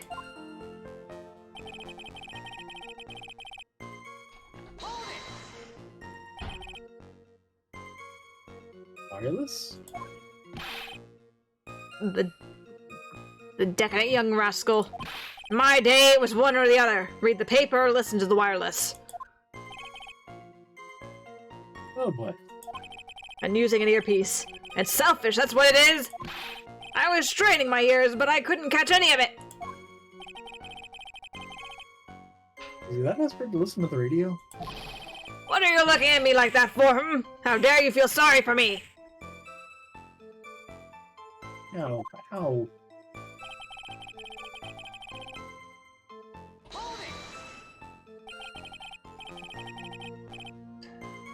You mean the waitress, who you only saw from behind, right? You're one of those, are you? Never let anything go, isn't that right? Maybe. What does it matter if I saw it from the front or behind? My eyes don't lie! Ow, wow. Better not push it until I've got some hard evidence. Be covered in welts before we can get him to shut up.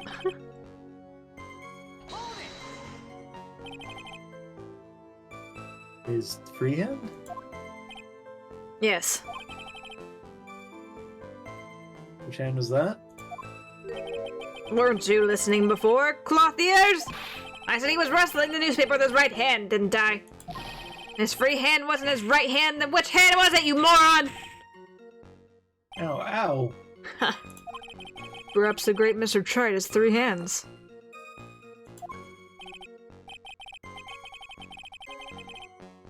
Eesh. It's only asking. I need to gang up on me and treat me like a freak.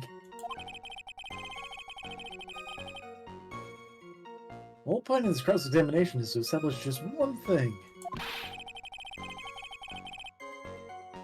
This old guy's memory has more holes than a slice of Swiss. I guess we just need to find a contradiction in his testimony somewhere, huh? Anything will do, even the smallest detail. We just need one mistake and he's ours. Okay. Where's that teacup? I want to see if it says... Okay, it just says her fingerprints. Oh! Actually... Look at how you had it though. Huh, yeah. He would have had to picked it up with his right hand. Well, unless he was weird and didn't want to hold it by the handle.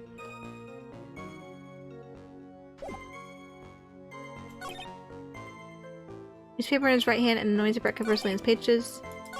Servant girl brought the job to a little fitted for his free hand and took a sip. I'm gonna save, but just because the Ace Attorney can be weird with this stuff sometimes. You didn't do it in the right order. I didn't do it in the right order. Mr. Kudo, do you remember what you were told? What you were told at the start of this testimony? This is like testing the credibility of your memory.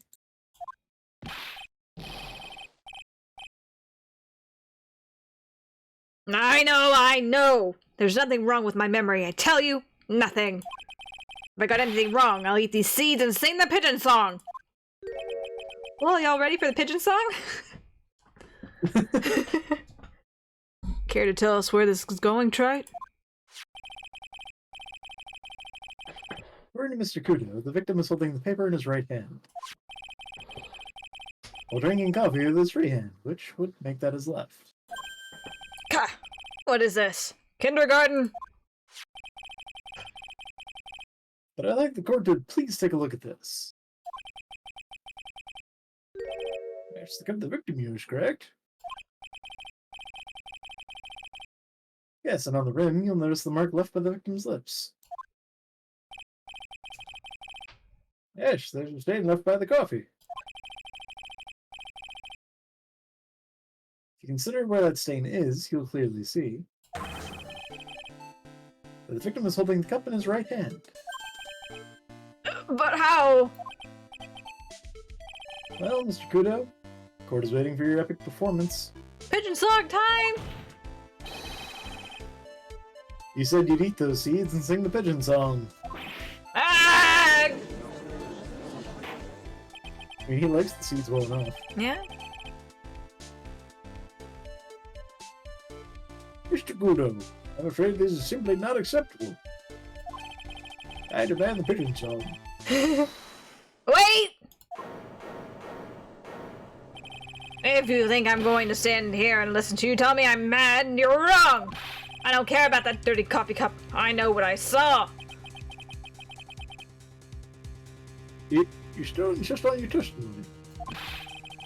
That young brat was holding the cup in his left hand. Oh yes, no question. I'm a good law-abiding citizen, I am. It's that dead young hotbot and you spiky-haired yahoo, who are at fault. Who, me? Thank you, old man. We've heard quite enough from you already. Don't call me old man, old man. Been around for 68 years, I have. You can't ignore me. Listen to what I've got to say!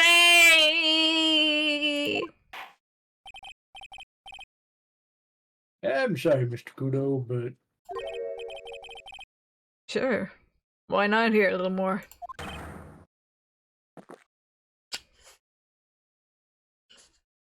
Mr. Kudo! This is my 16th cup of coffee. So this is your final stand. Thank you, Captain. You can rely on Victor. Left hand or right hand? The boy was wearing the earpiece on the same side as the green lens of his specs. He kept fiddling with it all the time. He was fiddling with it just before he picked up the cup, too. And he used the same hand to pick up the cup. His left hand.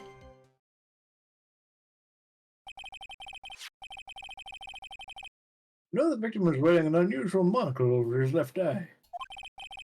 It wasn't a monocle, Your Honor. It was a small computer monitor, often used by programmers.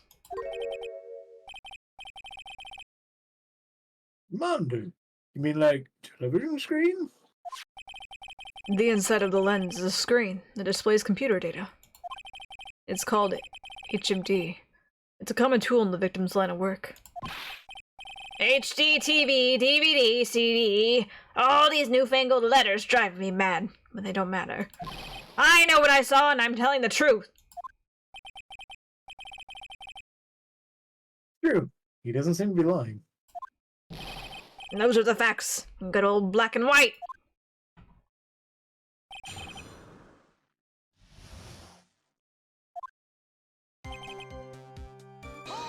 Okay, let's go through this. Whew. The victim was wearing an HMD. HD, TV, CD, DVD, what does it matter? It was none of them actually, but anyway. You sure that he was wearing the earpiece on the same side? No question. I could only see that side of his head from where I was sitting. Yeah, that's pretty obvious if you look at the floor plans.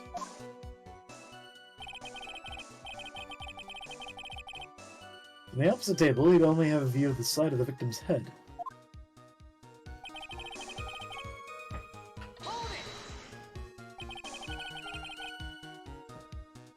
Seems you kept an eye on Mr. Glenn Elg.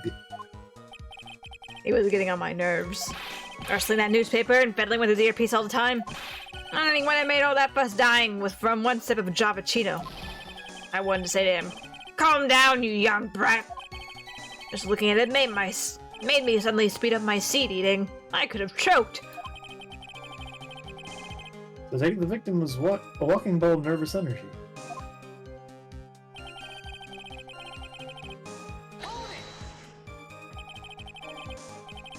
The earpiece you mentioned, which hand did the victim touch it with? You're one of those people, aren't you? You're the type that uses your left hand to get things out of your right pocket. Or fasten your left cuff with your right hand. And then tour guide says on your right side you'll see the famous blah blah. You're the only one who deliberately looks left. Well, aren't you? No, I didn't mean... Obviously, he used the hand on the same side of his body that the earpiece was in. Ow, ow, ow! So if he had the HMD on his left side, then it was his left hand, I guess.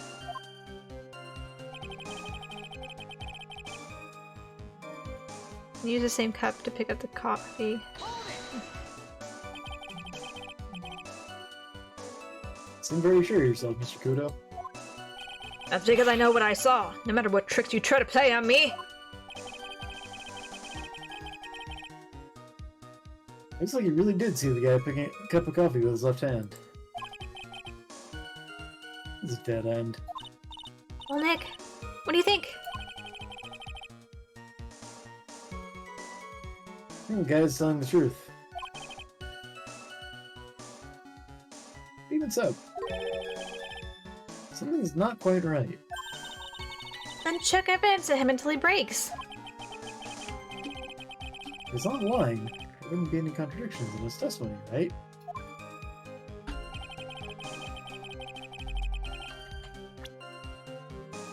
I'm curious. Doesn't say which eardrum he burst. Yeah. Unless the autopsy mentions it, which I don't think it would. No.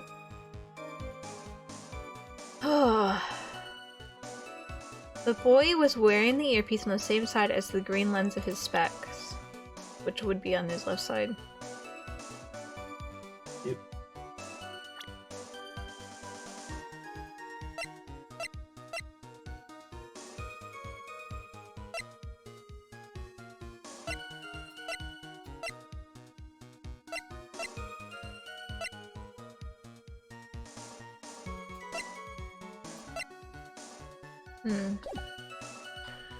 The boy was wearing the earpiece on the same side as the green lens of his spec. Left side. He kept fiddling with it the entire time. He was fiddling with it just before he picked up the cup too. And he used the same hand to pick up the cup, his left hand. Oh man. He used the same hand to pick it up, his left hand.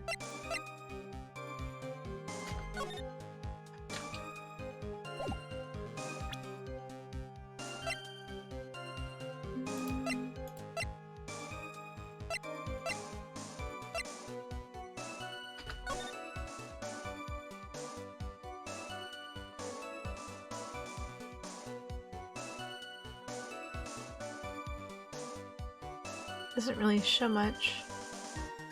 Be like, oh, maybe he's holding it in his hand. But that, it's hard to tell because it could have been either hand if he knocked it over.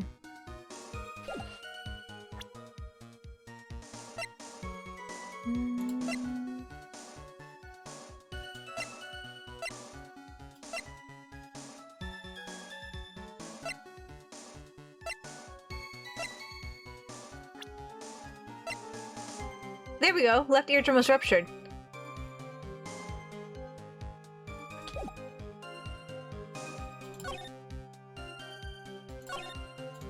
The boy was wearing the earpiece on the same side as the green lens of his spec. That would be an inaccurate statement. Because it was on his left eye, and his left eardrum was ruptured. He wouldn't have been able to hear shit.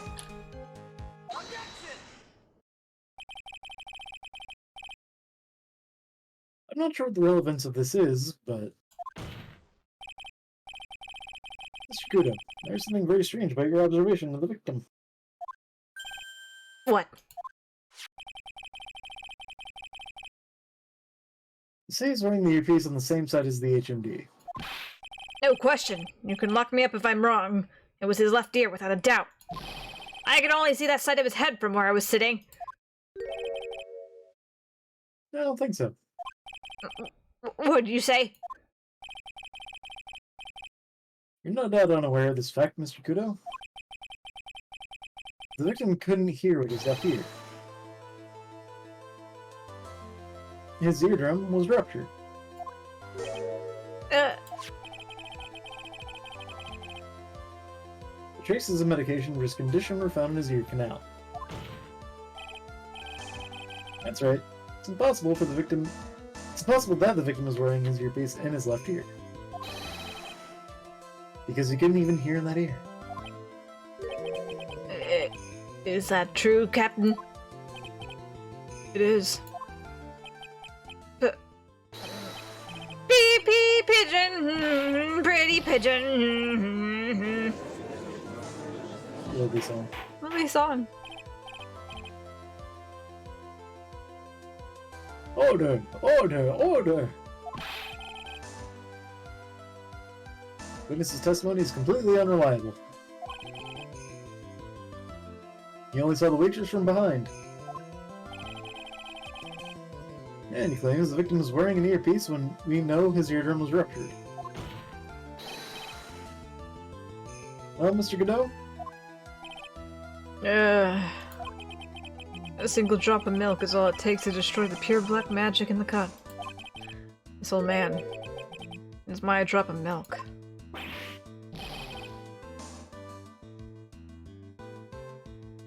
Captain! Are you calling me a drip?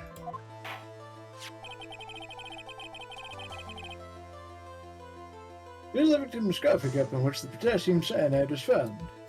Don't make it.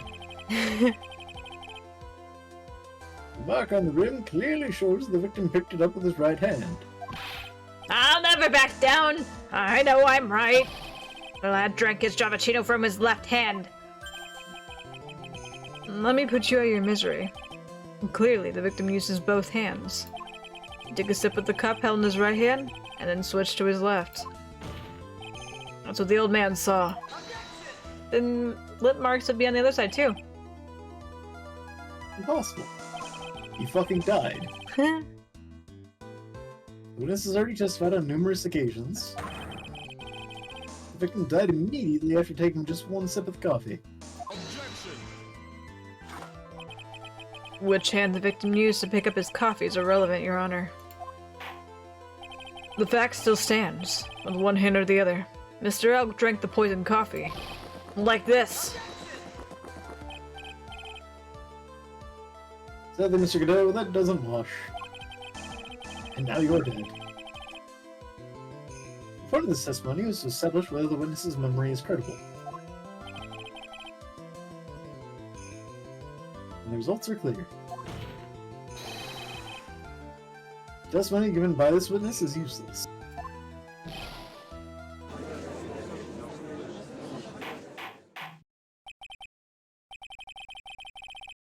I believe it is time to conclude today's proceedings. I'm satisfied that the witness is not deceiving the court. But to be frank, his testimony is a farce. Did you have to be so frank? Think that, you pompous old foggy. Fogey? Fogey. Okay. Yeah, I'm sorry, Mr. Kudo. You can't reach me.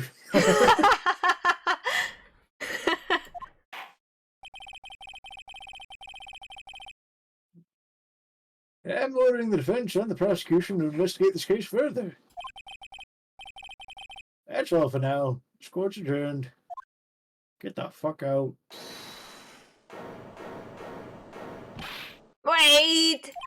If we stop now, where does this leave me? Leave you, Mr. Kudo? Thanks to that blue-suited young upstart over there. I'm just a bumbling old man who can't even dot his T's or cross his I's now. How's your bad memory my fault? Also, I've never seen that phrase used that way in the wild. Crossing T's and dotting I's? No. He said it differently. I know he did say differently. Yep. But that's the thing that I've only heard, like, my brother say. Oh. Yeah, I'm sorry, Mr. Kudo, but there's nothing I can do. I've kept my mouth shut until now. But here's something else the court should know. What? Is more? To be perfectly honest, it might not be anything. But I want another chance! I want another crack at you, you young shark! That me? Does it make me like I'm some sort of evil shogun? Well, everyone, what do you say to one final showdown? The final chapter in this eccentric old man's scrapbook. Sorry, Gramps. I've already had my 17th cup of coffee. What have you got to lose, Captain? I'll give you all the Javachino you want if you come to my house after the trial. I may be 68 years old, but Victor Kudo is still a man! That's enough, witness. I believe it'd be quicker for the court to just hear your testimony. You bet. Much, much quicker. I can't believe this is happening. You better get ready, youngsters! I get the picture. Just quit throwing those seeds at me, would you? He's gonna be using some sort of infinite ammo code with that box of seeds.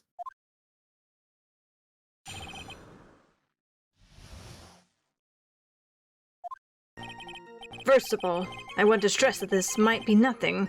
I'm not too sure of myself. The young boy slumped over the table as soon as he took one sip of his Javachino. Well, the clumsy idiot upset the vase. He knocked it right over. It broke and the strip of cloth covering the table got completely soaked. Well, how about that? Turn things upside down, Is it though? Is that all? Yes, and that's all. I remember it perfectly. You're doubting me again. You're doubting a poor defenseless old man. No, we're not doubting you, Mr. Kudo.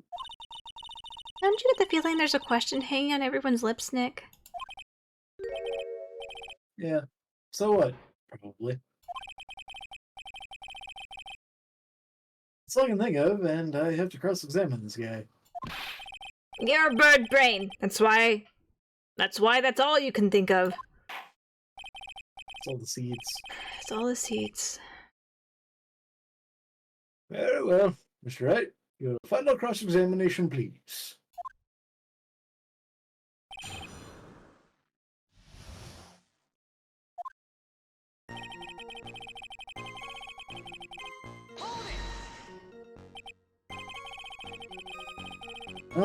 The court generally prefers its witnesses are sure of themselves, Mr. Kudo. Noisy brat! I'm warning you. I'm more savage than a macho man right now. You won't beat me with this testimony. This is the final battle. Ow, ow! He's chucking those seeds harder than ever. Better be careful. Come on, Nick. Nail him!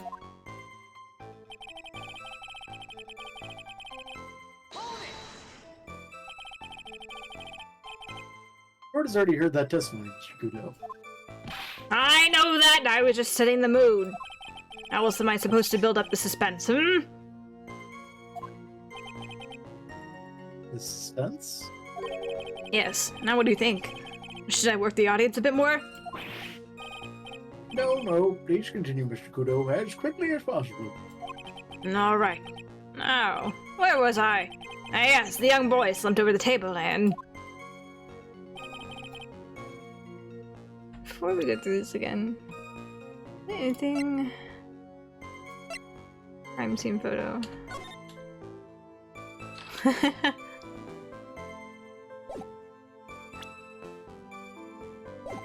I'll just cut to the chase here. Oh really? No, no, go back. Oh really now? Mr. Kudo, this is a photograph of the crime scene. And so what? Look carefully at the table. The face is there, intact. Huh? Lost your tongue, Granddad?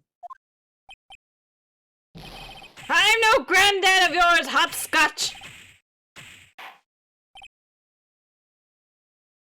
Enough.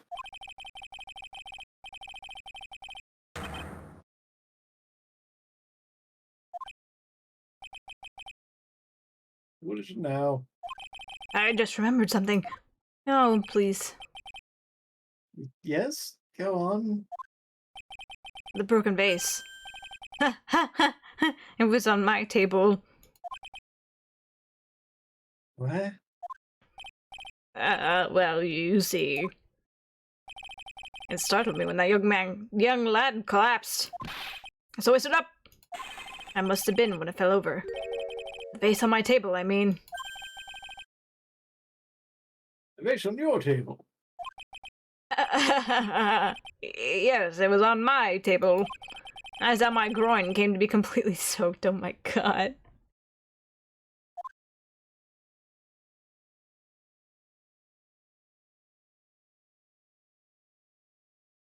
Why do you have an excited look on your face, Godot?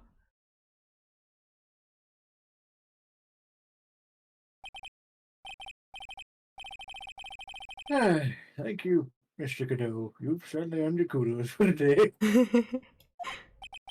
I'd like to ask a question now. Have I been of any use at all? Perhaps that's something you should reflect on yourself, Mr. Kudo. Oh, wait a minute. If that's the case, there's more I've got to say. I got more to say. Oh, yes, I remember something else. Bailiff, escort the witness out of the courtroom. Wait! Listen to me! And they never saw him again. Well, we seem to have been considerably sidetracked. And I am still not in a position to deliver a verdict. The defendant has not been positively identified as the witness in question. Additionally, there are two disparities in testimony we have heard thus far. Mark on the cup that the victim supposedly drank from with his left hand. And the earpiece, which was inserted into his left ear, which he couldn't hear. Wow, Nick, you did it! I therefore require both the defense and the prosecution to further investigate the facts. Yes, Your Honor. There's one more thing before I call today's session to an end. One more thing, Your Honor. Witness we just heard from. Never let him come back. He's most insistent that this testimony should be of use. So he summarizes the quote into this statement. Okay. You may each have a copy of it, if you wish. Whatever. The prosecution doesn't need props like that. But that's really mad, huh? Yeah, I would be too.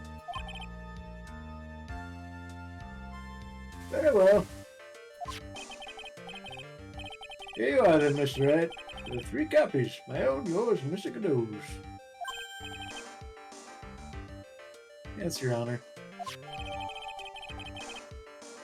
Victor's testimony added to the court record. When the incident occurred, I broke the vase at my seat. I'm sorry. I'm sorry? This isn't a piece of testimony, more like a 5-year-old's apology. What the heck are we supposed to do with 3 copies? What are we supposed to do with 1? That's all. Court's adjourned. To be continued. Where? Wow. You wanna call it here since this is kind of a good stopping point? Yeah. We've been going for a while today. Because I think the first investigation part that we did was like 2 to 3 hours? Yeah, plus it kind of sucks to stop halfway through an investigation. Yeah. Oh man. My voice too is also like shot. My voice and my energy level are both just like dwindling. Dang, I'm exhausted. Yeah, it definitely was you. Not me voicing an old man that screams and rasps. Hey, at least probably don't have to deal with him next time. I know, You just gotta deal with the lobster. I'm so excited. I would much rather deal with Malobster than the old man. The Malobster's voice, I think, is a little bit easier. Old man is, I don't know, I rasp a lot more with him. Yeah. Okay, let's see.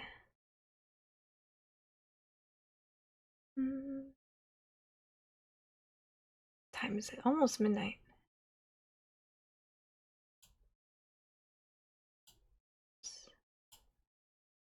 Is anyone to raid?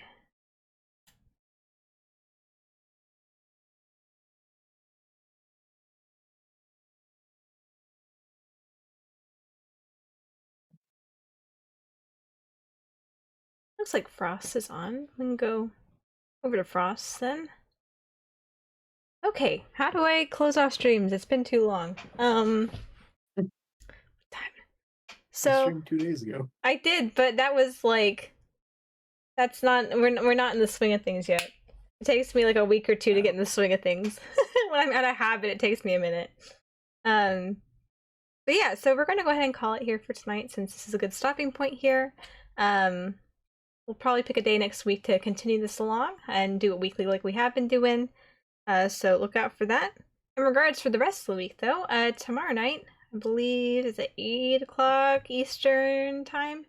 8 o'clock Eastern time, I'll be doing Genshin Impact. We'll finally be going through the 4.1 story that I've been holding off since the beginning of the month, so I'm very excited about that. I'll probably do a little bit of, if extra time, a little grinding for Riosley, because I do want to get him as well. And then, let's see, tomorrow's Thursday, and then Saturday, we also have Honkai Star Rail. This is going to be at 8 o'clock Eastern time as well. You can find the schedule. It's posted on Twitter, so you can find my Twitter in the links. You can find my Twitter linked in the panels below. Getting tongue-tied here. If you want to follow me there, it's the best place to keep up to see where when I'm streaming, what I'm doing, all the minutia in between tonight. Thank you for Soph to join tonight. I'm glad to get back on the road again for Ace Attorney. I missed Ace Attorney. Back on the road after being on the road. On the road again, yep, for certain. But yeah, you guys should totally go check out Soph. Soph is super cool. Right.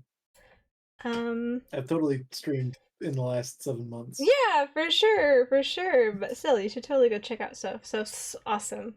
I don't know what else I want to talk about. I think I covered my bases, talked about the schedule, talked about Twitter, talked about Soph.